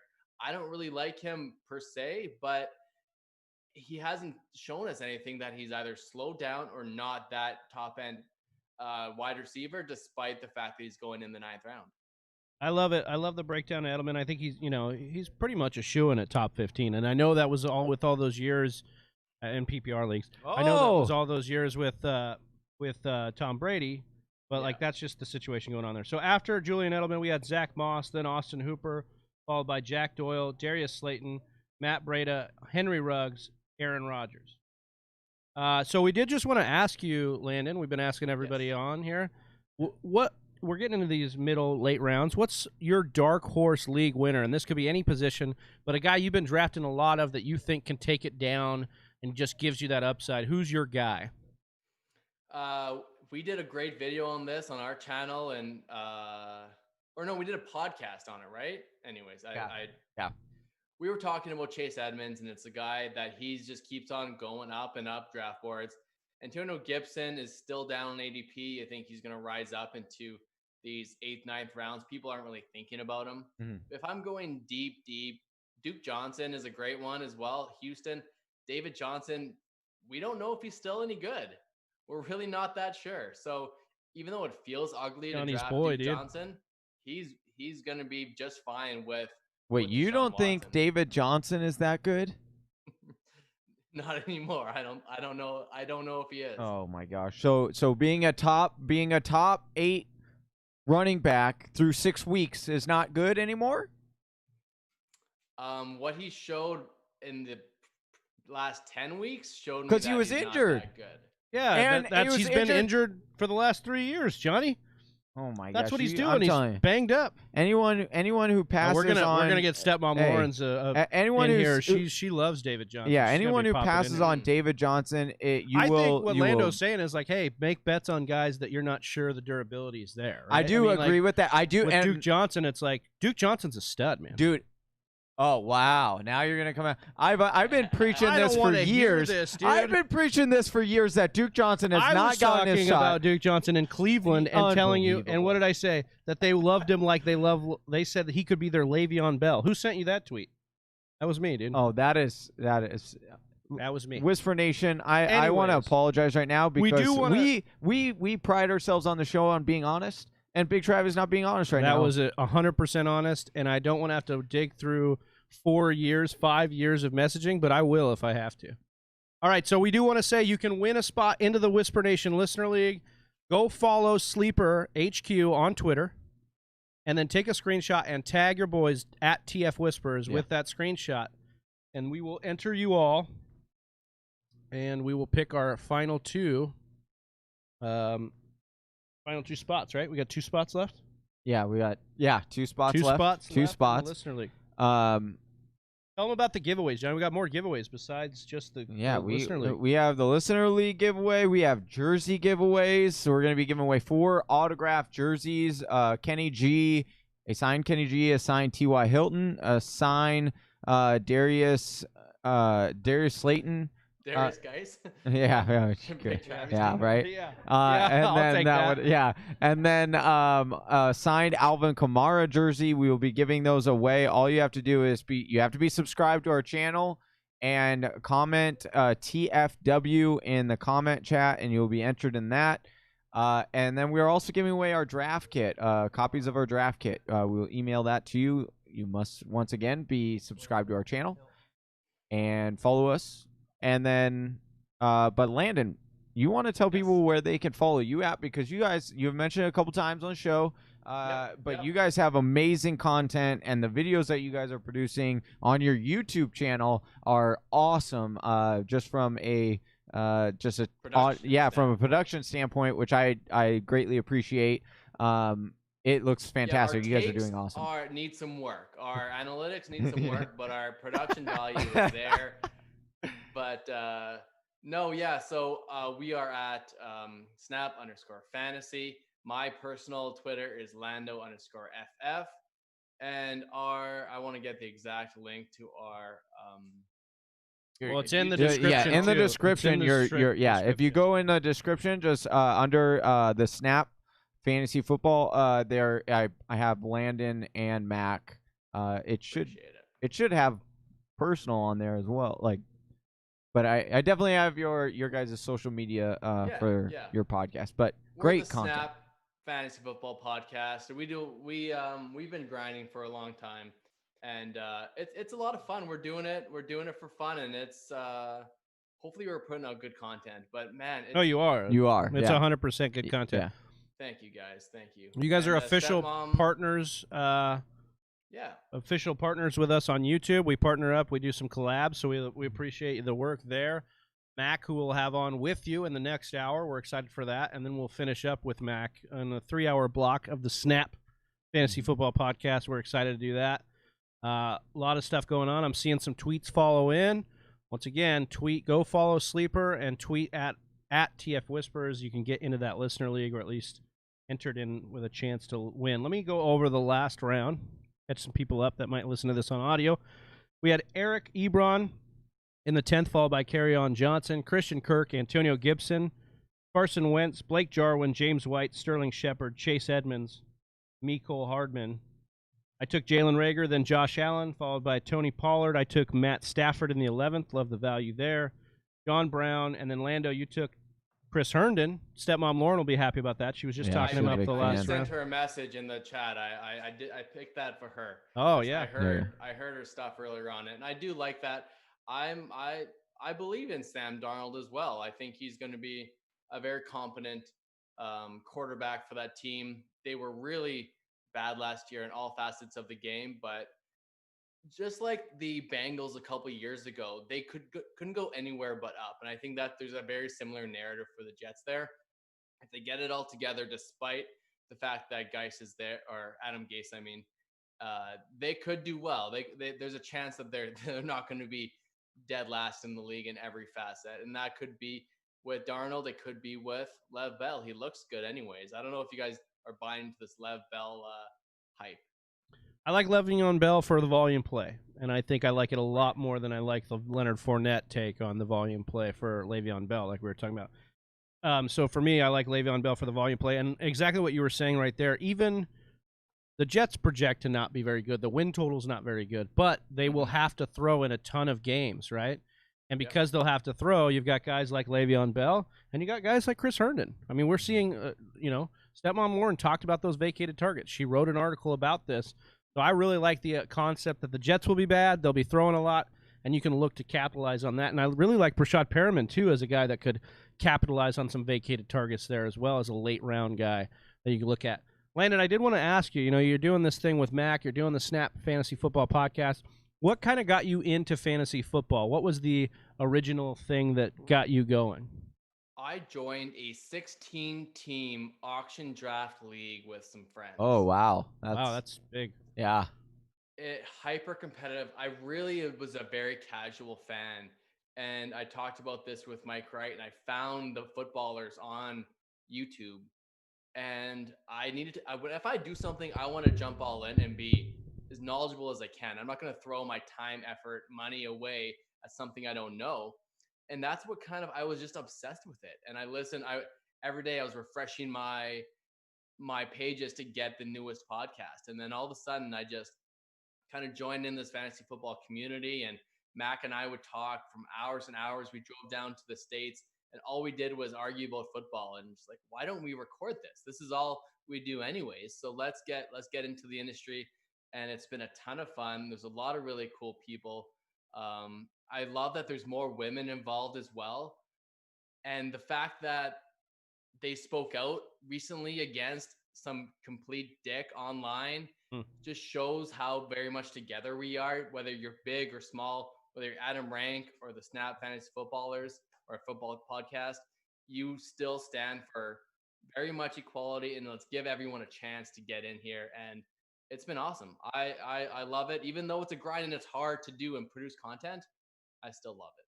Yeah, I mean, that's what you see when the work is something you enjoy, when you can enjoy the actual work of it, you're in the right situation. And so love to hear your take on that.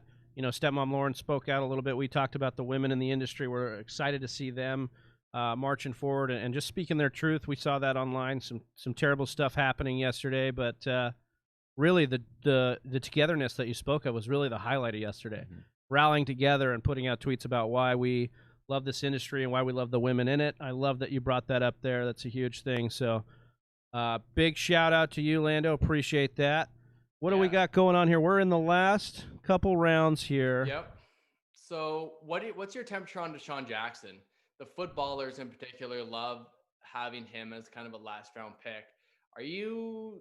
I know. Actually, I wanted to follow up with that I also love the Ruggs and Rager as the two kind of rookies to make sure you get in the later rounds, because they have just a complete pathway for receptions and targets. But yeah, I could see the recency bias on Deshaun Jackson being pretty high. I had Deshaun Jackson last year, had him on my bench for the one game where he blew up, and then tried to hope in a prayer that he was going to ever come back, and he never did. And he's got an injury history for sure, but he's got a history of really elevating quarterback play and being a big-time, big-play guy. And so, yeah, I do believe there's a path for Deshaun Jackson, and he's definitely worth like a slot in the later rounds. But I find myself drafting Jalen Reagor way more than I do Deshaun Jackson, and that's because the path to volume is so clear. Even with Jackson in the lineup, I think the path is there for Jalen Reagor. Yeah, I'm not even. I'll be honest with you. The thought hasn't even crossed my mind at all this entire time, and it won't ever again during this mock draft marathon to draft Deshaun Jackson. I have no interest. I don't. Tell me once a year he pops off for 20 fantasy points plus. Yeah. Okay, have it. Take it. Take it easy. You can have it. I'll go somewhere else. I'll get a guy who will do just as much, but higher upside, in my opinion, like Mecole Hardman or Reagor or Ruggs all have higher upside to me than Deshaun Jackson. And listen, like Deshaun, we know what Deshaun Jackson is by now. Like, he does the same trick over and over again, and we keep, saying, "Oh, let's bet on that one trick and hope that it'll pan out this time." And I'm not falling for it anymore. So, if you want to take Deshaun Jackson in the last pick, I would rather go with somebody else. I think Antonio Brown has more upside with the last pick. I think Brashad Perryman, who we talked about earlier, has more upside with the last pick. So I won't have any Deshaun Jackson on my team this year. I'm kind of on that same page with you. I'll take the unknown in like a Jerry Jeudy than what you'll like Travis said. Even if he's healthy, you'll bench him. He'll go out for 35 points, and when you start him, he's got 4.3. Exactly. Shit, I would be more interested to see what he would do if he's healthy for Carson Wentz. To have him and Reagor and like the tight ends rolling, because I think that could elevate his game and elevate that offense. But yeah, I understand the take on Deshaun Jackson and not wanting him. I do, he's just definitely one of those guys that can take the top off. So I understand the hype and wanting to take a stab at him too late. So, are you guys gonna do any best ball content with like Underdog Fantasy? It's been everywhere. All the guys from Draft have created a new app, and it should be a ton of fun this year. I haven't checked that out, but I'm sure we will. Yeah. I think we are going to. We haven't talked that plan out yet. We're just kind of getting through the mock draft marathon. But I believe, I did notice a lot of people have been jumping on that. Like, hey man, what are you gonna do as soon as this mock draft marathon's over? 24 hours. How are you going to work harder? I appreciate 24-hour best ball. Somebody's got to keep us honest. if I'm gonna pump your tires and compliment you, I got to see some Yeah. some Yeah, some there you real go. work here, Yeah, guys. we appreciate that. So we're about to wrap this up, and I did just want to get I mean, obviously you'll be on the next hour, but I wanted to get some of your personal thoughts on the mock draft marathon. We asked you guys to be on this year. You weren't able to join on last year, but you're on this year. You watched last year. How does it feel to be in this? What do you think of this concept? What do you think about this whole deal? I'm extremely honored to be a part of this this crew and followed up really good industry guys I respect. You guys, this has been up. It's been awesome. Really, really good idea. I'm jealous that we didn't do it ourselves. But no, you guys are killing it. I really like all the content you're doing. You guys have been mock drafting every Monday for the past, I don't know how long, like 7-8 weeks. And this year of all years is one of those times where you just appreciate that even more.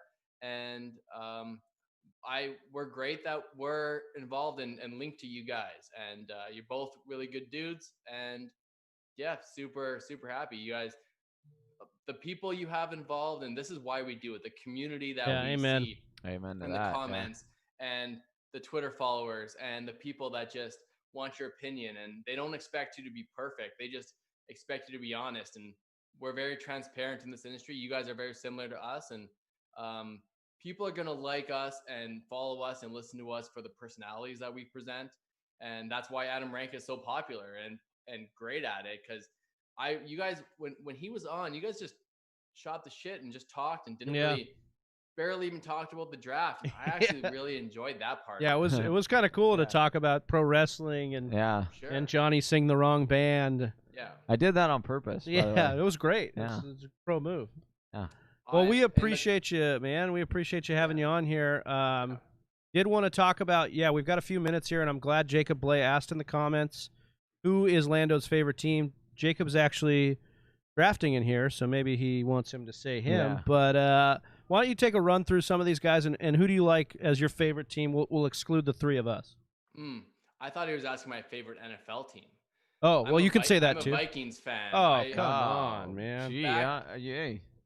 So I'm about 6 hours north of Minneapolis, and I used to go down in high school, and we would. That's when I became an NFL fan. Is back when Donovan McNabb and Randy Moss were there. We got talked to a security guard. Oh yeah, we don't. As Donovan McNabb fan, we don't talk about him McNabb, going. Culpepper. Oh yeah. Well, I was gonna say. Well, no, he was a Viking. I was gonna say we don't talk about McNabb as a Viking, as a McNabb fan, but. But Culpepper and Moss, yeah, that's for sure. Yeah, that makes sense. So my favorite team, as a two tight end league, I do like the aspect of taking George Kittle or Travis Kelce. So right now Eric's team is one that I really, really like. He got Dalvin Cook, Adam Thielen, he's got Terry McLaurin. That team, he's got as his second tight end, he's got Mike Gesicki, who I really like. Late in the draft, he went with Darrell Henderson, and I'm not overly enamored with that. DeAndre Washington is. I like where he got him though. Like the Henderson upside's right. there in the 11th. At that point, it's not crazy. So if I don't go with an early tight end guy, T Park's team with Hayden Hurst and Higbee, I think gets good value. His wide receiver trio with Ruggs, Kirk, and Sanders is really good. I'm not thrilled with having Tom Brady as his only quarterback. I would have probably, if you're going late quarterback, I would probably take a couple. But I understand almost every team only has one. So, except for the one that mock draft almost. But I get that Tom Brady should be really safe. I just haven't seen it from Tom as like a fantasy quarterback in recent years. So that's where I would have even taken Cam instead of Tom. I would have probably preferred his team. So at a quick glance, it's probably between those two for me. I'll give the upside to Eric's team because he's got Kittle, the top end guy, with the upside of Gesicki as well. So, all right. So with Eric. I love the breakdown here. We've got our links Eric up. Eric Blair, yeah. We've got the links up for the next draft where Mac will be joining us. Mac, your partner, Saturday Morning Snap, and Lando. The four of us are gonna tag team this draft. Yeah. So I'm excited for that one. So that link is up. So let's make sure everybody It's a gets over there. 14-teamer in the next ones. I love the 14 team. That makes it a lot more interesting. I'm gonna go back to the draft this time. And we'll get those 2 guys that missed out again as well. Yeah. In there. Okay. Here we go. All right, so we're getting this draft room filled out. We want to remind everybody, if you want to win one of those 4 signed jerseys or a few draft kits we're going to be giving away, make sure you're commenting TFW in the live stream and that you're subscribed on the YouTube channel. Man, the production value you guys have had so far has been phenomenal. I'm very, very impressed with what you guys are doing. Appreciate that. I can see the grind. I know it. We were up very, very late last night making sure everything, doing the whole rundown of everything and making sure we got him in here. that we. Yeah. All right, Mac is with us. We're just going to pop it in. Mac attack. Yo, Mac. Hey, we got a mid-bite. What's going on, Perfect. Mac? We are live, brother. Welcome in. boys, thanks for having me. I literally just Ricky Bobbied my way home from the golf course. Nice, dude. You got the Yeah. cocaine / Lucky Charms strapped to the bottom of your car.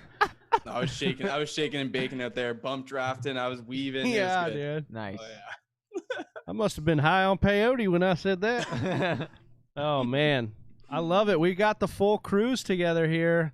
The tag Yes, sir. team of Snap and This is gonna be TFW. hairy. This is gonna be. Yeah, this Who is knows yeah, what's yeah. gonna This That in look, this we've been hour. nice. We've been nice thus far to our What do you mean? co-hosts. I've been throwing shade from the comments. Well, no, we see that. I appreciate Yeah. you having my back on Yeah. that Dobbins Oh, take. oh, Like, yeah, no, somebody had to set Johnny straight with me because Johnny, I feel like, just discredits when I drop knowledge on him because he hears it all the time. Look, 2 things. How you guys think J.K. Dobbins is not going to be the absolute backup boggles my mind. Mhm. And 2, David Johnson, like, I want to believe in him because I was a huge David Johnson fan, but like Houston doesn't employ a 3-down running back. They haven't with Bill O'Brien, and they're not going to a DJ because Duke Johnson is one of the best pass catchers, 3rd-down running backs in the league. Wait a second. Stop. You wait. No. You really hold on. You think they're going to? You think they're really going to say David Johnson, who is the best, one of the best wide receivers was. Oh my goodness gracious! Good Lord. I cannot believe what I'm This is hearing you music say. to my ears. I can't man. believe you're. I love Was. this. Listen, I am a huge Duke Johnson fan, but for you to say that they are going to take David Johnson, Erroneous. who has consistently proven that he is not only Injured. what? Consistently proven that he's injured. Okay, because he got smashed on his wrist and then he got a high ankle sprain and that's out of two And seasons. a back injury. He was dealing with a back. he's 30. last year. Okay. Yeah. And you going. really hold on, and you really think that Bill O'Brien is going to trade his best receiver, one of the best receivers in the entire league, for a running back, and say, no, you know what? I'm going to pay him. I'm going to pay him $30,000 or $30 million, Johnny, and not use him. The whole argument is that Bill O'Brien's logical, and you just said in the same breath that he traded away the best wide receiver in the league. He did. So how is he logical? What makes you think traded he's him? Hold on. So David you're Johnson saying could he's return to his 2016 form, and that trade is still bad. Hold on, and I'll say this again. You guys think David Johnson was so bad, you might want to go recheck the tape because his stats would prove otherwise because he was a top 7 back all through the first 6 weeks of last year. So and then I'll get you this. You're gonna say, well, then after that, how did he look? Because there was shaking, and that's the Arizona offense. But what system does Bill O'Brien play in? Oh wait, the zone running scheme. What was the last time that David Johnson was in the zone running scheme? What did he do? Oh, that was BA in 2015, and guess what? He was the #1 overall running back that year because it was the zone running scheme, the best system for David Johnson. And so you're gonna discredit all of that and say, oh no, but it's still gonna be Duke Johnson, who's never had a chance ever in entire Johnny, career. we've got at least 20 more hours of this. I'm just saying. I need your energy. I'm just saying. I need your conserve energy here. That's all I'm saying. We've got a full draft room now, though, so Let we're me really ask you a excited question about to that. Johnny. Oh, okay. Yeah, All right. let's Johnny, do it. I'm going to Yeah. use the What's restroom. This will be a What while. are your projections for David Johnson? That's all I want. Over 300 carries. He's going to have over 300 touches. You had last year. You saw Carlos Hyde had 250 touches or 250 carries, and David Johnson. You could say what you want about his receiving prowess, but he's one of the best in the game. I've watched him very, very closely over the last 4 years. And he has still got the receiving chops. If you can discredit it, but he still's got it. And so he will definitely get over 300. Bill O'Brien is a tough, a hard-headed SOB, and he is going to prove to people, hey, there's a reason why I made this trade. And he'll do it even if David Johnson averages 2 yards per carry. He will still give him 35 touches because it's Bill O'Brien. So I want to go with the touches. I want give me the opportunity. And David Johnson, I'm telling you, there's no way that Duke Johnson's going to impede on David Johnson. I'm telling you this right now. Unless there's an injury. You're on the clock here. 6 seconds left here, pal. Oh, can you guys pause it? I'm not even in the draft yet. Sorry. I can't find it on my sleeper mock drafts. Check the link on Twitter. Yeah. The nice thing is you're already in this draft, so. But 14 but you team? have like Is that the one. Yeah, 14 team. But you have like Okay. 1 second. How about you just pick for me? Well, I don't know if I can do that. Okay, hold on. I'll just. Oh wait, hold on. Set player. Okay, who do you want? Kamara. All right. I got you. Sorry, boys. No, it was my fault because I'm over here yelling at you. And all right, so hold on. Let me ask you. I want to ask you this, Mac. I want to ask you this. Yeah, sure. Do you not think he will get 250 touches, which is what Carlos Hyde had in this offense last year? Touches or carries? Touches. Well, yeah, 200. I mean, sure, he's going to touch the ball through the air or on the ground 250 times. Okay, sure. So second question, do you think that Carlos Hyde is better or worse than David Johnson? I would say, with the exception of David Johnson's 2016 season, they're very comparable. Yeah. You think they're very comparable? Yeah, if you take away David Johnson's outlier season where he had almost 1,000 yards rushing and receiving, like 2,000 all-purpose yards, what has he done for you outside of that? He was a top 2 running back in the worst offense imaginable because the offensive coordinator had no idea how to run plays, and he thought this was 1920 football. And guess what? David Johnson was still an RB. Actually, he finished that year as an RB1. He was a RB12 on the year, as terrible as that year was. And then like I said, through 6 weeks of last year, he was a top 7 RB. So you're discrediting all the times when he's been active and saying, oh, I understand that he was good, but I'm going to discredit it because I think he's lost it because he's 30 and he's going to a new team with a guy that they've never actually given the ball to, even though they traded a 3rd-round draft pick for Duke Johnson. I'm not saying that David Johnson is – I'm not discrediting what he can bring to the table. All I'm saying is the Houston lead running back has not been, under the Bill O'Brien system, a RB1.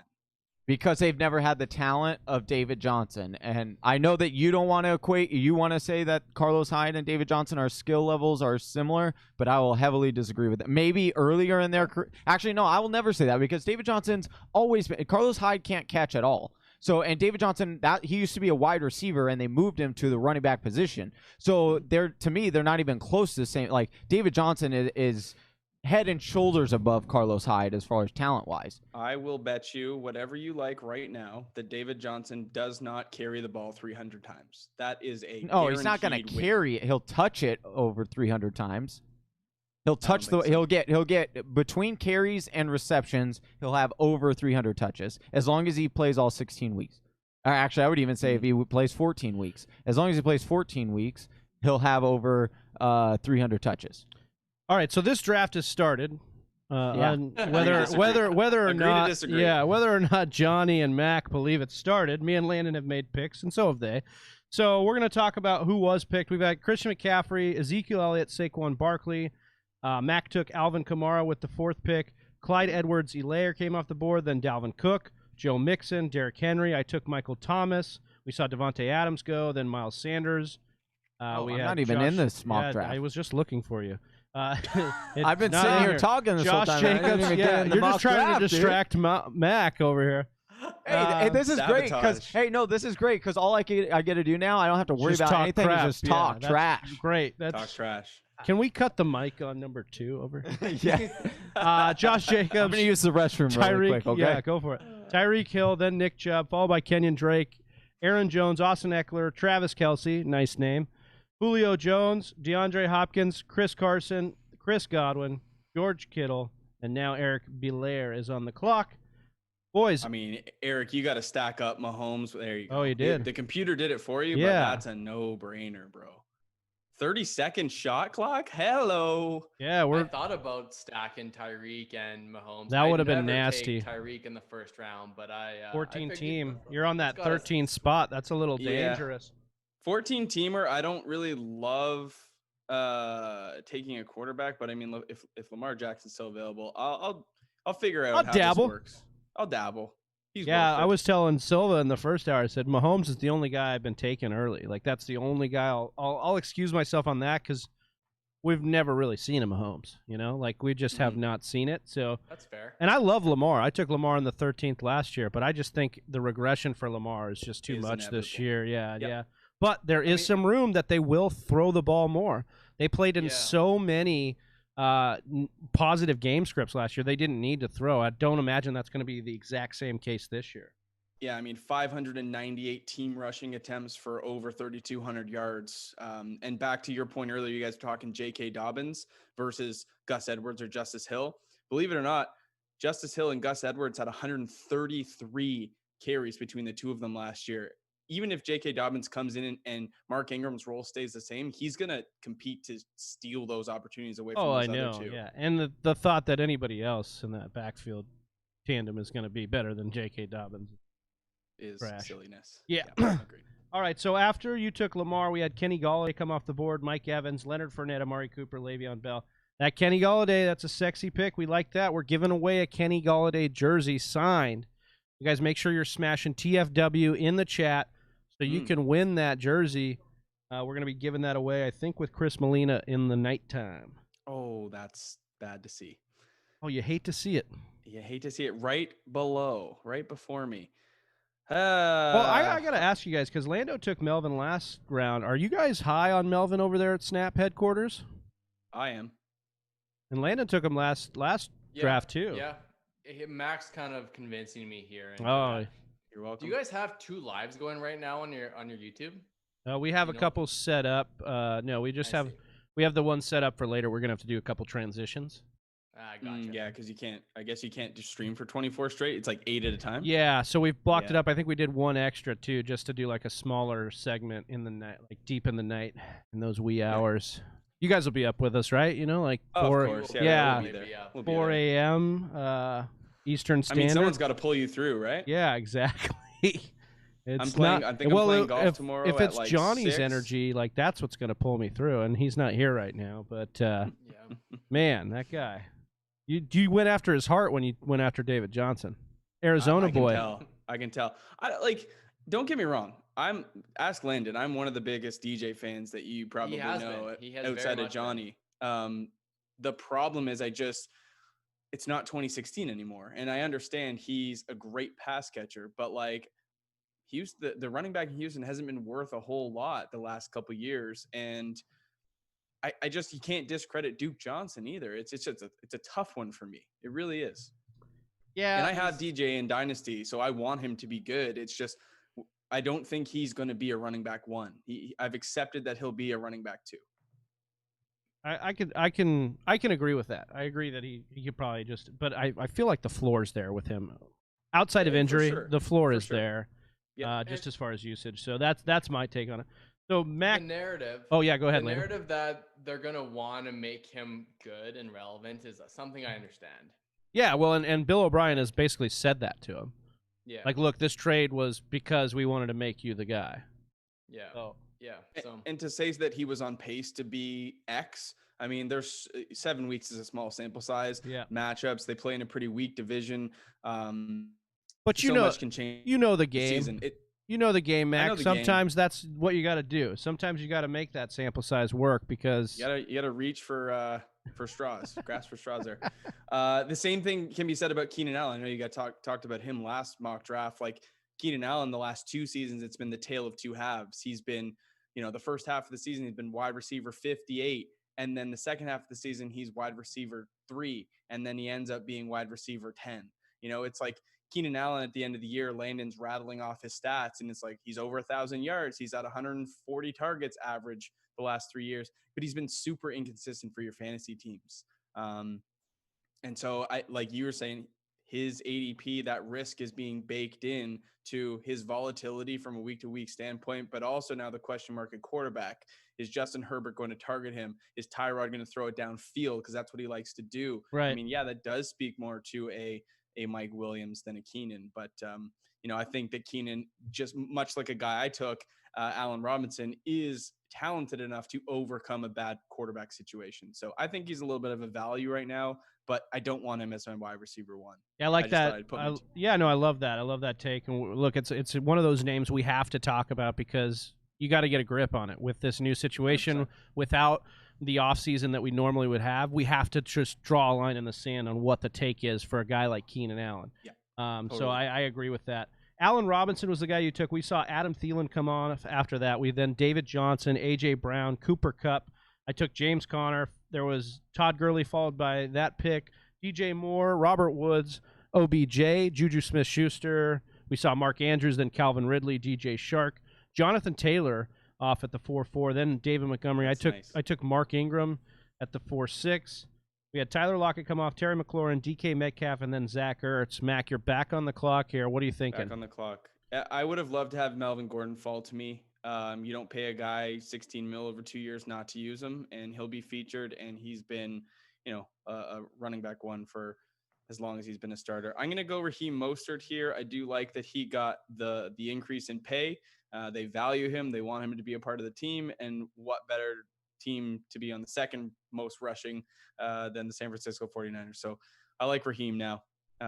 Would have liked to have Melvin, but Allen Robinson's is a nice place to settle. Lando, I saw you do a nasty stack with these wide receivers you've got going. You've kind of been zigging in this 14 team when everybody zags. I kind of like what you've done. So you took Tyreek Hill, then Aaron Jones, but then OBJ and Calvin Ridley, like some nasty wide receivers in this wide receiver starts. Nice. Yeah, I went obviously the upside with Tyreek and OBJ, and then DK Metcalf is a guy that I seem to always get, and a guy him and DJ Charker, that's similar upside where Calvin Ridley should have those guaranteed targets. So he's my kind of really safe wide receiver 3. In these 14 team leagues, it's a lot like a tournament. It's a lot like those $3 DraftKings entries when you just got to swing for the fences. You're not going to win by playing it safe. You got to take risks. And that's why like getting those really good stacks, like the Clyde Edwards and the Mahomes, or the really weird stacks that just could win you your leagues, is what's going to happen. And these 14 teams, I think it so drastically changes for me in strategy. So you gotta go big. Yeah, I'm gonna reach a little bit here. Reach for your guy. Yep. Ronald Jones. Look. Oh, I like this. We did. I like this. We did league winners as an episode a couple weeks ago, and Ronald Jones is one of those guys that I picked as a league winner at the running back position. Because look, and I know McCoy and I've been investing late in McCoy too. I think that's a decent stab at McCoy late, but I think Ronald Jones is a guy that, BA just came out and said Jones is going to be the guy. Like he's the guy around here. So Ronald Jones is just in an offense that has a ton of upside. We just on the podcast we talked about Ronald Jones just a little bit, and I did a mock draft stream midweek. And my take on Ronald Jones, you can tell me if you agree or disagree. I think that, the reports that he's changed his body composition, he's added on a little bit more weight, working on that pass catching, believe it or not, whatever. But I think 2 things dictate his season. His ceiling is probably going to be predicated on his ability to catch the football. If he can do that, then that means less Daria Gumbawale, less Shady. And I don't know about Keyshawn Vaughn because he's still on COVID-19 list. That should probably change, but as of right now, that's the way we have to look at it. Yeah. Shady coming in, I think, is more of an insurance policy to Keyshawn Vaughn than to Ronald Jones, and that Yeah, I mean, it if could Ronald be a Jones can similar Carlos Hyde and Right. Chris Carson dynamic. Right. Like Ronald Jones has been criticized and benched in the past for not doing key assignments, like going up and providing pass protection on a play. He's not possessing the ball. And if he fails to do the little things, I think Bruce Arians will just say, look, enough, Shady, go do these things for me. And Ronald Jones will be relegated to the bench. But if he can step up and do those things, then he'll be on the field more. So I think that's sort of what will dictate the success of his season. Yeah. I did want to touch on your guys' podcast and just get your opinions, because I've heard it a couple of times, and I'm not sure if there's any real science behind it or not. So I just want to get what your guys' opinions on the subject are. We talk about it all the time when we're like, oh, this person added weight or this person subtracted weight. And it's always like a different narrative every time, like whether we like it or not. What are your guys' just normals? Like do you normally look at it as a positive? Do you look at it as a negative? Where do you guys come on that spectrum on players adding or losing weight? And more in particular, the running backs is what I'm talking about. Go ahead, Lando. I haven't seen it actually produce something good yet. So I mean, CMC last year added weight. That's the only one I can think of, but CMC, it was the most recent. Yeah. I get CMC for sure, and I mean, maybe he's the outlier. I just, because he did it, you think Ronald Jones is the same talent? That's just not even in question. But I'm just tilting right now. I'm gonna go with another rookie. Yeah. I suppose it could help. Was Ronald Jones? He wasn't overly small, was he? Though, like he's not like a small. 5'9". Yeah, but 227 now. He's 227 now. What was he coming into the league? He was like 215. Yeah, That's like 210 or average 215. size. So maybe he did need to gain some weight. But I mean, the thing with CMC though, last year, like you took a look at him and his arms are massive and he looks really lean. Like you can tell that it was productive weight. Ronald Jones doesn't have the same. Well, Aaron Jones did the same thing. Oh yeah, Aaron Jones did last year too, where he said, "Okay, I'm just going to strip all the body fat down." I don't know if there is a science, because there definitely has been situations where it hasn't. Like Giovanni Bernard did that like a few years ago. He's like, "Oh, I gained some weight," and then he broke we're seeing down like Ronald Jones or Austin Eckler right now. Austin Eckler looks just yoked, shredded.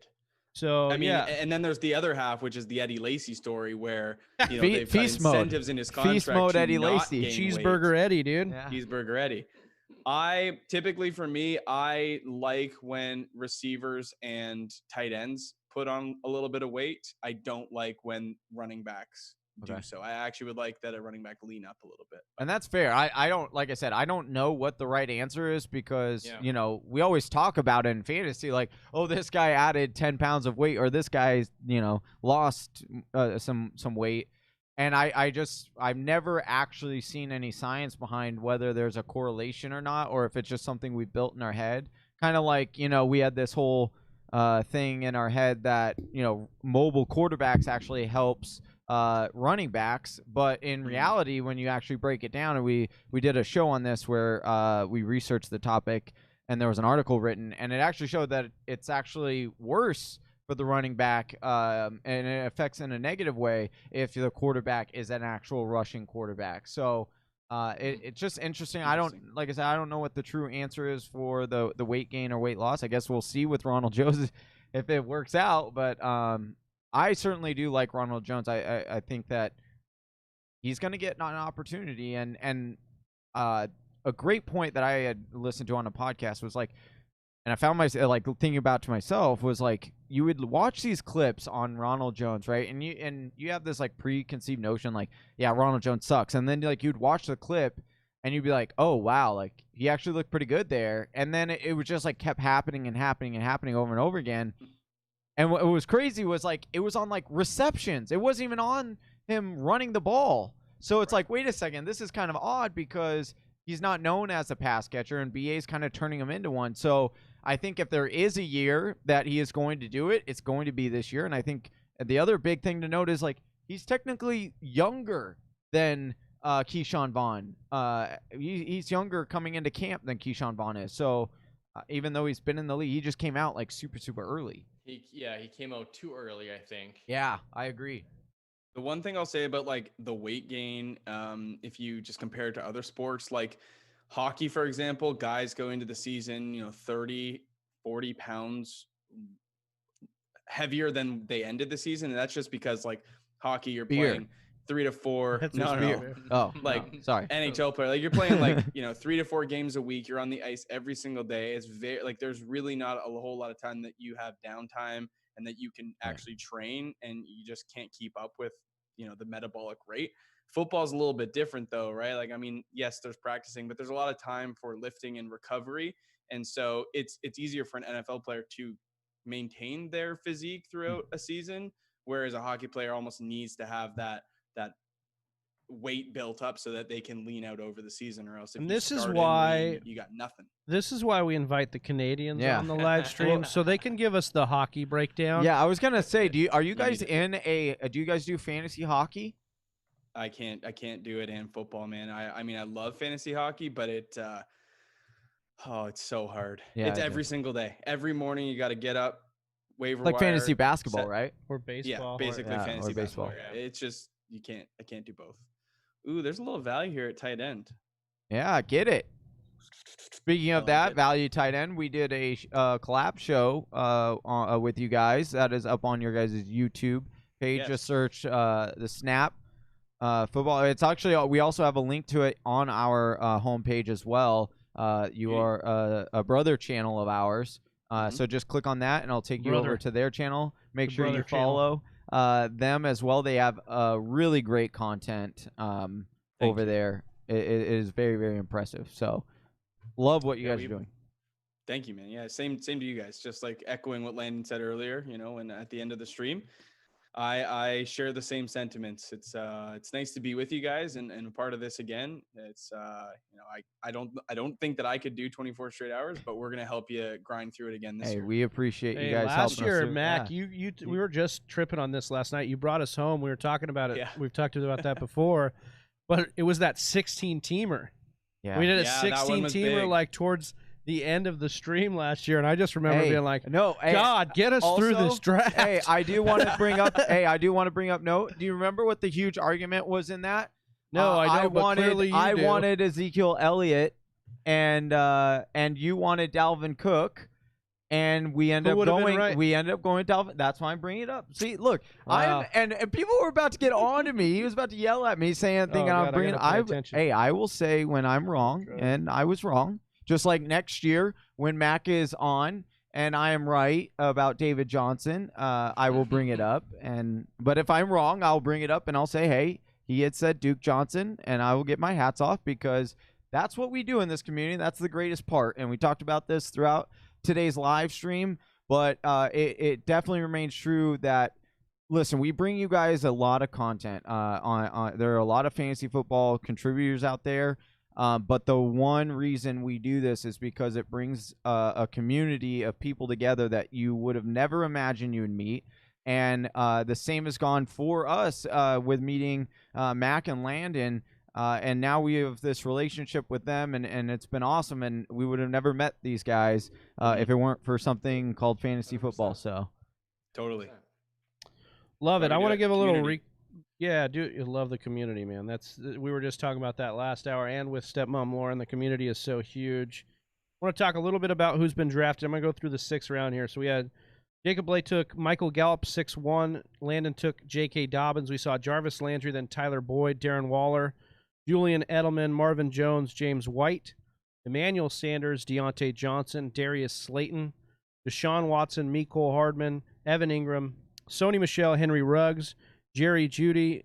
Mac said that value at tight end was there, so he took Hunter Henry. We got Antonio Gibson, Christian Kirk, Debo Samuel, Kevin Coleman, and then I took Matt Breida. Jordan Howard came off the board right after that. Jalen Rager, love that pick. Hayden Hurst. Lando, you took Jamison Crowder. You're playing to that half-point PPR, plus those vacated targets we were talking about there. Yes, sir. Absolutely. Yeah, going a mix of kind of upside and stability here. I could go with these rookies, but it's like a CD Lamb I really like, but because I have those rookie running backs, I want to. It's all about team construction. I'm gonna try to go with like a Marlon Mack, or even I don't love Carry On, but time's up. Oh, you took Marlon Mack. All right. Well, at least go. it wasn't way off base to what you're. I was gonna try and interject, but I figured you knew what you were doing. Too much faith. You put way too much faith into Lando. I was like, dang. Rockley commented in that how do you enter in the listener league? All you got to do is go over to follow Sleeper at Sleeper HQ. Link is in the description. Follow them. Send us a Snapchat or a screenshot of them. Tag us in that screenshot. Yes, and then you will be entered in for the drawing listening. for that. Yeah. Yeah. How's your listen league filling up? We've got 2 spots left. Nice. 14 team, half point. Yeah, 14 team, half PPR. Yeah, so exactly what we're drafting for right now. Yeah, so I wish I would have gotten in on this mock because I could have practiced, but it's okay. We also expanded to 14. Actually, one of our listener league is in here. Taylor of Two Worlds. Nice. We this year are doing Superflex, tight end premium, tiered PPR, 14 team. Yeah, I saw your. Oh, crap! Whoa, how do you even mock for that, dude? You can't. Yeah, you can't. Yeah, you can only do 2 QB. That's like the closest you can get. There's no tight end premium. Wow. Yeah, it's gonna be wild. It really is. So we're doing like a quarter point for passes between 0 and 4, half a point 5 to 9, 3/4 of a point from 10 to 19, full point 20 to 29. Who came up with this idea? Point and a half, 30 to 39, and 2 points for 40 plus, and then tight ends get a half a point bonus on everything.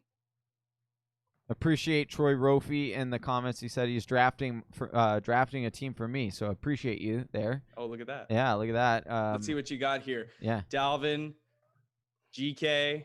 Oh, David, he got you David Johnson. There we go. Good. There we go. DK Metcalf, Kyler. Murray. That's yeah, dude. This honestly, right. this is your team. Christian Kirk. He blew That's it right. with Sammy Watkins though. He did kind of. Oh yeah, Johnny I would have hates never. Sammy. Yeah, I would have never drafted Sammy, but that's okay. He's done a good job. He knows me pretty well. Then, so that's good. That is my boy. I wanted to chirp and say Trophy. I'm sure would have done a better job than you would have, Johnny. But it looks like he's probably around that equal par of garbage. Wow, dude. Oh, hey, Lando with the reserved burn, dude. That's all right. Hey, I want to. You almost want to apologize to Landon when he insults you. You're like, man, that sounded so good. Thank you, man. I'm sorry. Yeah. I know Travi, right. what do you think about Darius Geis here? Shut up, Mac. Yeah. Damn you, dude. I'm over there on Twitter trying to get some things boosted. I don't know why I'm doing it. We've got people here helping us. Like Chelsea's behind the glass over here, like doing Twitter for us. I know, she's amazing. And I'm over there just addicted to the likes. Yeah. There goes Darius Geis. Yeah. Hey. Yeah. If you are just tuning in and have not liked, press the like button on this stream. Please do so. It really helps with this stream. And so hold on. I wanted to touch on. Sorry, I got a little sidetracked there for a second, Mac. It happens all the time. It does happen all the time. How did you guys come up with this idea of doing this like crazy listener league mock draft with like all these crazy positions?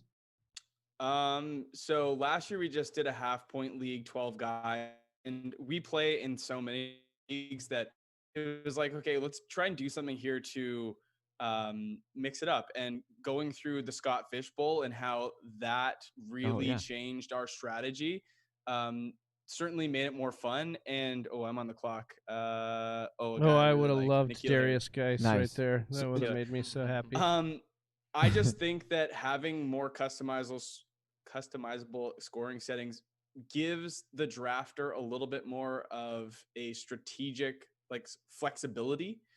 Because you can go in that format, double tight end to start. You could go double quarterback to start. You could abandon the running back position. So talk about the Scott Fish. Talk about that. Talk about what your strategy, because we weren't in it this year, unfortunately, but I have all the confidence in the world we'll be in it next year. But yeah, so So talk about that strategy. Talk about how it works and why you're able to do all the strategies are really on the table because of how Scott puts that together. Yeah, I mean, this year was a little bit different because the quarterback position really got, in my opinion, nerfed. Like the elite guys were worth a bunch. Yeah. So this is what it was. It was a half point per completion for quarterbacks, but minus a point for incompletion. Yeah. And then like so -4 for interceptions, and then all of your basic scoring on top. So a good like, thing Jameis Winston exactly isn't in there anymore. Yeah. Jameis is throwing for 500 yards and 4 touchdowns, but he's also got 4 picks and 30 incompletions. Right. He might have a negative game for you, despite all of his production. Right. So right. We had the 104 pick. We took Lamar Jackson. We wanted to have his rushing floor, because at the quarterback position, that's going to be fantastic to maybe make up for games that he's not as strong in the passing game. And then we went Jared Goff for our second quarterback. And who was our third, Lando? Drew Lock. Okay. Drew Lock. Actually, I have my team here on Troy Rofe is going to make he says, I travied it up and auto-drafted Geis. Oh, nice. That's a phrase. So we wanted travied it up. I love it. We wanted to try to get a good little stable of running backs at the start of our draft, just with how many quarterbacks were going. So we ended up going Lamar, Josh Jacobs, Eckler, Mike Evans, Melvin Gordon, DK Metcalf, Jared Goff.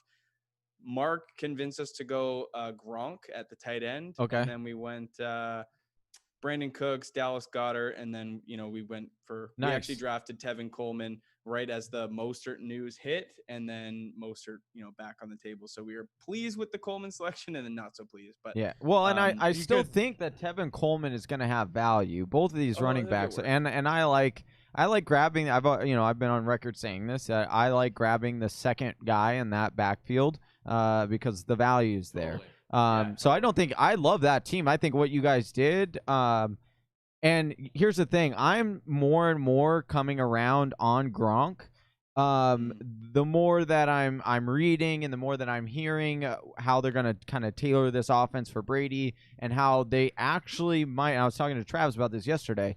How we always talked about Gronk slimming and talking about the conversation we had earlier about guys gaining or losing weight. Gronk getting slimmed down.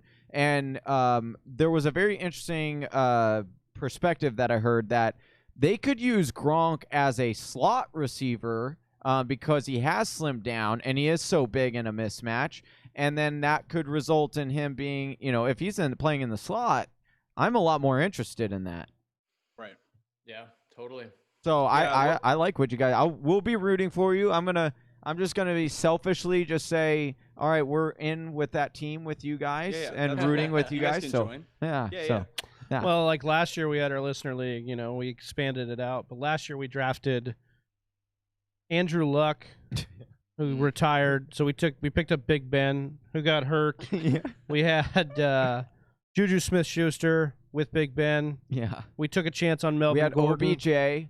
Who was not good. Like literally, we walked out of our draft being like, "Oh my gosh, our team is so good." And then just with it before the season even began, it was just like after the other of just incidents that just was struggling. But the trifecta would have been Cam Newton as well. Oh yeah, that would have been. Oof. All right, Mac, you're on the board. You got 5 seconds left. What are you gonna do? I'm gonna go Robbie. Ooh. Okay. Getting a little thin here. Yeah. So talk about Robbie hasn't been selected a lot or talked about a lot so far through this mock draft. So this will be a good time to ask you about what do you think of Robbie Anderson? What do you think his ceiling is? I think he's in a perfect offense with Rule and Brady. I mean, we've talked about this before when we talked about Ian Thomas, but just they're going to use the player skill sets to the best of their advantage. I truly do believe in that, just with everything that I saw them do at LSU last year. So Robbie Anderson is a guy that I think his time in New York, he probably underperformed for what he brings to the table. And I know he's in a loaded offense now. If Christian McCaffrey, DJ Moore, Curtis Samuel, if Teddy can take those deep shots with Robbie, I do believe that he'll be worthy of a boom game. I don't really love him as much when I have to try to predict it, but in a best ball, I would love Robbie Anderson as one of those downfield guys. But Preston Williams, he's coming back from an ACL tear, and we don't know if he'll start the year. So that's why you've seen Jakeem Grant, getting taken in some leagues on waiver wires in dynasty leagues. I would have taken him, but given that sort of uncertainty, I'm probably going to pass, and that's why I went Robbie. I like that breakdown there. I want to recap a little bit of what happened in the last round here. So we had Tariq Cohen come off, then Duke Johnson, followed by A.J. Dillon, Rob Gronkowski, Matt Stafford, LaShawn McCoy, Naheem Hines, Noah Fant, Boston Scott, Curtis Samuel. You took Robbie Anderson with that great breakdown of what's going on there. Preston Williams. Then we had Jared Cook, Austin Hooper, Michael Pittman Jr., Jonnu Smith, DeAndre Washington. You took Jared Goff here, Mac. Did. As your backup. Are we two? There's really the quarterbacks have slid in this draft. But you're not. We're not 2 QB, are we? No, I know. Oh, I okay. know. All right. You're just I know. COVID off season, taking 2 QBs here. Taking my boy Jared Goff. You like Jared Hard Goff? not to take Rodgers, but from a fantasy perspective, I do like Goff a little bit more. A little bit of a bounce back this year. I could see that. Mm-hmm. Paris Campbell, then Alan Lazard came off the board. Lando, you've done this run of some running backs to try and stable out after going so wide receiver heavy. Are you happy with how your running backs have shook out here? You ended up getting top to bottom. We'll just go through this. Aaron Jones, Cam Akers, J.K. Dobbins, Marlon Mack, Madison, and then Duke Johnson. Where are you at here? What's the temperature on your backfield? I'm feeling okay about it. I don't love it. I felt like I needed more depth because of how risky I went after Aaron Jones. So I kind of pushed myself into a corner there where I missed on opportunities to draft good positions other places.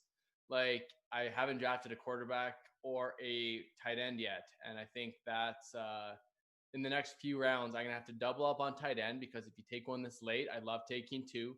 So my heart is set on Gesicki with maybe like a Jarwin would be ideal. Mm-hmm. And then for my lone quarterback, I'll probably go with like a Baker Mayfield or Cam Newton. And by the end of that, I think I'm going to like my team overall. One thing I'll mention about our listener league that I really liked about it is that, so we're starting 3 wide receivers, and in this tiered PPR, it gives them more value. And also people like to wait on wide receivers, quarterbacks, tight ends. So we want to boost those positions so that it's a little more strategic, and you have to getting those early ones that I got, like an Odell and a DJ Moore or Allen Robinson. I think that makes it more even balanced. If you just go running back, you're going to really kind of, I think, hurt your draft. So I think that's where my mindset around kind of twisting up these scoring settings makes it a little bit more interesting. Yeah, we did a mock draft, and I, in the 12th position, went Travis Kelce and then George Kittle with the 17th overall pick. And I was like, hell yeah, I got both tight ends, with those guys getting a potentially 50% more points than any other receivers in the league. I could have a huge boost at the flex spot. And based on the scoring settings, Travis Kelce would go from 27th overall as a pass catcher up to 10th if you use last year's metrics. I'm like, hell yeah, like big advantage. But then I had to go running backs in the 3rd and 4th, and then I really put myself into a hole with a super flex, grabbing a quarterback in the 5th, and my first wide receiver was in like the 6th round. So the strategy of having 2 elite tight ends is great in theory, but it really put me in a hole at the wide receiver position. And sometimes you get lucky. The draft will like fall to you in a certain way, and you'll feel like totally. you can rock that strategy. But I think the reason we say, or like you're saying it, is more oftentimes than not, you're not going to get that lucky with the draft. No, you're not.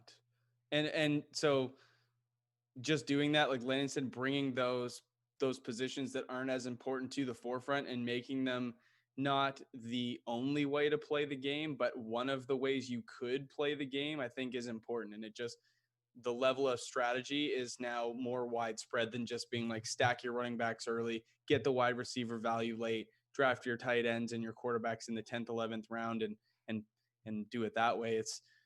There's so many viable ways to do it in this format. So I think it'll be fun. And there's no way to prepare for it. So that's good too. Yeah. So we want to tell everybody you're able to enter in for the giveaways that we're giving away some draft kits, Fantasy Whispers draft kits. We're also giving away some of these signed jerseys. We got Darius Slayton, Kenny Galladay, Alvin Kamara, and T.Y. Hilton all to give away. If you want in that, subscribe to the channel right now and hit us with a TFW within the chat.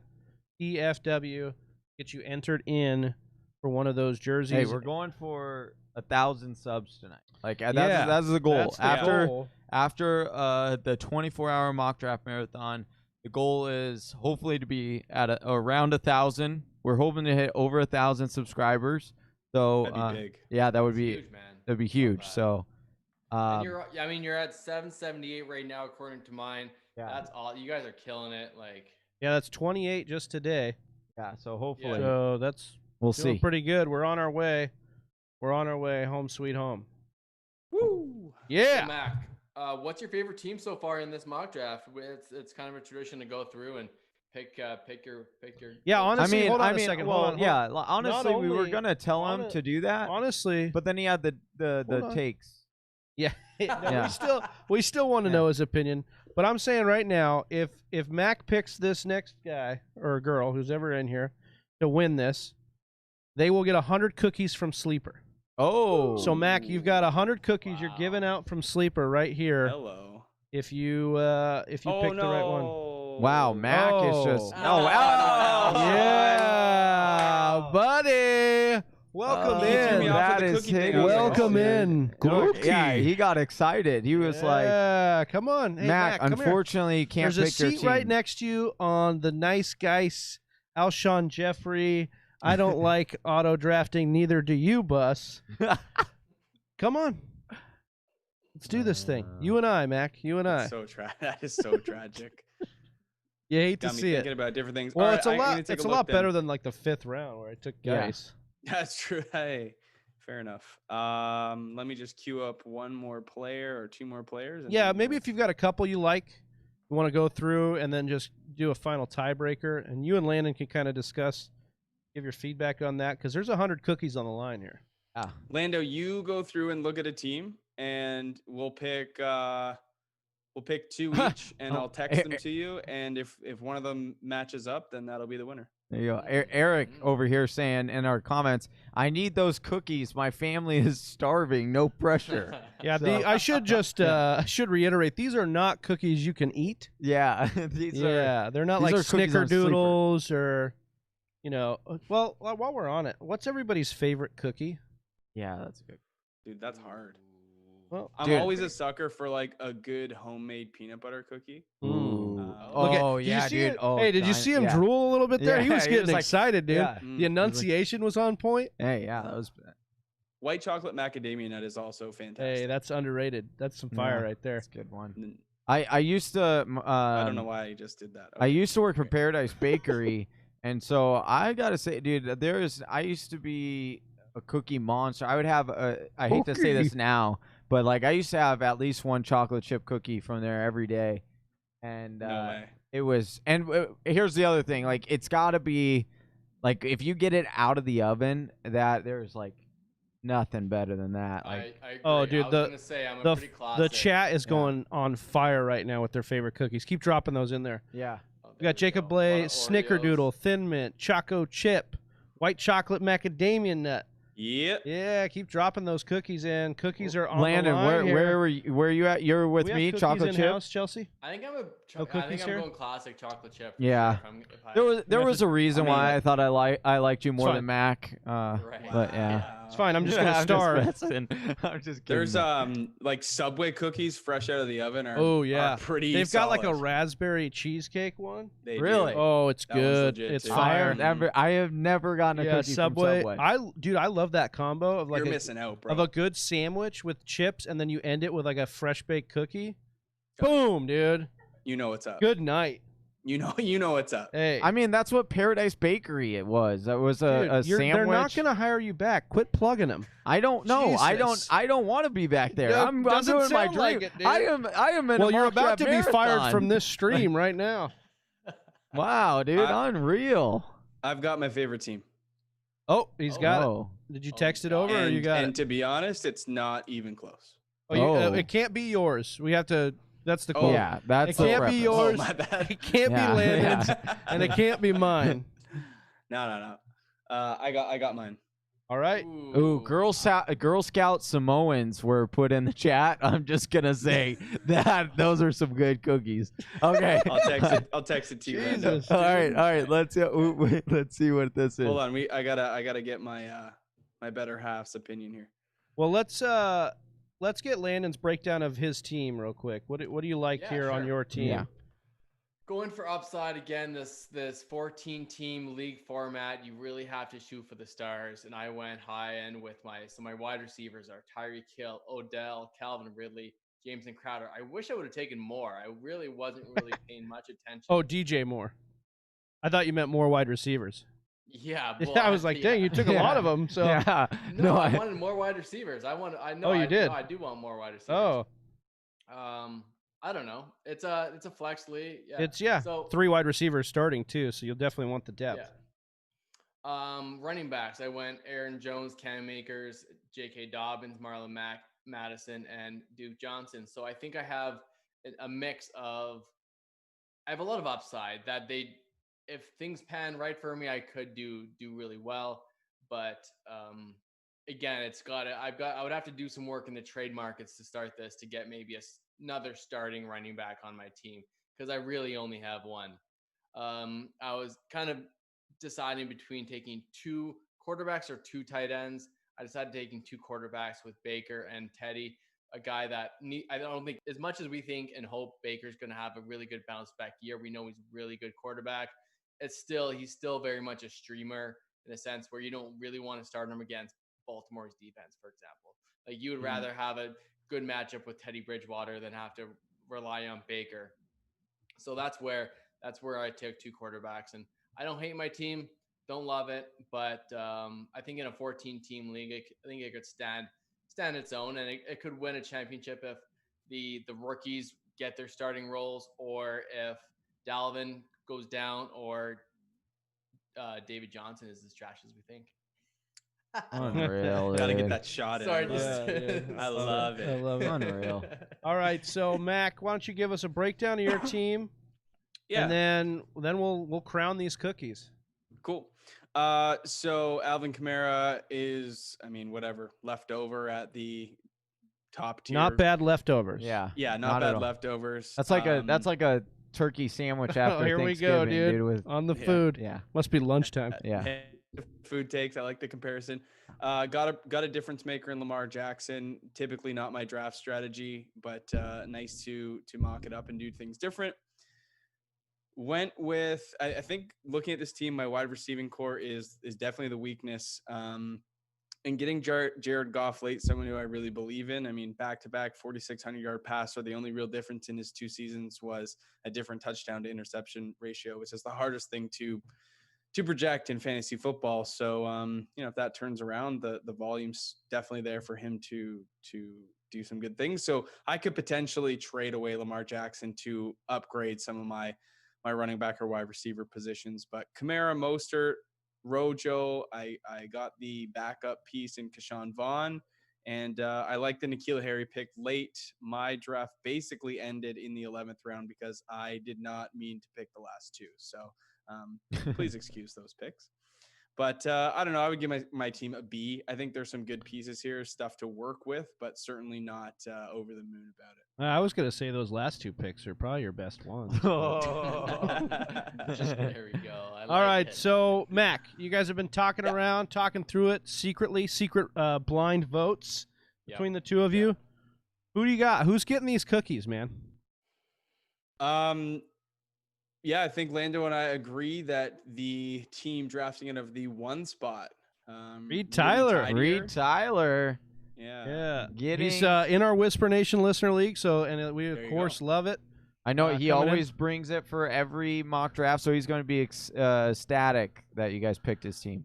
And I mean, you said by a large margin too. You said by a large margin. So the reason why I really like his team, and I'll let Landon, put his 2 cents, but the first 6 picks really seal it for me. I mean, Christian McCaffrey, we don't have to talk about him. Leonard Fournette's a player I really like, just given what he was able to show us in the passing game last year. I mean, Chris Thompson coming in or not, who cares?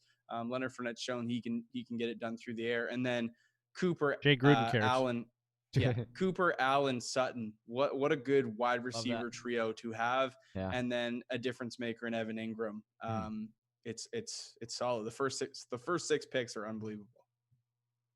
All right, there it is. It was close for me with the 102 spot. I thought it's just the wide receivers. I think although they present upside for is it Brandon Stan there that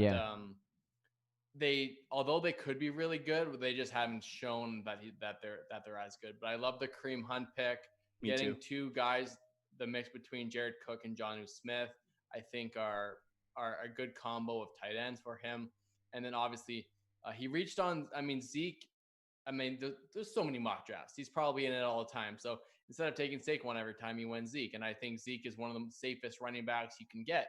I did that earlier in the mock with Evan Silva, just because, like you said, to switch it up a little bit. But I also think based on Saquon Barkley's schedule, like it's brutal.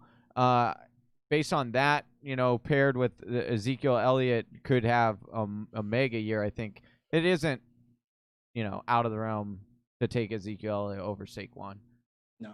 The thing with I guess the Cowboys project to be a very good team. Yeah. And so you want to run the ball when you're up by a lot, in the fourth quarter. I can also see Pollard kind of getting in there more often. that is true. That's a good point. It's not going to matter if Zeke's got 150 and 2 touchdowns through 3 quarters, though. Yeah, that's true. And that's what you're hoping for. You're hoping that he gets those early touchdowns in the first 2-3 quarters, and then you don't have to worry about it. But he'll put you over the edge if you saw Christian McCaffrey in such a bad team last year, and he was in for the whole game, and it was Travis fired up about something. Oh, we just had our guy Reed Tyler actually DM us, say he's stocked up on Red Bull and Monster. He's with us for the long haul. Yeah. So I was just fired up for that. Fired up. Johnny's out of this next draft too. He doesn't even realize my gosh, it. are you fired up about it. I'm gonna get out though. I drafted last time. Okay, hold on. Let me get over there. Yeah. I'm like, oh my goodness. These things are filling up so fast. They're so exclusive that Johnny can't. I mean, you could still get the 11th or my 5th spot. Hold on. Where is it at?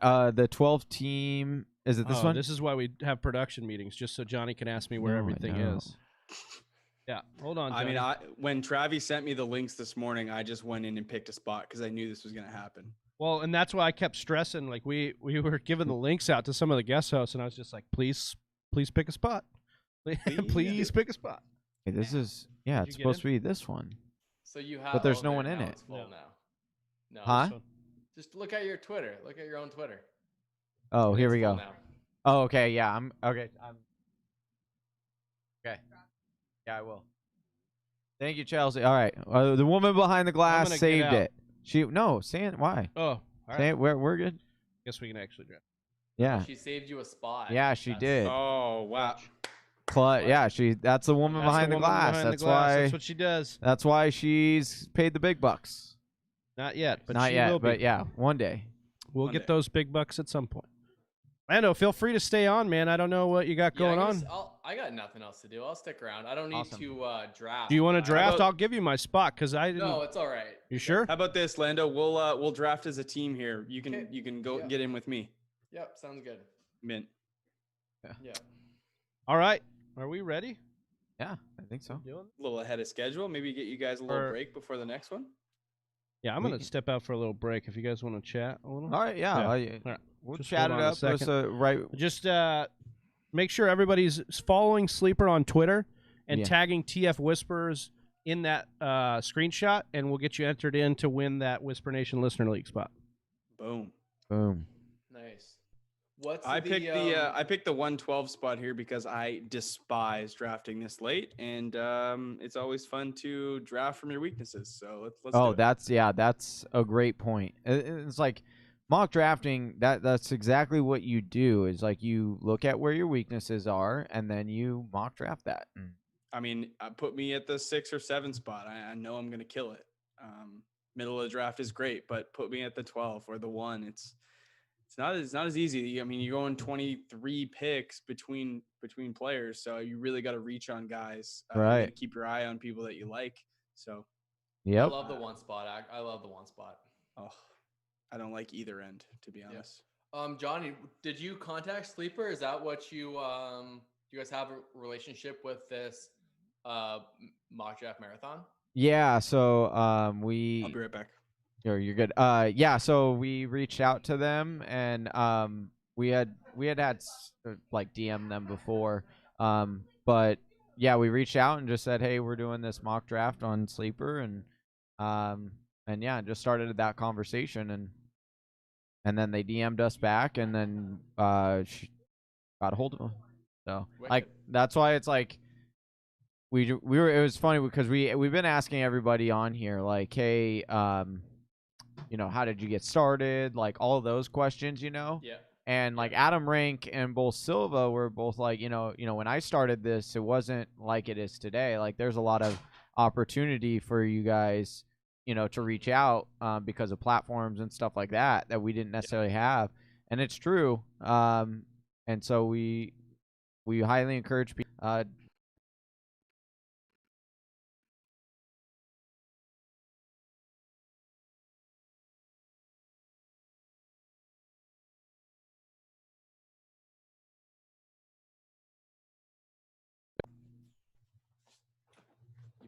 Oh no. Johnny's frozen. Whoa. We're good? We good? We good? I got you back now. All right, we're good. I think we're good to go. I don't know what happened Is the there. stream still okay? Hit it hard. Huh? Hit it hard. Is the stream still good? Let me just. I don't know. I haven't looked. I can bring it up on my phone. I think it's frozen. Oh no. Came back? You guys are good on back? Zoom, but I don't know about the. Oh, Should- here we go. No, there we go. it's We're good. It's back. We're good. Woo! Error. YouTube did not. All right, I'm jumping right back off. I'll be back. Okay, sorry about that. I don't know what happened there for a second.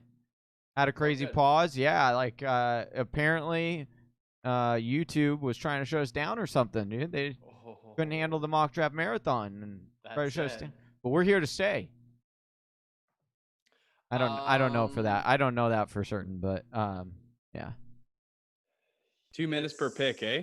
Do you want it to be I'll that change. long? No, I'll change that. Okay. I'm just trying to make sure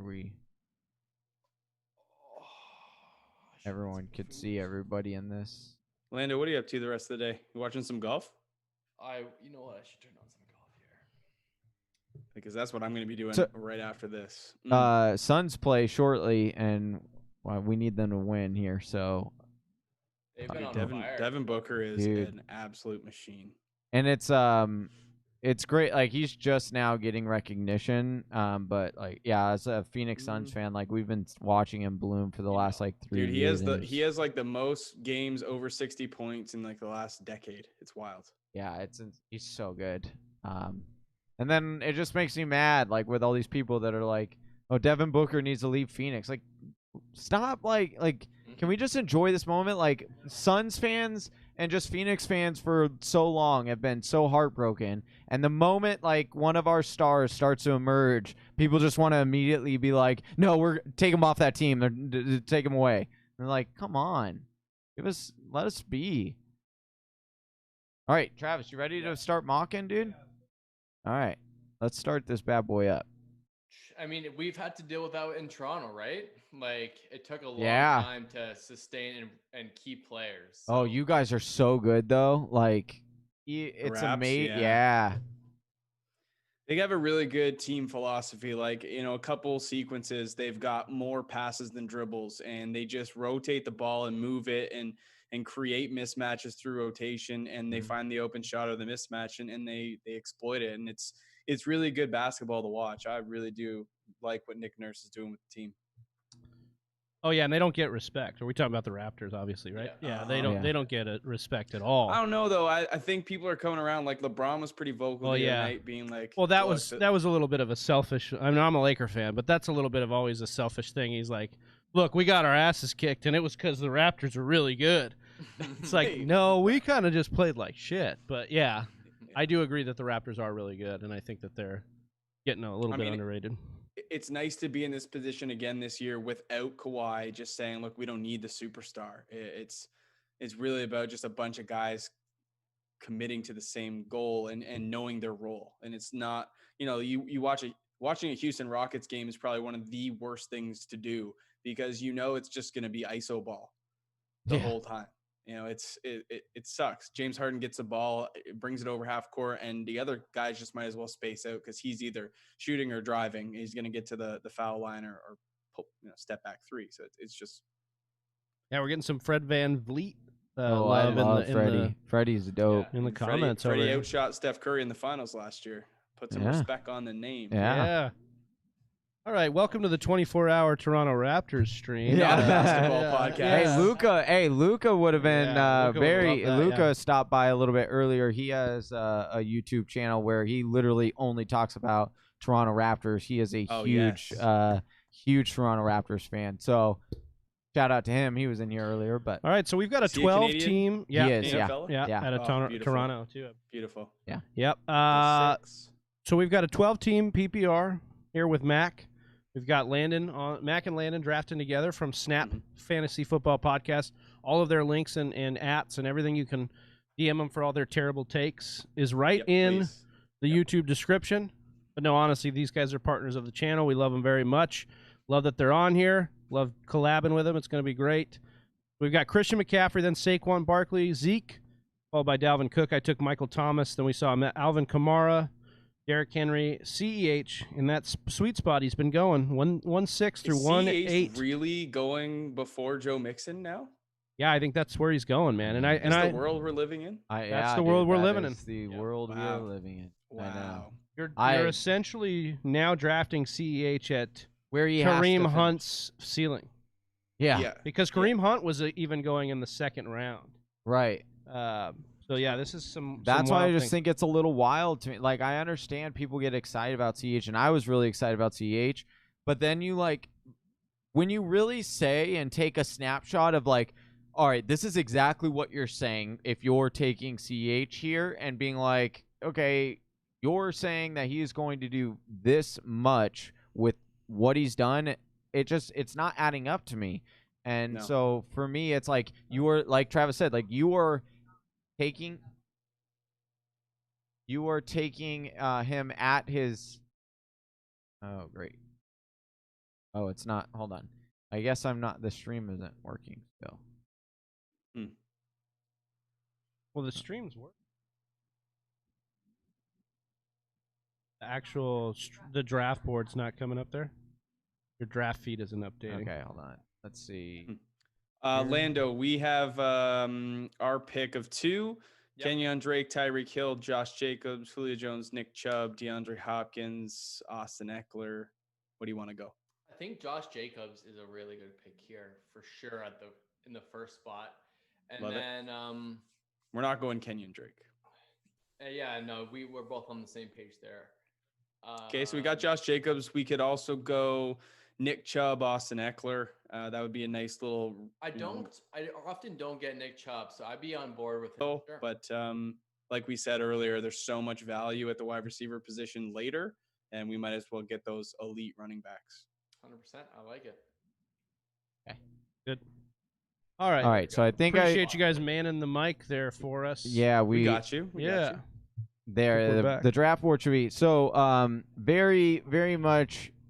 You're on the clock. Yeah, I know. Okay. What I did there is I took Evan Silva's word or advice from hour 1 of the mock draft, and I knew my room, and I knew that I know Mac and I know Landon, and I know they're not fans of Kenyon Drake, even though they should be. And so I was actually going to take Kenyon Drake at the 111, but I knew they wouldn't take him, and I wanted Miles Sanders. I had a feeling they would have taken Miles Sanders, so I took Miles Sanders instead and left Kenyon Drake, and he graciously fell to me, and they fell for my trap, and it was great. So I appreciate you guys doing that for me. No, that's not a trap. Yeah. What Johnny just did there is a very important thing to note. And if you play in a home league, know your league. Yeah. Know who people like and who they don't like, and use that to your advantage. He could have reached, but knowing that Landon is a big Miles Sanders fan, we would have taken Miles Sanders there. And so doing it in reverse order was very smart. Whether or not you or your league mates' takes are correct, you can use this information to your advantage. Yes. Yeah, I love that. No, it was a great play. Great play. I mean, we'll see. No, but Savvy. I would expect nothing less. Yeah. Johnny, bringing the heat today. Hey, trying. Don't come at him and it's David Johnson, dude. He'll just Jesus, man. That's my first mistake. I wasn't ready for that. No, it's all right. No, it's all right. He says it's all right. We'll forgive you. All right, Travis, you're on the clock here. What are you thinking, man? I don't know. There's a lot to pick here at this 2-8. You got your boy Aaron Jones I there. think I'm going to do it again. There. This will be the second time. I'm taking Patty Mahomes in the second round here at 2-8. I'm going to hope for a little bit. This is a little bit outside of my comfort zone to be able to take 3 elites off the bat, but we'll see what happens. We'll see what's able to fall to me at 3-5. So, Mac and Landon, I want to talk to you guys about this because I think it is interesting, and I want to see how you guys kind of statted him out, right? So, with Patrick Mahomes, we saw what potentially could be his ceiling. We don't necessarily know for sure, but could be his ceiling. With 2 years ago throwing, over 50 touchdowns. Yep. And then you had potentially what was his floor last year, and 36. Exactly. So and then he kind of started picking up his rushing ability, right? So where are you projecting Patrick Mahomes? And where do you feel comfortable ultimately taking Patrick Mahomes? I personally, I'd prefer Lamar Jackson, and Travis said earlier that maybe we've seen, or this is something we haven't seen before in Patrick, and that there is a possibility, but I also think that's a very likely chance with Lamar. Everyone compares him to Michael Vick, but it's very possible that we've never seen someone like Lamar before, and we expect his rushing to go down, his passing to stay the same, but it's probably going to go up. We think it's going to go the opposite. We think his passing could go up and his rushing could go down. But what if it's just that he's just an anomaly and he rushes for 1,200 yards and throws for 4,000 yards like that? Yeah. Well, because here's the other running back 2 with a quarterback 1, and it's a cheat code once again.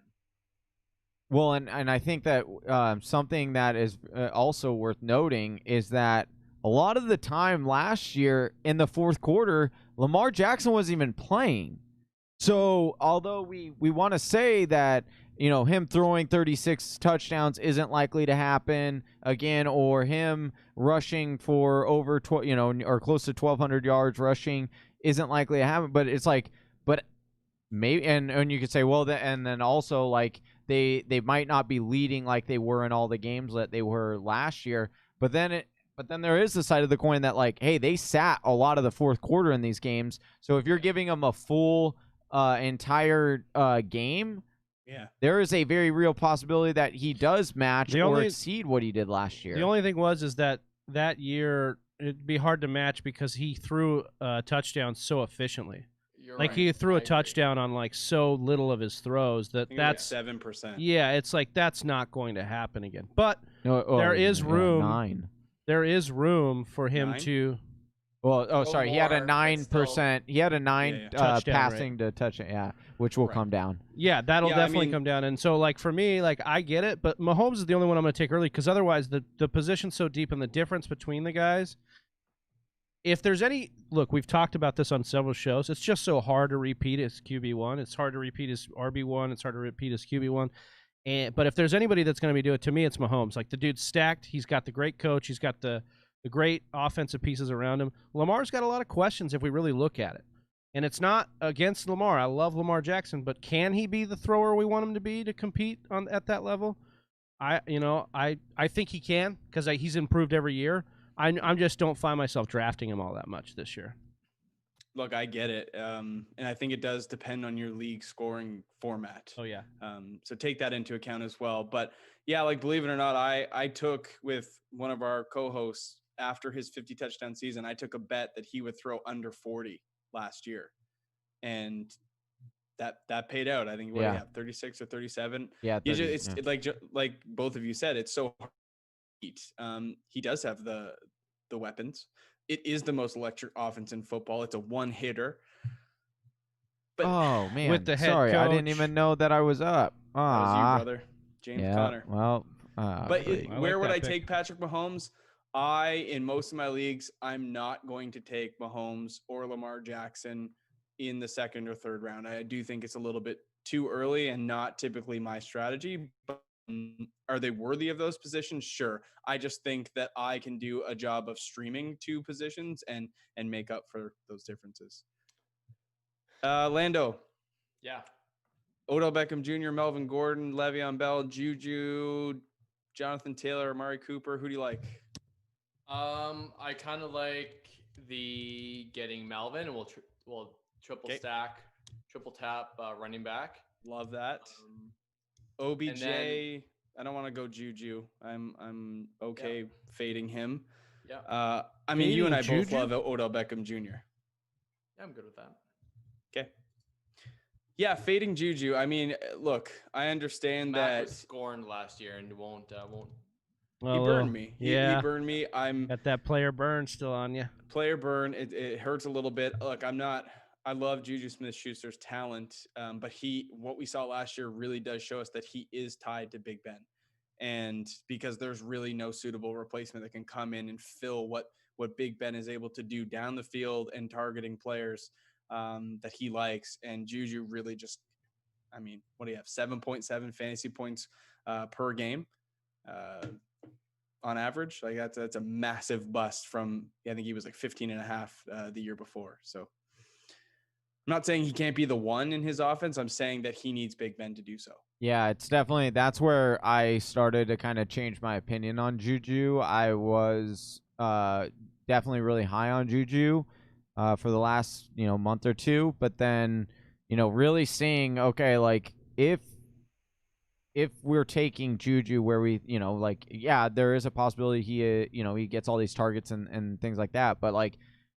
when I have to start questioning a player because he is now tied to another player's success, that's when I start being like, okay, as if OBJ be... wasn't tied to the success and I should say lack of success of Baker Mayfield last year. Right? No, but here's OBJ the thing. Still had 1,000-yard season. Yeah, and really not that bad. Yeah, that was, and even still, like I'm OBJ getting a discount on OBJ this year. I'm getting him in the 4th or 5th round. Well, I'm just gonna take Juju because I think y'all are smoking crack here, and it's no. I mean, like back of the fourth. Here's the thing, though, like if Big Ben goes down, like Juju is unusable. He's unusable, and so that's if Baker Mayfield goes in, guess who's coming in? Drew Stanton. I'm okay with Drew Stanton. Of course, you're okay with Drew Stanton. He was from fine. Arizona.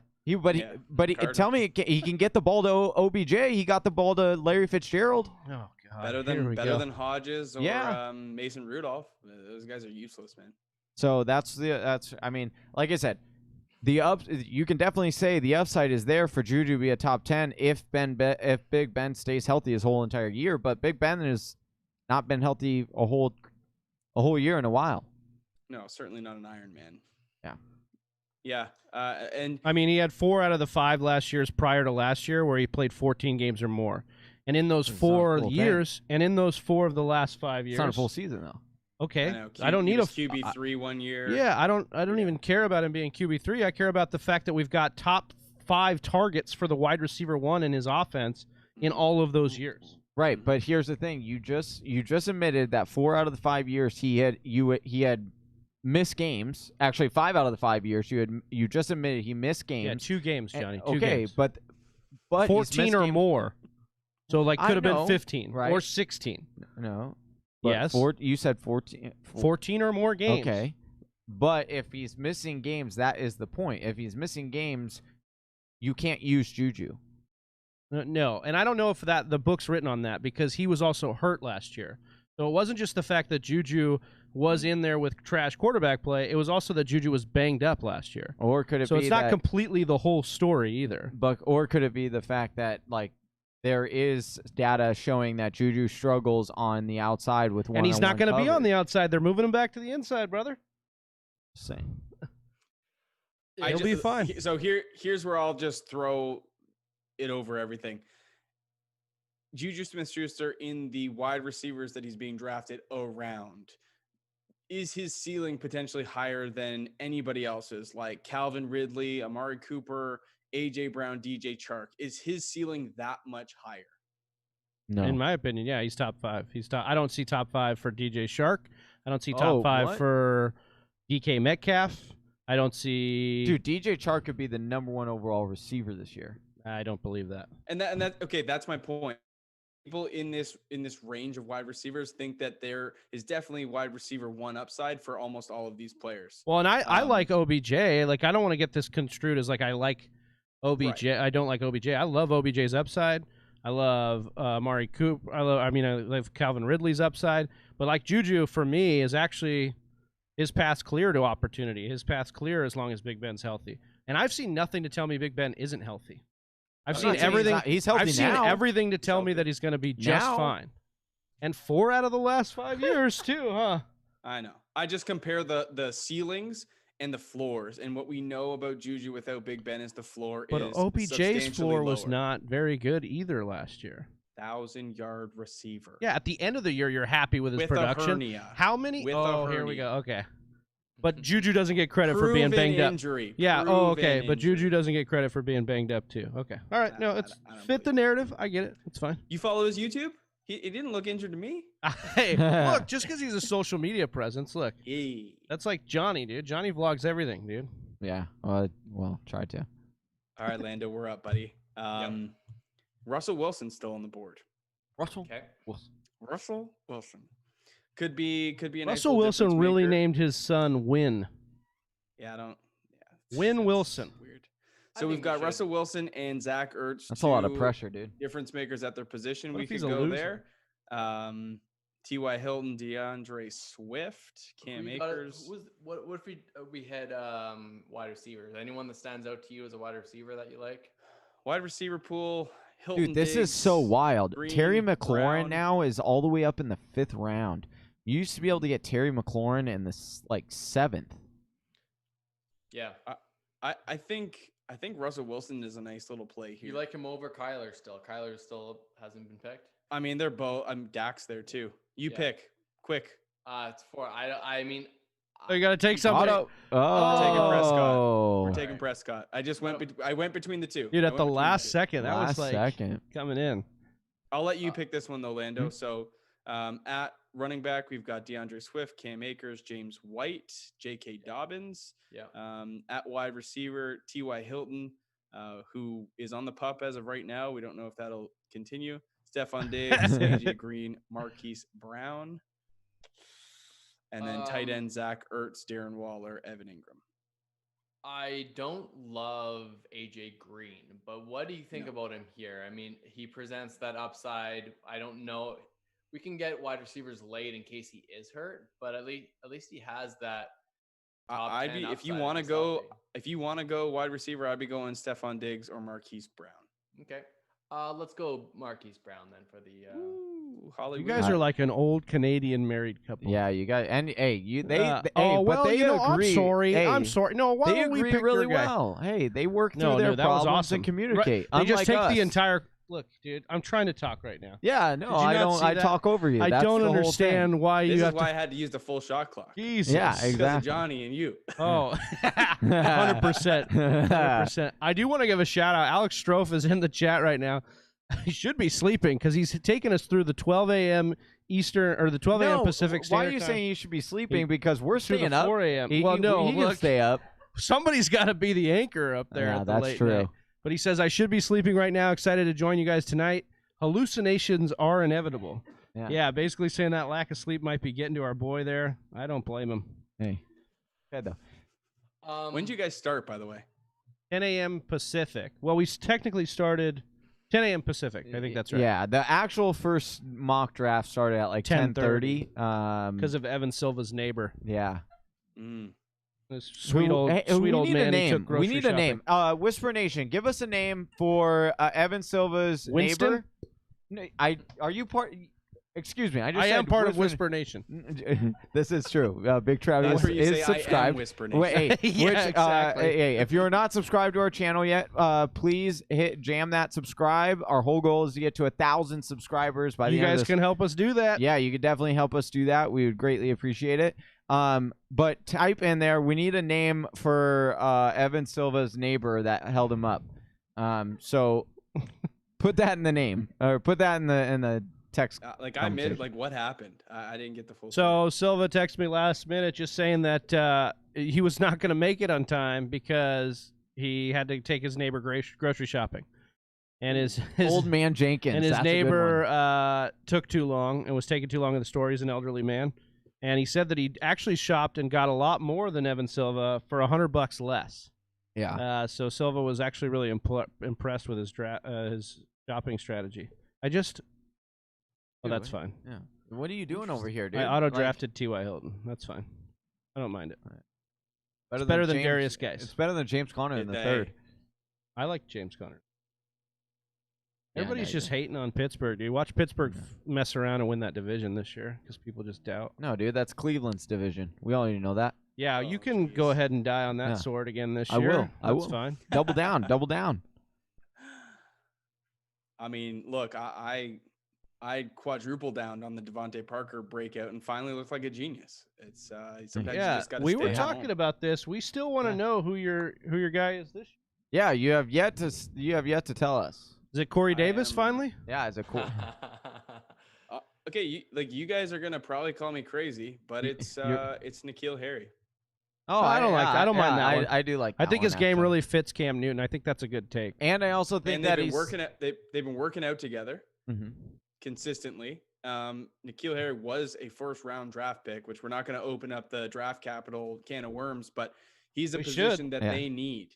And not only that, Mohamed Sanu's not going to start the year. and They're already thin at wide receiver. And N'Keal Harry was, even in Dynasty, like talk about not only just in the NFL, but in Dynasty, N'Keal Harry was the 101 last year. And over DK, over Scary Terry, over AJ Josh Brown, Jacobs. Jacobs, like it was N'Keal Harry. So you give him a quarterback, and like I said, I've seen this all the time. Like Cam Newton made Calvin Benjamin look like a stud wide receiver, and I mean he can't even run. Right. And so I think that Cam could do wonders for N'Keal. I like that pick. That's a good one. The ADP of N'Keal Harry is no gamble to you. He is Right. a 10th, 11th round player in this league. In some might be further. If you're playing like a 10-team league, you might get N'Keal Harry with your last pick. It's crazy. Yeah. I'd like to see the Sammy Watkins truthers come out there and see if they can. Oh, that's Big Travie over here. I am not a Sammy Watkins truther. Yeah.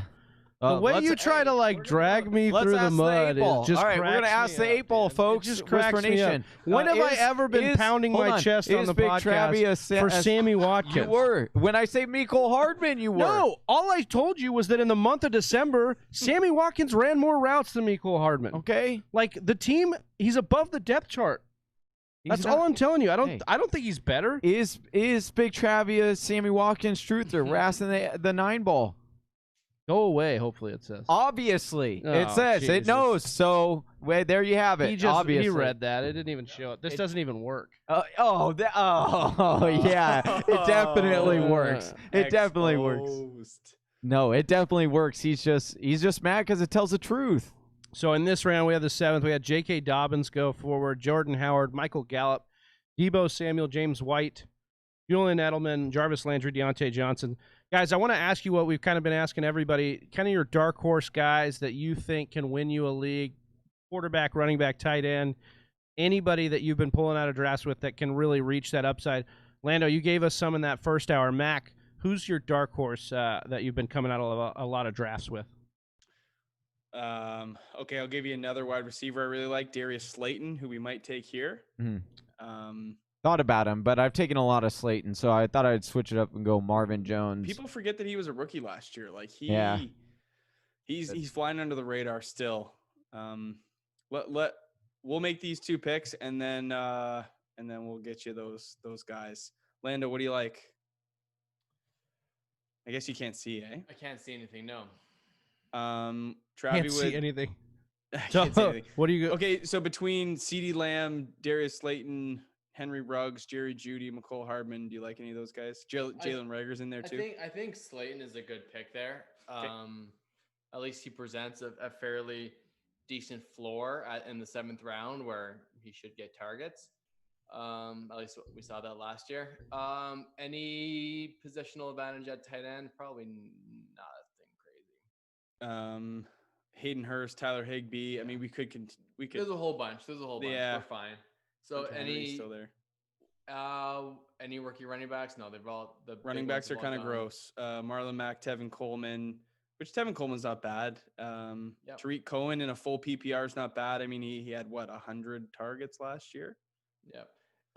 Do you have a second doing place yoga wide now receiver that we should triple tap on here? Double tap? Oh, another wide receiver. I wouldn't mind CeeDee Lamb, like taking a shot on one of these guys, either Lamb, Jeudy, or we got Reagor. the stack with Prescott, so Lamb's the guy. Okay, I'm good with it. I think Darius Slayton is a really solid pick. Another guy that I really like, who's in these later rounds, is James White. And I'm kind of going back to the New England well there. I'm not a big New England fan, but if Sony Michel doesn't start the year, I'm not sure that Damian Harris will be able to carry the load. Cam Newton has been noted in the past for checking down Christian McCaffrey. I don't know if you heard of him. Pretty good player. And James White has been that guy for the Patriots. So having a safety valve for Cam Newton in a reliable piece like James White could lead to, in a full PPR league, a lot of consistent production on a week-to-week basis. So I think he's a great running back 4 or 5 to put on your team and have a little bit of consistency. So I went upside down and took him as my RB2, so I like it. I've got to look. I love having him as that depth piece, especially full point PPR. But he was just a no-brainer for me if I'm going a little bit more of a zero RB. James White and all those targets that he's consistently had in McDaniel's offense, I think have a good shot to stay there, because we talked about N'Keal Harry, but that wide receiving core beyond Julian Edelman isn't really for sure anywhere. So you don't really know what could happen. So I like James White. I think he's a secure piece in that backfield. I got one more. Oh, yeah, dark horse. It's at the running back position. It's not Antonio Gibson, because I think a lot of people are going to be running out to get him with the news of Darius Geis. But that backfield is so muddy. Like even taking Geis out of the picture, there's still 5 guys that could compete for work. And I'm not sure that Antonio Gibson, a wide receiver turned running back, is going to come out and steal the job. I think he'll be involved, but he's not going to be the guy.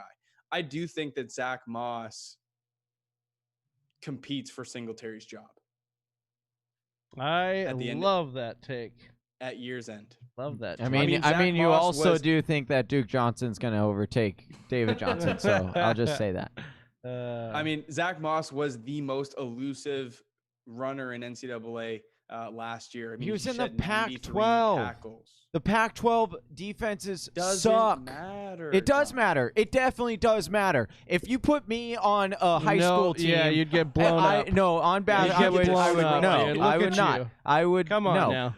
That Johnny, don't be that delusional guy that thinks he's going pro. It is absolutely insane when people say this, because there is a huge difference between his level of competition and some of these other guys. Like, it's the Pac-12. They don't play defense. They don't play defense at all. Not one single team is ranked in the top 50 of defenses in the Pac-12. Like, look, they don't do it. So I don't. I like this elusiveness and stuff. Like, he's not as people are going to be very disappointed in Zach Moss. I'll just say that. I severely disagree. Yeah, I agree. Because I'm not overly thrilled with Devin Singletary. Just not. And neither is Buffalo. Clearly why they drafted Zach Moss. Yes. No. Of course they were going to draft another running back. Why wouldn't they? That makes so much sense. Like it shocks me at how surprised people were that they actually went out and drafted another running back when they lost one. It's not even about the running back drafting another running back. It's the running back they drafted. The guy who has been elusive in college, more elusive than Devin Singletary. A guy who's been a better pass catcher in college than Devin Singletary. Yeah, and so a guy that we're talking pass catcher. Yeah, and he's a more physical back. He projects to be a better all-around running back. Oops, I'm banging the table again. Better all-around running back than Devin Singletary. And so I agree with Mac, and it may not happen this year, but I think it might not happen ever, because I'm telling you now, and then the scapegoat thing as well. I know I kind of get no. I'm telling you right now, Zach Moss isn't that good. He's not good. Well, PFF compared him to Kareem Hunt. Okay, so I don't care what PFF. You will when you want to plug PFF stats, though, for your benefit. Yeah, exactly. Yeah, for sure. Yeah, no, I get it. Yeah. It doesn't fit your narrative now, so no, it doesn't. That's cool. So I'm not going to say that he's Kareem Hunt because he's not. That's a wrong answer. I didn't say he was. They compared him Pro to. Football is wrong all the time. But they weren't wrong on like Baker Mayfield or Patrick Mahomes or any other of these guys, or Terry McLaurin, your boy, who they've graded as one of the top 5 wide They were receivers. right on that one. Oh, okay, all right. They were right on that one. Sure. I just think that when you look at the two running backs, there's nothing that Devin Singletary brings to the table that Zach Moss doesn't. Exactly. And Zach Moss is a bigger, stronger back who's going to be able to outperform Devin Singletary. Like, you want pass protection, is going to be Zach Moss. He's going to be on the field. It's not. Here's the thing. No. Here's the thing. We all assume because they said, oh, the Frank Gore role is going to be taken over by Zach Moss, and we all said, oh, well, that automatically assumes goal line work and everything, and that's not true, because we went through it on the show, and actually down the stretch, Singletary got more red zone carries than Frank Gore did. Because Frank Gore fell apart, dude. No, because Frank Gore stopped being good. That's why they did that, and that's 15 years ago. Yeah, like, of course, they want him to be the role that they envisioned him being last year at the start. That's the whole point. I think you're just trying to fit the narrative to fit Zach Moss. Just like you can bring up this stuff, but when you look at the actual details and you say, okay, I know, and I just pointed out, and you're saying, oh, I don't care. He's going to be better than therefore Zach that Singletary isn't going to get the opportunity because Moss is more likely to convert, which we don't even know if it's true. He hasn't even played it down in the NFL. We don't, like I said, he's only played the Pac-12, which doesn't have a single defense in the top 50 in the nation, and yet we want to crown him as the best running back we've ever seen coming out of the NCAA. Nobody which is said that. True. Yeah. Nobody said that. True. Well, Where did Devin Singletary play college? Yeah, exactly. I'm not. Florida Hey, Atlantic. Yeah. Okay. Exactly. Okay. But guess what? He proved it in the NFL. Exactly. He proved it in the NFL. I'm not saying that your college production it guarantees who you are. But what I'm saying is, like, let's not say, oh, he was this great elusive running back in college when he didn't play a lot of good defenses in college. So it's not a surprise he was elusive in college, because there's not a good defense in the Pac-12. That's all I'm saying. That's all I'm saying. I've seen Singletary. I've seen Singletary be a productive running back in the NFL, in Buffalo's backfield, where he's going to be playing next year. That's all I'm saying. And you're not wrong. So what I'll say is you're not wrong with that. But what I'm gathering from this banter is that there will not be a workhorse running back in that backfield. Correct. There's not going to be the guy that will win you the league. No. I don't think, unless somebody goes down. No. Yeah, absolutely right. You're absolutely correct. And if there's no Zach Moss, then Singletary should be a good running back, because we saw him be a good running back. If there's no Singletary, we can see that Zach Moss can get the opportunity, because they're a very good running team, and Buffalo's going to compete in a lot of games. For how bad their division is, yes, they should. And they're going to be a run-heavy team. They want to play run style. They want to play to their defense. Look, I think it's going to be valuable to have a piece of this, and I don't mind Singletary most of the time where he's going.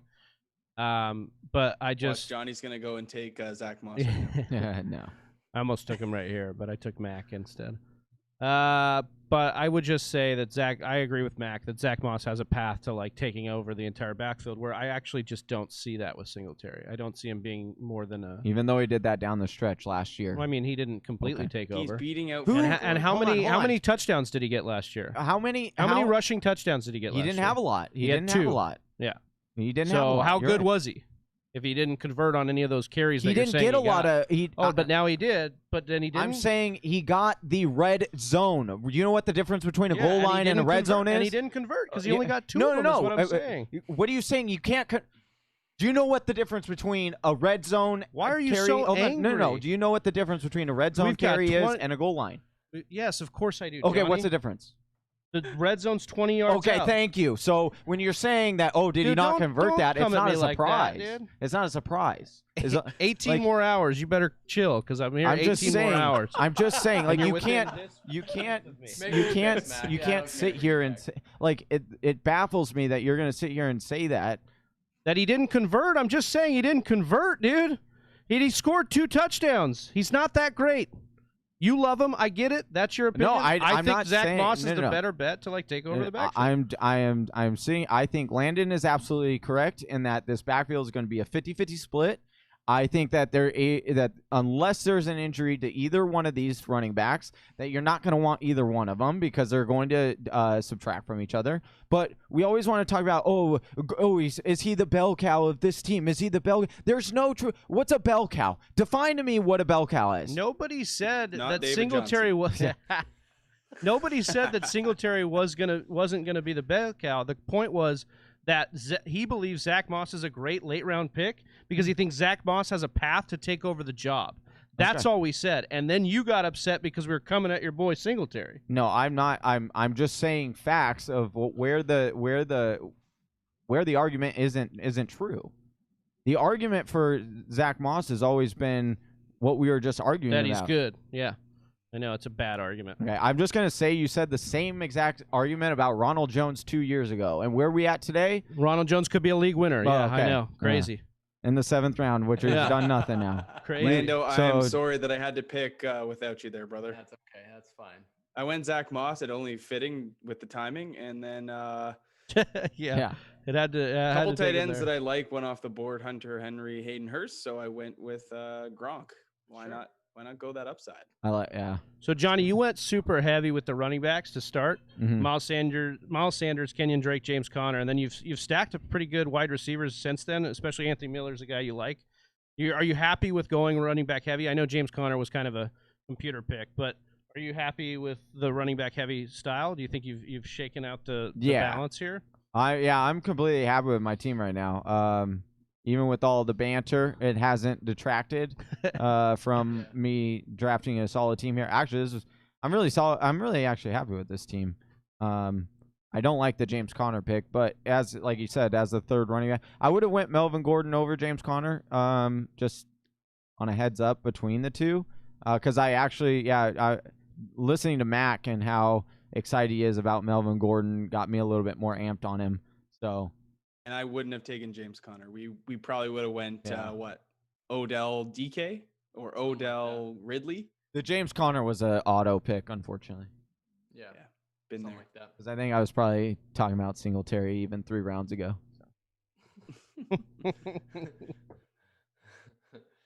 You're just gonna have to get like they used to do in Twilight, where they do like Team Edward, Team Jacob. Me and Johnny are just gonna have to do like Team Moss, Team Singletary. Wait, Travis or Troy over here, the Hicks rank count is up to 2. Will he hit before 10 before the end of the stream? Dude, it's funny because I've got you in my ear, but then I hear you outside of the headphones too, and my ears are taking some shots today because Hey. you. When I'm you hearing say like some double. pretty crazy stuff like Nobody that, said anything that- crazy, Johnny. We just said we liked a player, and it happens to be in the same backfield that you like a player. And boy, can I But say, the thing is, I I'm wouldn't not a huge but listen, Singletary fan. I wouldn't trade you for anything because your passion is through the roof, and I love it, dude. I love you ripping apart Mac, and then I tasted some of the heat just now. So No, but Look, here's the dude. thing. I think what bothers me more is like I'm not even a huge Singletary fan. Like I've never taken him in any drafts because I don't like his value. Didn't you take him in Dynasty? That was last year, and I got him in the 12th so round. you've never taken him in any drafts, but I'm you saying had this him? year. I'm saying this year.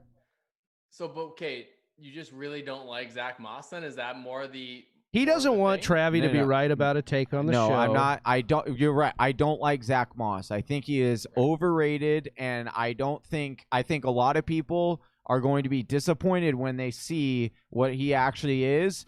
And when they took him in the 9th and stashed him on their bench, yeah, they're going to be so disappointed that he didn't pan out. He's fine, dude. This ADP's fine. It's baked in. We're just saying that dude's got upside. Like, that dude's got serious upside in that backfield. I mean, I look at, like, okay, Zach Moss right now going around apart from Alexander Madison. Alexander Madison's workload is going to be dependent on the health of Dalvin Cook. If Dalvin Cook goes down, Alexander Madison is a league winner, but there's a caveat there. Zach Moss could give you weekly upside if Buffalo continues to get into the red zone and they feed him on the goal line. We don't know what the split's going to be, but he's the bigger back. He's the more elusive runner in the sense that he is tough to tackle, like LeGarrette Blount was, who led that stat 2 years ago. Look, like Zach Moss, there's upside, and he doesn't need Devin Singletary to not be on the field to be relevant. He will have that. And so when I look at those two running backs going in similar spots, like, why not take Zach Moss on a team that wants to run the ball? Yeah, I agree. Mm-hmm. I just think I don't think that where you took him is. I don't think there's anything wrong with that. I think that there is the upside for sure, but I don't. Like, I wouldn't take him any higher. Like, I think right where you got him is the sweet spot. I agree with what you're saying with Alexander Madison. And I think with all the other handcuffs, I think you made a good point that, like, his value is now week 1. He's going to have some upside for sure over some of these other guys that you're just hoping for an injury. And I'm not playing him week 1 because he's my running back 4. Well, he's not going to play he's not going to play much week 1 anyway, so it's a good thing. At least you can see, you can wait and see, and if he does, then you're good. Yeah. And if he doesn't, I mean, you could drop him if you have to, but yeah, at least you're not holding on to a handcuff like you would with Tony Pollard, I guess. I mean, and Kerryon Johnson is another really good example of that. Like, going even 2 rounds later than Zach Moss, like, yeah, we all project DeAndre Swift to be the lead back there, but who's not to say that it's going to be a 50-50 split? Oh, Mac is coming at Johnny so hard right now, dude. Oh, hey, don't. If he doesn't like Devin Singletary, he really, really likes DeAndre Swift. So this may have been like that was dude. I'm just gonna sip my tea like Kermit. If they're like, you can say all you want about Zach Moss, like I would put all my chips more on the fact that Zach Moss, and you just heard me go on for 30 minutes about how much I don't like Zach Moss.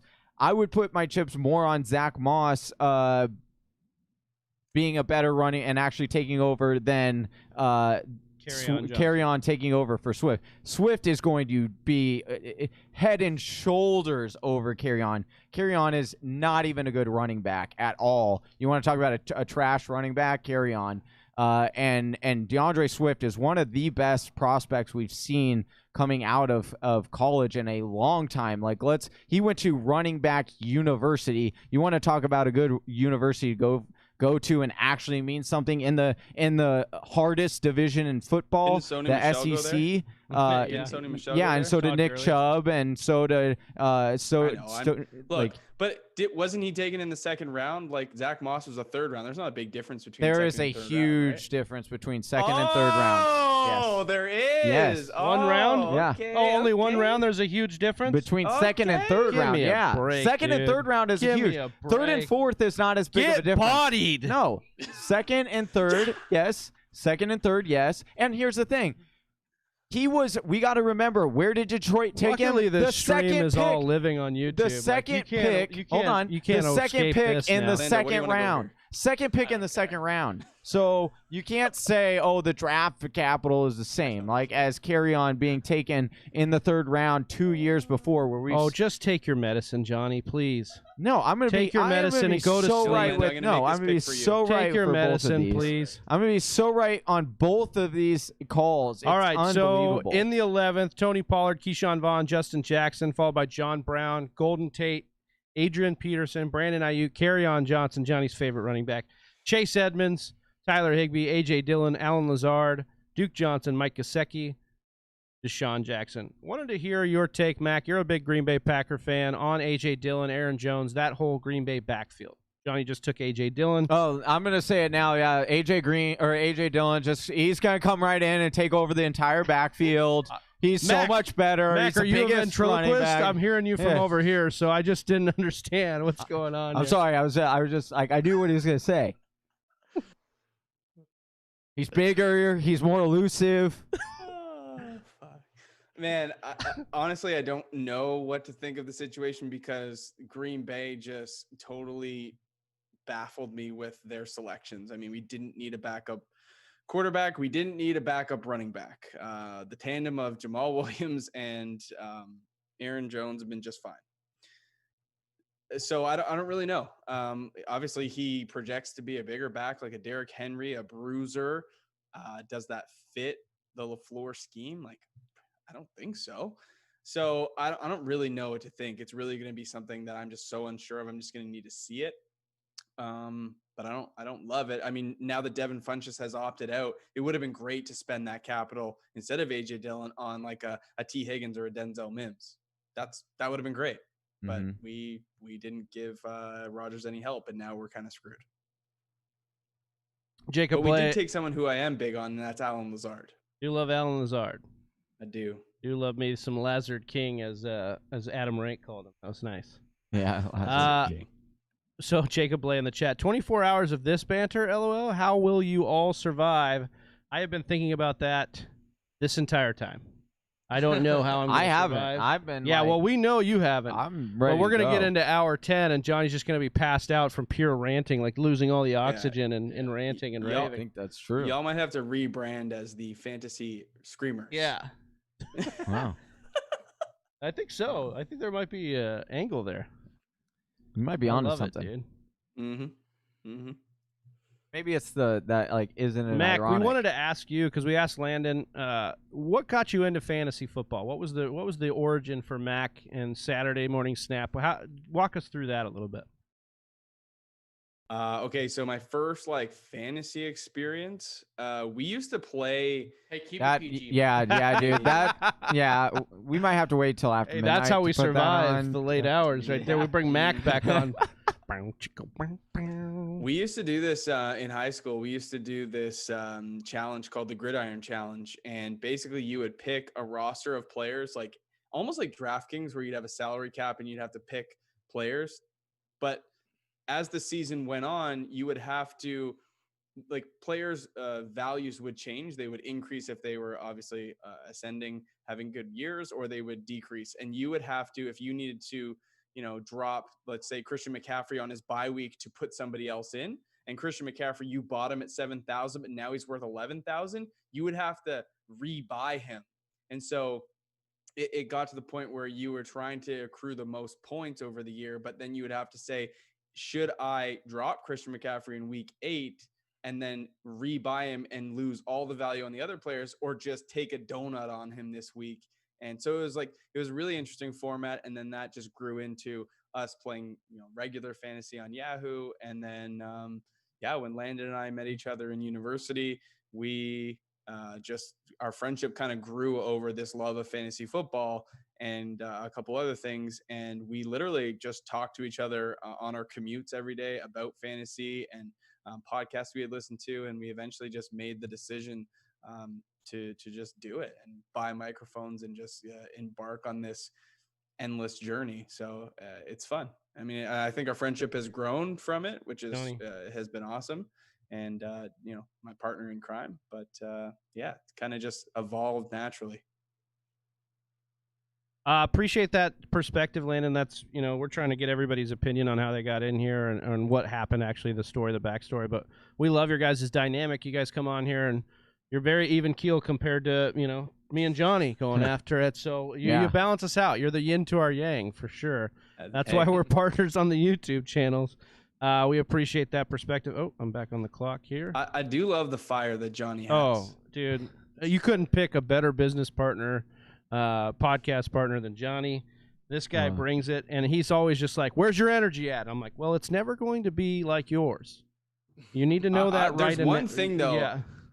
I've watched probably, I don't know how many videos of yours now. A lot. I've streamed with you guys multiple hours, Yeah. probably upwards of 10, 12 hours now. I've never seen Johnny without a hat. Oh, really? That's interesting. Yeah, well, I can. Is there I a mean, reason for that? if you want, no. I mean, I have hair. I just. Look at that. That's That's some I'm good not gonna lettuce. lie. I get really lazy, and so I'm like, It's just easy. yeah, it's just easier to throw on a hat and do it. I used to take time and do up my hair every day, and once I just started doing the full podcast life, it was like, it's just easier to throw on a hat. I mean, I was expecting like the full bald, just Yeah, nothing. a lot of That's some good lettuce, brother. I do have some. Yeah, my wife doesn't like the fact I always wear a hat. And what's kind of ironic on that hat, like when I grew up, dude, hated wearing hats. Never wore hats Really? ever. Yeah, I hated it. Hated the way it made my hair lay down. And then, dude, once I got older, I don't know. I always wear a hat now. Yeah. Yeah, my hair is like I had a hat on golfing. I just came home and I grabbed this hat and I'm like, I'm just gonna throw it on. But my hair is always pretty short. I did think about doing my hair for the beginning and try to look somewhat presentable for Silva and rank. But then I was like, you know what? No, I'm just gonna be true to myself. listen, and I if they always wear can't hats, accept you at your worst, they don't deserve you at your best, or something yeah. like that. Isn't that that's how tried that and true goes? saying, Yeah. yeah. Live, laugh, love, or something. Yeah. Yeah. Something like Yeah. Daniel and I pretty much always have hats on too. Yeah, look, it's I'm especially pretty happy. COVID, man. I have to hide this craziness going on all the time. They don't have a beard hat, or else I'd be wearing that too. But it's kind of how it goes. Johnny, you're on the clock. How's the math situation with the beard? Let me see if I got one here. Yeah. I don't think I have Do one. you guys have to wear masks down where you're Yeah. at? Yeah, Yeah. it's a requirement. I mean, It do you just- have to do anything, man? Yeah. The worst part is it just creates like this indent in like your beard, and Yeah, so that's really, just it's the all worst. about style. Like the beard doesn't look as great after. And that's not everything. Like my mustache hairs curl up into my mouth, which is another part that sucks really Yeah, bad. that's- There's all sorts of things you don't appreciate too much about it. But Yeah. look, we're trying to be safe and we understand. But Mac, you got Mr. Irrelevant here. Who you going with? I mean, Lando, what do you think about another tight end here? Yep. Yeah. I was thinking the same thing. Like Goddard, Jarwin. Those are my only two I'm considering. Yeah, Goddard's my guy. I like Goddard. Boom. Yeah, there it There it is. Boom. Honestly, I think that is the best draft I've put together from the 12 spot.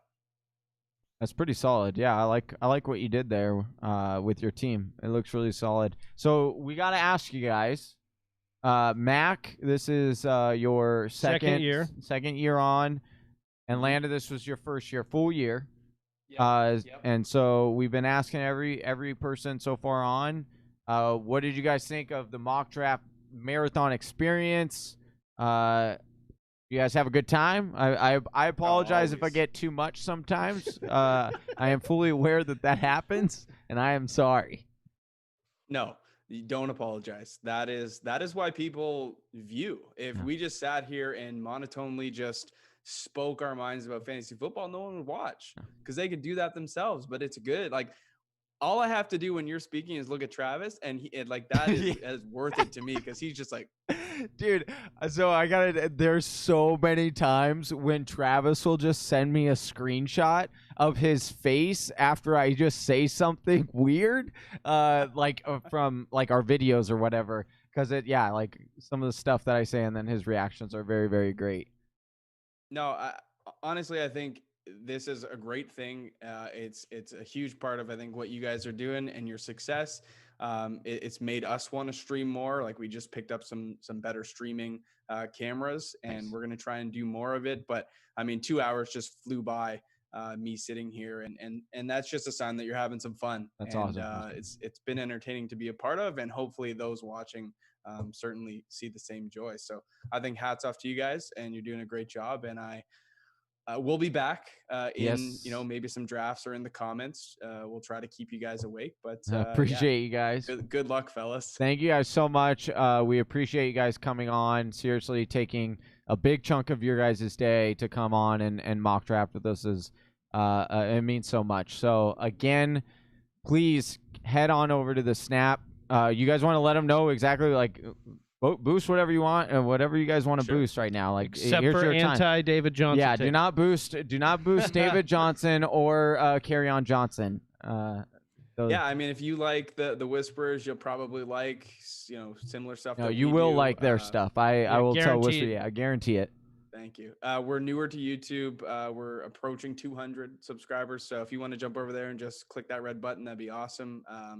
Snap Fantasy Football Podcast. You can get us on Instagram or Twitter at snap_fantasy. And you can get Landon and I and Scott through there as well. So, and we also in the description below, we put a link to their Twitter, so you guys can just click on that and follow them on Twitter. They're awesome.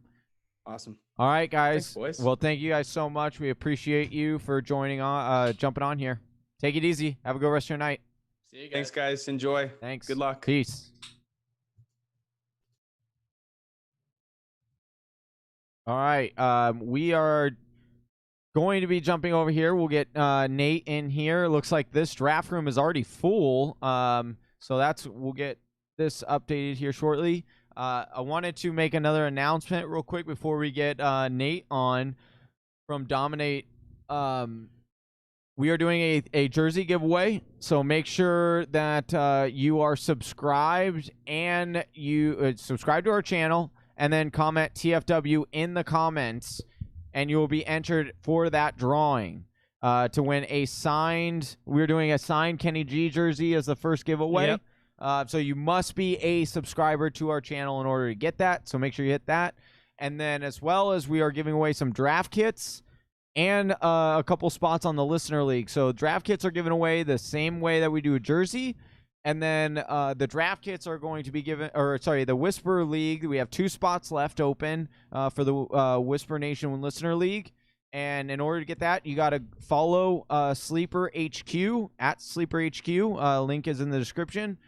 And screenshot that you're following them on Twitter and tag us in that. And we will have a drawing for the last 2 spots. At the very end of the mock draft marathon, or maybe after, actually.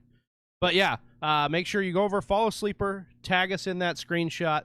But without further ado, we're going to and we're going to admit him in, and hopefully he is still with us. Yeah. Hopefully he didn't step away for a second. Jacob, I just want to let you know, Jacob, I threw the headband on just for you, brother. Yeah, he's loving that. Yeah. There he is. Can you hear us, Nate? If we got him, I think it's still connected. Do you get it? Nate, we got you? All right. Yeah. Can you guys hear me? Yeah, we got you loud and clear, How brother. you doing, All right, man? Hey, what's going on, fellas? Welcome back, year 2. Year 2. Yeah. This time on the other side, on the Saturday side of things. You're getting us a little more fresh, a little more party atmosphere. Yeah, a little. That's right. Yeah, so it's good. It's good. Yeah. You're not gonna have to pull us through the whole stream like you did last year. So That's okay, man. I'm drinking. I have Guinness and Knob Creek with me. there so you I'm go. We love good. it. We love it. Love that. All right. Nate Hamilton, you write for the Fantasy Footballers, correct? And No, not I anymore. used Oh, to. you did last year. No, Okay, sorry about that. Yeah, I wrote for them for 3 years. But this past year, actually, I'm freelancing right now because I have a couple opportunities. Hopefully, Nice. Yeah, I love that. Full time in the industry. So Fingers crossed. Yeah, we're rooting Yeah, for that. I know. Thank you guys. So, right now I'm just freelancing my articles, but I'm live streaming every Yeah, Wednesday. we've been Call it hopping Dominate at in 8. on that. Yeah, on Yeah. Twitter, correct? Yeah, doing that, and yeah, man, on Twitter every day, as you know. Yep. Love that. So you can follow him at DominateFF, and if you can't remember that, it's in the description. We got everybody's Twitter handles right there in the description, so go ahead and bang that and get over there and follow Nate. He's got great content, great fresh takes. Like that's what I love about Nate is he's not talking about the same guys over and over, which is like it gets hard to do in this industry, but you do your work Thank you. to make sure you're not, and so we appreciate that. But big time appreciate you coming back on here. I know it was a little last minute to get you in, but it fit really nicely, and we appreciate you taking the time, dude. Awesome, man. I'm happy to do it, and my son actually just went to my in-laws for the night. Oh, so yeah, no wonder you're cracking that beer there you open. It's go. time. Here we go. Yeah, Let's go. I love it. Now all we got is mock drafting. So All we're right. doing a 12-team right. PPR 2-flex. This is a 2-flex league, so a little more height and priority on those skill position players. So go ahead and get in these drafts, and we're starting off. So Johnny took Christian McCaffrey. Even though we're doing super flex, two flex, I'm still going CMC. I'm just kidding. Yeah. CMC is definitely the answer. Yeah, for sure. Yeah, I love that. Nate, you took the 12 spot. Any particular spot you've been loving, or did you just want to turn spot to kind of see where you're going? Or yeah, I mean, honestly, if I get a chance to choose whatever spot to choose, select from, I like toward the end of the first round because I do like a turn pick. Okay, interesting. The reason for that though is because I can get either like 2 wide receiver ones or wide receiver 1 and RB1 guaranteed in my first 2 picks. Yeah. So I'm happy about that. Yeah, we had Evan Silva on as the first guest, and he was talking about how the other side, the other turn, kind of the 2-3 turn becomes a dead spot for him, and so he actually preferred the end cap that you were talking about there too. So Awesome. with that, who are some guys that you generally like? Ideal situation at that spot. These 2 guys land. You were walking away ecstatic with your first 2 picks. Who are they? So for me, typically it's kind of unique though because I love the turn pick, but at the same time, I love getting myself like a top 5 running back to start my draft. And when you start drafting at the 11th or 10th, 11th, 12th, that's not going to happen for you. Right. So I find myself often going 2 wide receivers, but it's only because you can get guys like right behind you, Devontae Adams and Julio Jones, essentially to start. Okay. So yeah, I like that.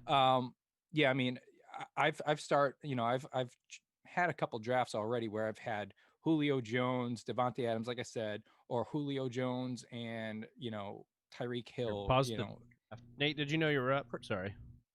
Oh, I'm up. Yeah, okay. 10 Yeah, seconds. sorry. I just want to make sure we don't Wait. It says time's up to pause it. the 5th pick right now. Hold up. Oh, we Hold got on. you autoed. Oh man. Hold on, I paused. I got it. Who do you want, Nate? I'll just select them for you. All right, I might have to do this one from my phone. I don't know what's. You might. Have you tried exiting out and going back in? Sometimes it gets a little clunky. All right, yeah. Let me try doing that. Hold on. No worries. Wow, that was quick, man. Yeah, I went to that was another reason I picked the 12th spot, so it wouldn't get so fast to me. Who did you want with this first one? Just because if I unpause it, it's gonna auto do it. So I'll just select your first one. We'll set that per. Yeah, we'll play. set that guy for you. All right, it looks like it. I have it paused right now. So yeah, who are the last few? So selected. 1-9 was Devontae Adams. I took CEH at 110. Then Kenyon Drake at 111. Okay. I'm going to draft my phone. Okay, so let's see. Who do I want? That is, let's go Julio Jones. Okay. So then I'll select that one and then I'll unpause it. Yeah. Sweet. Okay, cool. Sorry. No, you're good. It happened. Hey, we have a couple drafts. Yeah, ago, too, it's so. it wouldn't be one of our mock drafts during the mock draft marathon if we didn't at least get close to that of a auto pick. All right, so now I can see I've got like 18 seconds, right? Yeah. Am I good?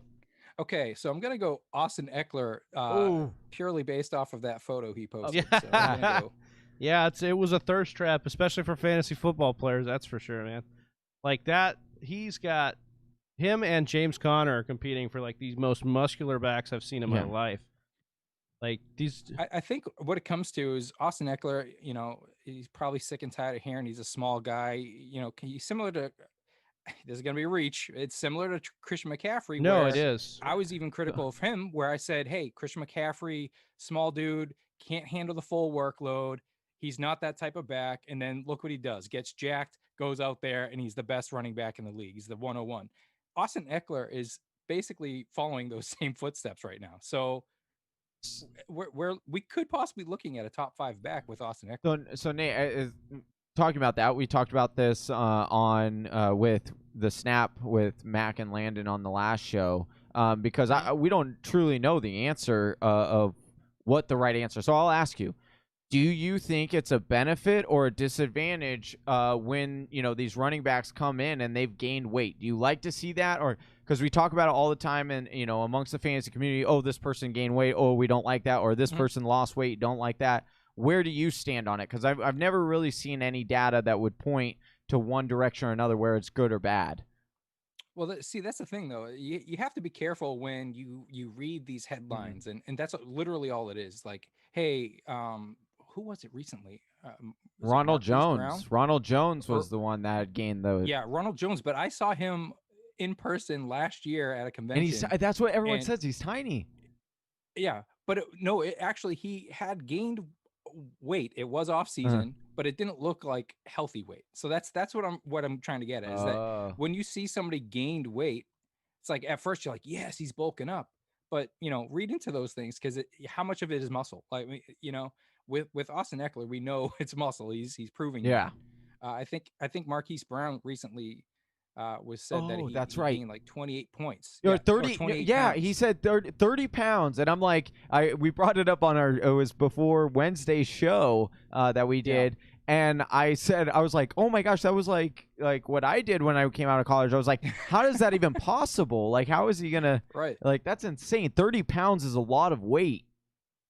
So for me, with a running back, to me, I feel more comfortable when I hear a running back gain weight because that means, they need more power to break tackles and things like that. It worries me more when it's wide receivers, just because if you're known as a speedy wide receiver, regardless if it's muscle or not, you gain that much weight, great, you can sustain more hits, but are you as fast as you were before? It's one of those things. It's a positional thing. Where I got to weigh the pun intended, weigh the whole weight. Yeah, right. So in the second round, we saw Austin Eckler, who we've been talking about here with the weight gain and the muscular back. Then Joe Mixon, Tyreek Hill, Josh Jacobs, Aaron Jones, Nick Chubb, DeAndre Hopkins, Chris Godwin, Travis Kelce, Lamar Jackson, George Kittle. Johnny took Patrick Mahomes. He's now on the clock in that turn. So Johnny, trying to just stack 3 elite players here, or you? Oh, you actually went 2 RBs here with the Patrick Mahomes. Yeah, Chris Carson in the third. I just think in my mind, and I know what the actual. I know we shouldn't take quarterbacks, but just the Patrick Mahomes and Christian McCaffrey on the same team. I just don't know how teams would overcome. I mean, we've seen what Patrick Mahomes can do for a fantasy team. Where they can literally carry you to a victory. And then we've seen Christian McCaffrey do the same thing. And so my head just says when I see those two available at that 101 spot, I just end up grabbing them two more often than not because I'm like, how do you lose if you have those two on your team? I don't see how you lose a week. So that's why I just like that combo there. More of a feel, though. It's just a gut feeling. Like, I don't... See, for me, it's super tough. And I just talked about this on my last live stream on Wednesday, where someone asked me, how early am I taking a quarterback?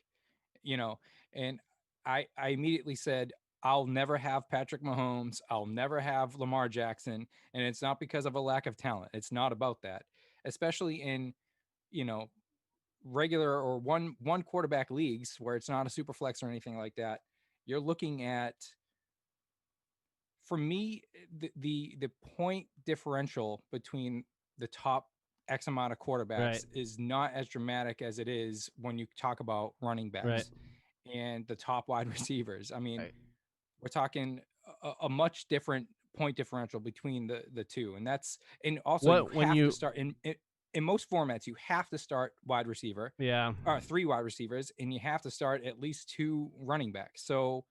And that's not even counting flex spots. So for me, I don't blame anybody for taking those guys. They're top-notch guys. They're gonna get a crap ton of fantasy points. But for me, I personally like to stack my wide receivers and running backs early. So let me ask you this, Nate, because we brought this up on the show a couple of times, and I always just like getting people's opinions. And here's where the dilemma also comes in, right? How often after you draft, 2 weeks in, people are always hitting you up for Patrick Mahomes, and how often are you out there saying, or are you seeing someone say, "I'll give you Chris Godwin for Patrick Mahomes," and someone saying, "Okay," the Patrick Mahomes owner saying, "Okay, yeah, I'll make that trade." You don't see it. Like the deals in order to acquire Patrick Mahomes oftentimes is a running back and a wide receiver. So there's a theory that I thought about where what if, I agree with you where it at the end of the year the points between maybe the third best quarterback and the 15th best quarterback is probably like 20 points, right? So not that big of a difference. What do you think about a strategy of saying I am going to take Patrick Mahomes or Lamar and then grab one of these later round quarterbacks like Cam Newton or Matthew Stafford that you really believe in, with the notion that, hey, I'm only doing this because I'm going to flip Patrick Mahomes post-draft, knowing that people are going to pay more for Patrick Mahomes. How do you feel about that? I don't mind it. I mean, if you draft somebody with the intent to trade, that sounds great. You just better hope there's a buyer. Yeah. You know what I mean? Yeah. I mean, if that's your intent, then right. you need to make sure that you're not holding on, like you don't sound desperate that you're trying to get rid of Patrick Mahomes and people are like, wait, why are you trying to do that? You know? So it's one of those things where it's just like, I agree with you. He actually, the top quarterbacks in the league are a combined, wide receiver and running back when it comes to fantasy points. I understand that makes sense. But for me, it is quantity over quality when it comes to how many spots you have to fill on a roster. And when you add them all up, you can only have a one Patrick Mahomes in the quarterback spot. And I think people are just trying to reach for that one outlier year when they take a guy like Mahomes or a guy like Lamar. You're like, I want that 2017, or I'm sorry, that 2007, or the Peyton Manning year where he just popped off. Like, like you want that year. You want the Lamar Jackson last year. 50 touchdowns. Yeah, like it's like you're praying for that. But like you said, it's that point differential that we really talk about. And especially in this league, which we're drafting in, we're talking about a 2-flex league here. So really, you're not going to really want to take the chance that you're not going to land one of those extra flexes just to get the Mahomes. But I like what Johnny's done so far. Yeah. After Mahomes, Chris Carson, then Leonard Fournette, Kenny Galladay, Mike Evans, Todd Gurley, OBJ, Amari Cooper, DJ Moore, Le'Veon Bell, Adam Thielen, Calvin Ridley. Nate, you took James Conner and then Juju Smith-Schuster. We were just having a pretty big debate last show about Juju and about kind of his upside, and that he's really just tied to Big Ben. A lot of the guys were trying to tell me that there, but I just love his upside this year, especially with Big Ben back and healthy. Me too. I mean, I love Juju, man. I think that for some reason he's easily forgotten because he didn't have Big Ben for the big portion of the season last year. And I think even Big Ben I think the entire offense is actually being faded. Oh, I agree. Because Big Ben was injured last year. And, he's back. He looks healthy. He looks like he's lost some weight, actually. I've seen some pictures of Big Ben lately. Yeah, Slim Ben. Yeah, that's Slim Ben. Yeah. But they've got a great connection, those two. Yeah. I mean, Ben Roethlisberger was super happy to get rid of Antonio Brown. Yeah. I mean, he was a cancer to clubhouse. That's it. Yeah. So he's just done with it. And, Juju has proven to be a very versatile wide receiver. He can, go deep. He can catch slant routes and take it to the house. Like he's just a beast. I mean, for me, the fact that I can even get Juju Smith-Schuster in the 4th round in a non-superflex league, that's criminal. Yeah. So I had to do it. And I know I'm stacking Steelers players, but I don't know, man. It's just I got to go with value. I'm big up on James Conner and Juju this year with the return of Big Ben. I think both especially James Conner, played admirably well without Big Ben last year. I thought he did okay in games that, and obviously he was banged up and he's going to have to play through this tag of injury prone. But I'm loving James Conner's outlook this year. He's one of my favorite guys as far as look at the targets that you get as an RB1 in Pittsburgh, and then just the usage that you get as an RB1 in Pittsburgh in Tomlin's time and Big Ben's time there. It's true. Like James Conner, if he can just stay on that field, it's like Will Fuller. Just stay on the field, brother. Yeah. Like just stay on the field for me. I know. You're going to dominate, in my opinion. I think that's good. Nate, I wanted to talk to you a little bit about what kind of got you started in fantasy football. What was the kind of thing that really got you going, the crescendo for you to get going into fantasy football? Yeah, do you have about 6 hours? Well, technically, I mean, yes. Technically, we've got 18 hours. So I'll do the shortened version. All right. So basically it was, 18 years ago, I was invited into a family league, my wife's family league, actually. So their family finally accepted me. Oh, nice. Okay, was it? And, Yeah, was this before the marriage or at? Like, did you have to oh, yeah, win? this was only a year into our Okay, relationship. so they were like they were putting you through the ringer of the fantasy football league, the family fantasy football league before you even could really get serious. Correct. Got it. Okay. Exactly. So, all right. So that's liking what this got me family so started. far. But then I'm like completely a competitive guy, and I was a casual player. Just a game fucker. Yeah, exactly. So, but so I was a very casual player, and I would start doing mock drafts, but I would stop my mock draft. I think this. Yeah, you're up. No, you're up. Freaking Kareem Hunt went. God darn it. Oh, I know. Kareem Hunt has just been. You know what? I'm gonna do something interesting right here. Let's go with Mark Andrews. Oh, nice. That I like wow, that. in Yeah. the 5th. I'm gonna go ahead and get my. Yeah, dude, you. Oh, in that it's in the 2 PPR. QB right Wait, now. can tight ends start? Yeah. Dak Prescott right now. So there we go. A very balanced team. So yeah, far. no, it's very nice. Thank you. So, like I said, I started doing mock drafts, but I only did like mock drafts through the first 6 rounds, and then I was just like, all right, screw it. I don't need to. That's a good start. That's how I want to start. Getting your toe in. But then obviously over the years, I realized that the later round picks are the most important ones.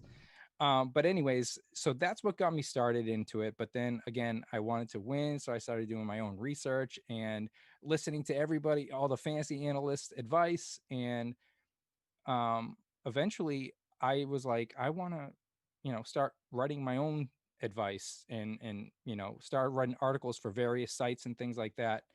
And then in 2013, I started my Twitter account, and that was the end for me, because I just spewed out all the stats and all the research and everything that I did. Certain things that I felt about players, whether or not everyone else loved it or not. I mean, I'm not gonna change the way I tweet something or give you a different stat on a different player because people don't agree with me. Yeah, you know what I mean? It's like it's how I feel. And people respect that too, Nate. Like, even if we disagree, right? Like, it's just an authenticity thing, right? Like, if you're going to be authentic to who you are and you're going to die on a sword for a guy, like, I respect that way more, even if you were completely wrong, but you came back and you're like, well, here's where I was wrong, and here's like what I learned from that take. So that's huge, man. I appreciate that part of your game. And like we were talking about before, like, you're definitely not a guy that only bangs the drum for the main guys. Like, you've come on. I remember the last live we were watching of you talk about Cole Beasley a little bit.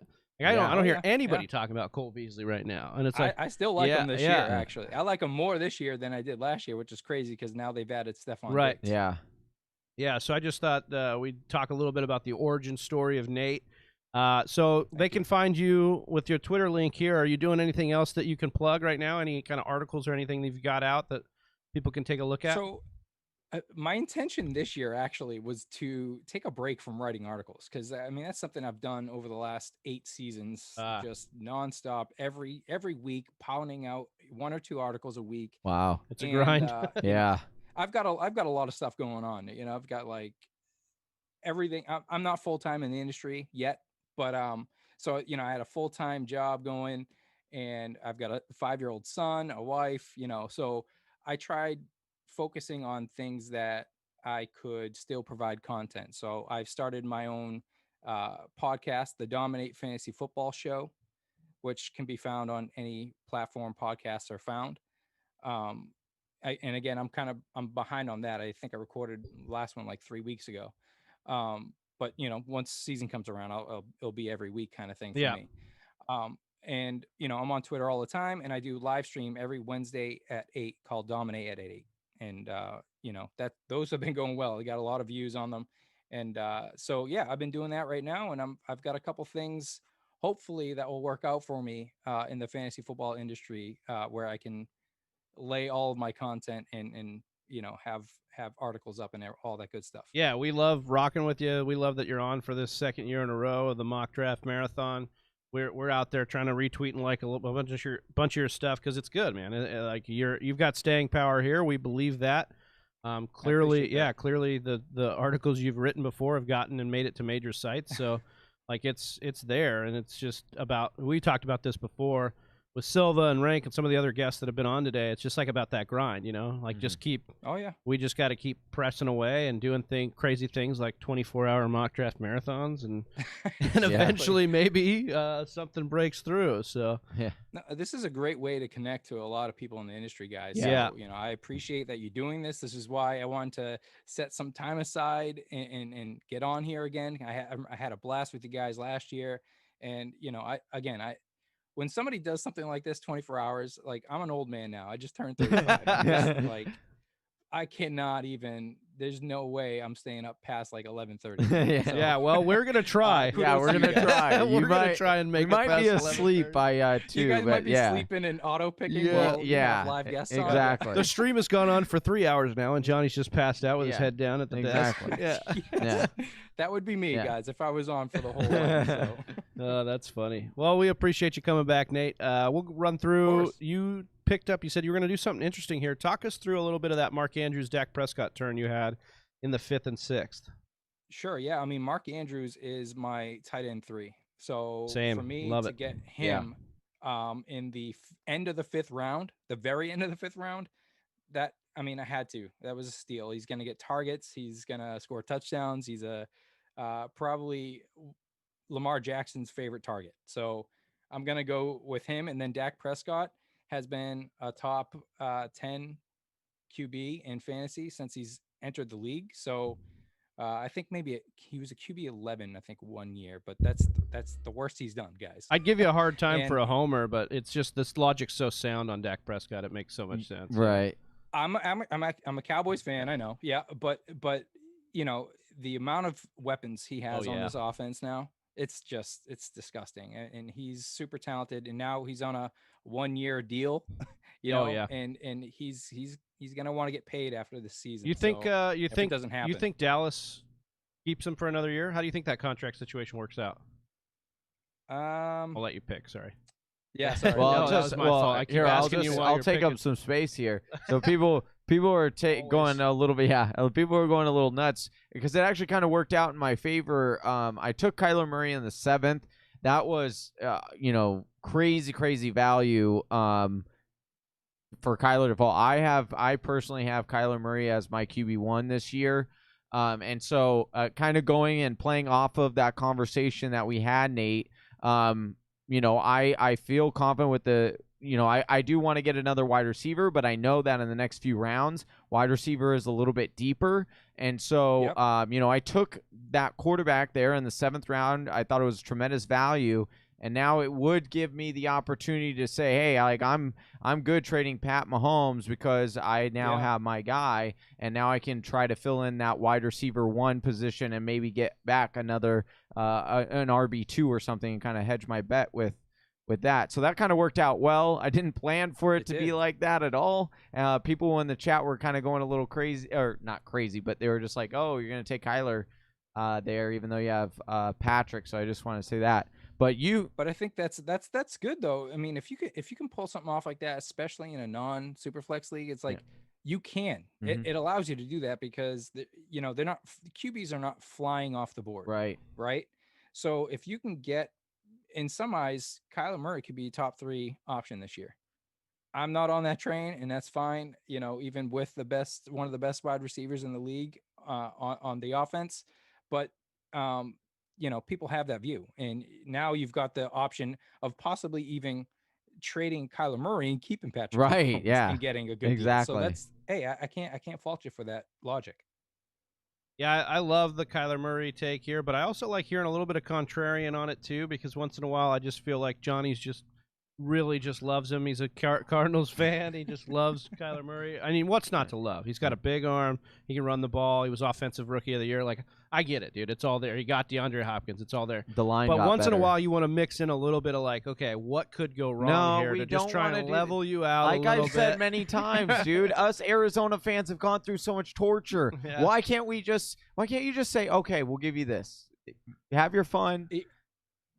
Yeah, I mean, at some point, and this happened to me over the years. Like I let my fan go. Yeah. Like, I still love the Cowboys. Oh, Don't yeah, get me wrong. Like, I'm rooting for them every freaking chance I get. But I've realized over the years, like, I don't get so upset when they lose. Like I'm not devastated, and I'm not in a bad mood for the rest of the day when they're eliminated from the playoffs. Like Yeah.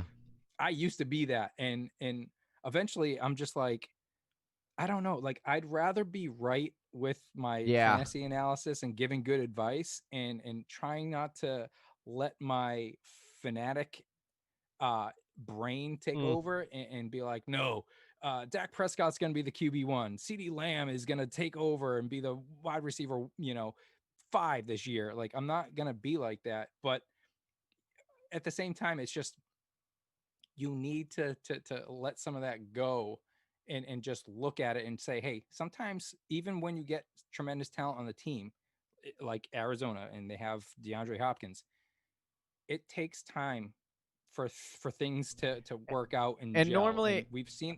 Oh, go ahead. Go ahead. I mean, normally I would say 100%. And actually, I've been on our show saying that I've actually lowered Hopkins in my rankings because I do agree that although the timing it will take some time, but to the opposite point of that, we've seen Hopkins literally play with a trash can and still produce as the top wide receiver. So that's where I'm like, okay, well, I totally get the argument that it might take Hopkins a while, but I just think that Hopkins he's just so good, and Kyler has the ability to place the ball like a very few in this league, and so that's why I think it could work. It'll work out more in the favor of Kyler than it will with Hopkins. I think that Kyler will spread the ball around a lot more than people think, and it won't just be to Hopkins.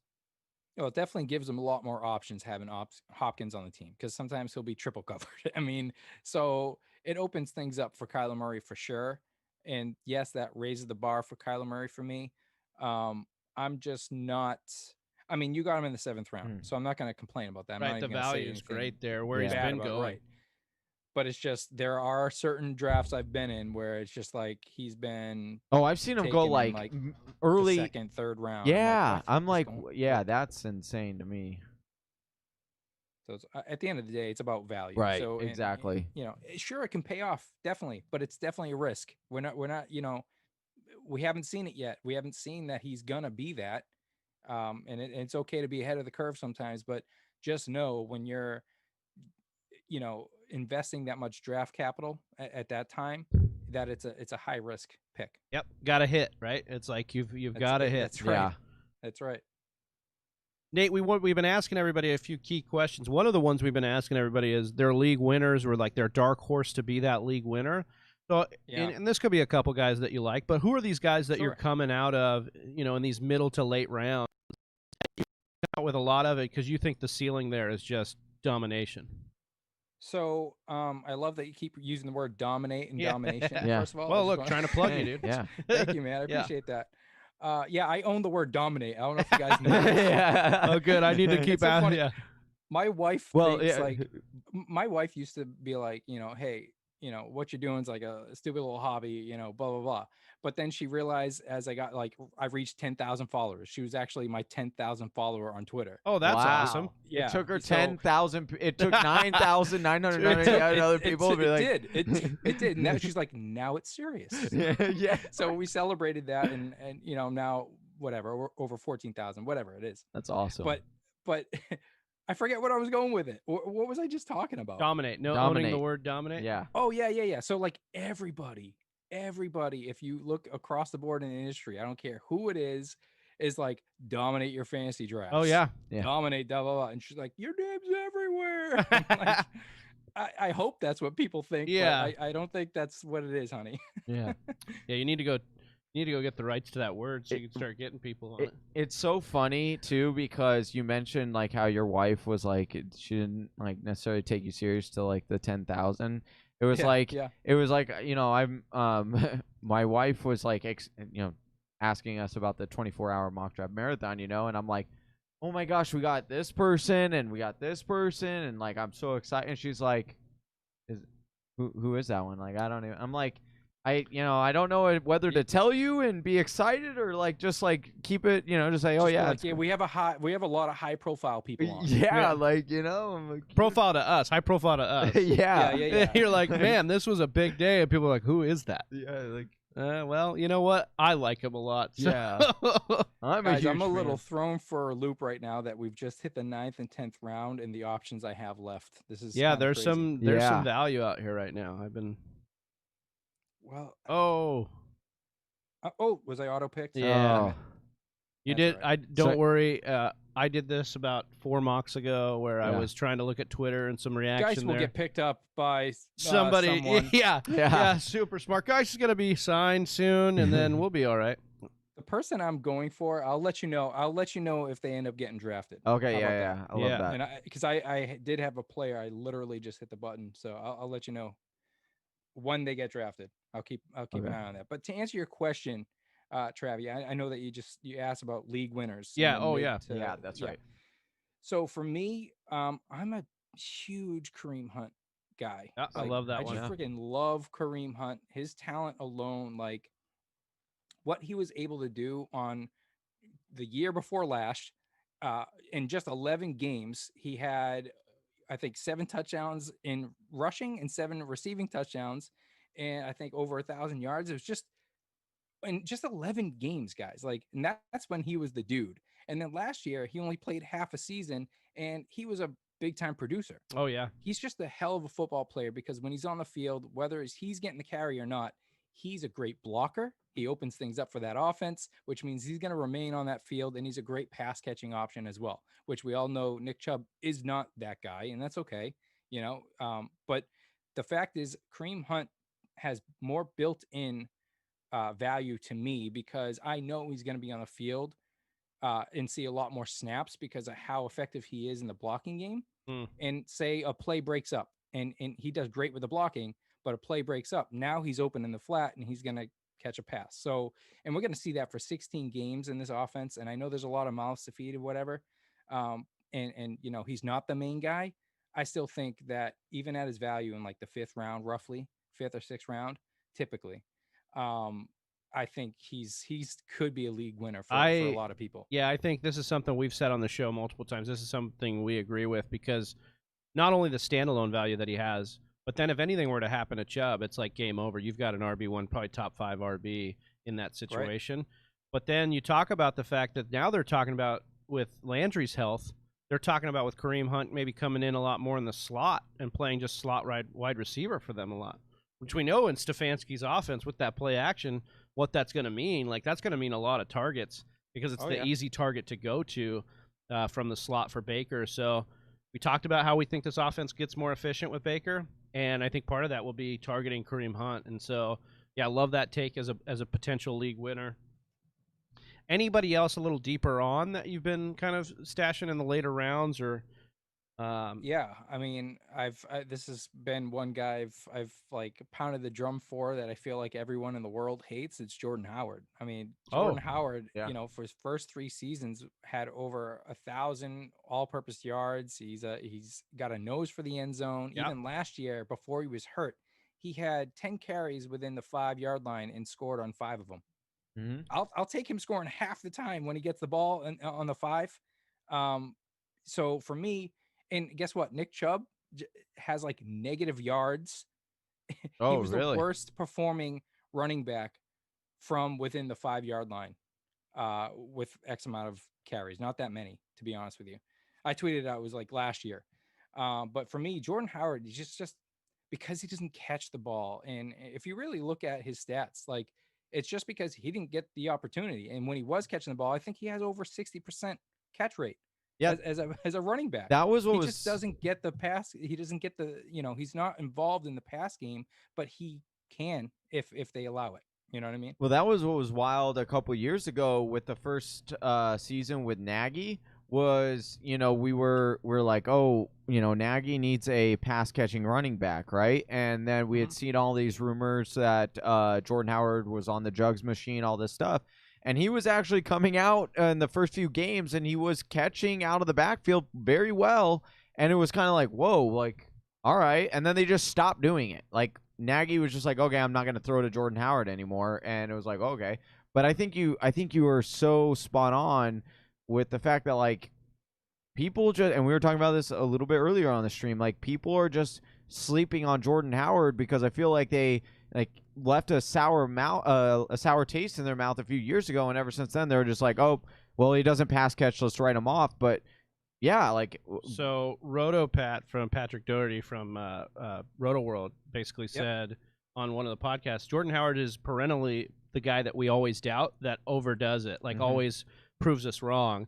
And it kind of reminds me of like a poor man's Mark Ingram. Ingram's the same way. Like he gets drafted lower than he actually performs every year. And I think Jordan Howard, like you just always look at as somebody guy you don't really want to take, but he ends up doing it for you. So I don't think he produces. Yeah. He's a consistent producer, and you're never, I shouldn't say never, because you're at some point you are disappointed with some performances, but very rarely when you have Jordan Howard on your team, you might not love it, but you don't hate that you put him in your lineup. Right. Like you don't, at the end of the day, when you're scrolling through, you're never like, oh, Jordan Howard screwed me. You know, right. It's like the value that you can get him at right now is just so ridiculous. He's actually going to be, he could actually end up being like people's favorites after this season, just because of, you can get him after the 9th round now, like late 9th, early 10th in most drafts. Yeah.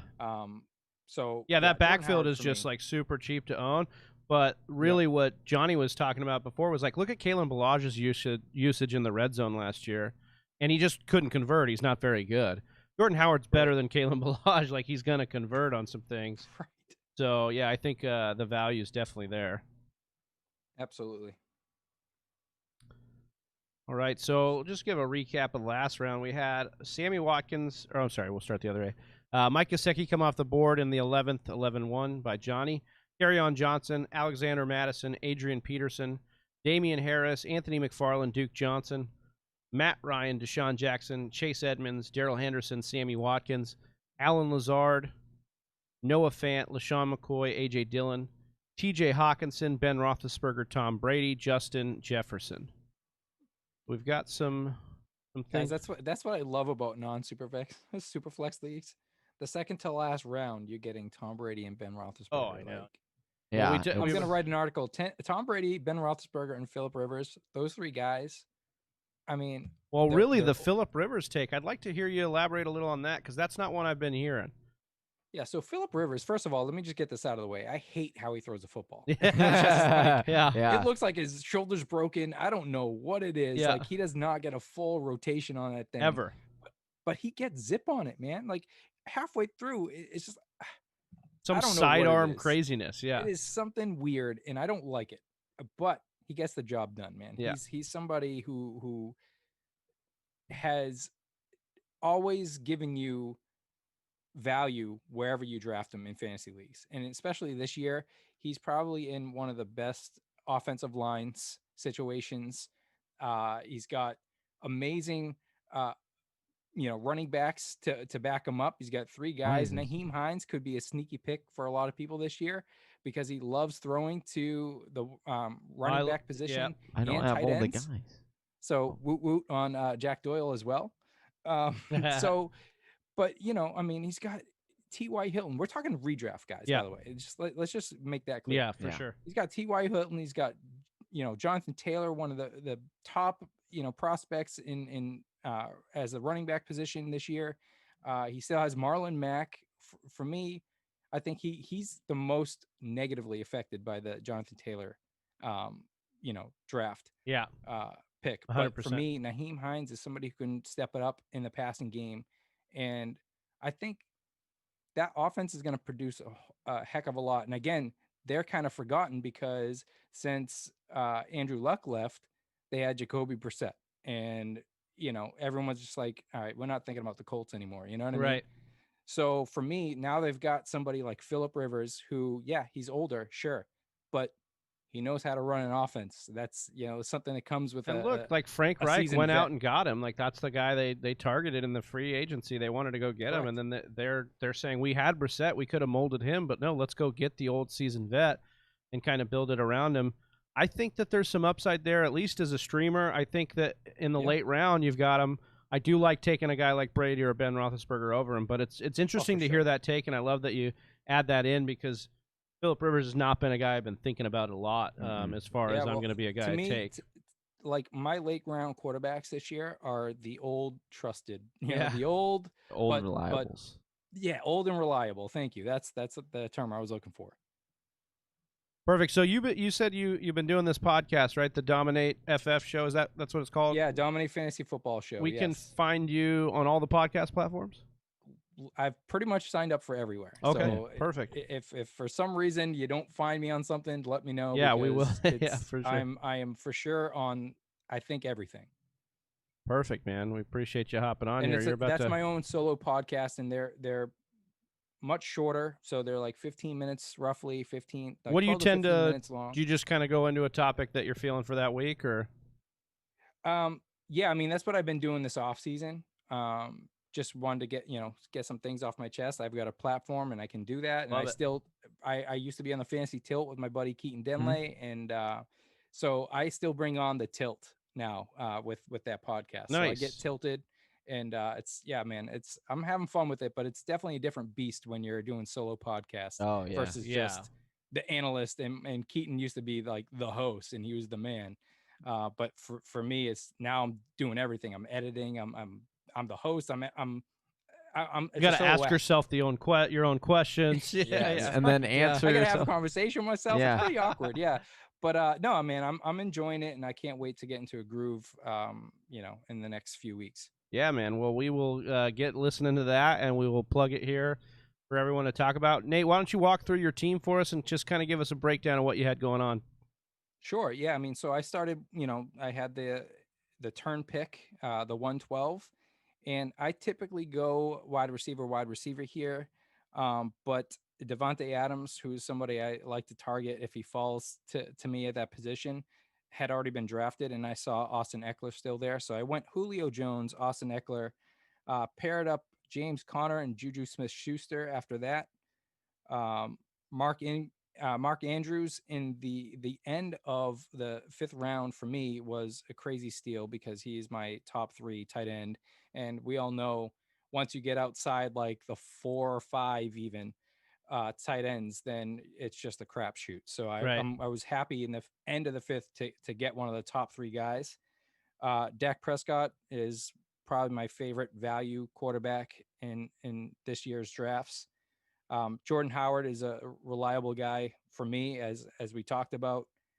And then I stacked CeeDee Lamb, who's coming in, and yes, he may be the 3rd option in that wide receiver core, but Randall Cobb did pretty amazing last year. I think he had 80 targets, some odd targets, something like that. So, and with him taking over the 88 from good old Jerry, that's a big deal in Dallas. You better believe they're going to be pushing for him to get targets. And then, I finished it off with some running back depth, and then I wanted to stack a bunch of wide receivers after that. Obviously, Darius Geis was the only auto pick I had, but it's cool. I still ended up with the wide receivers. I feel like it's just a curse. Darius Geis has been an auto pick for a couple of drafts already. I've been one of that person. Troy was another one. So we had Damian Williams has been another crazy auto pick for a lot of people.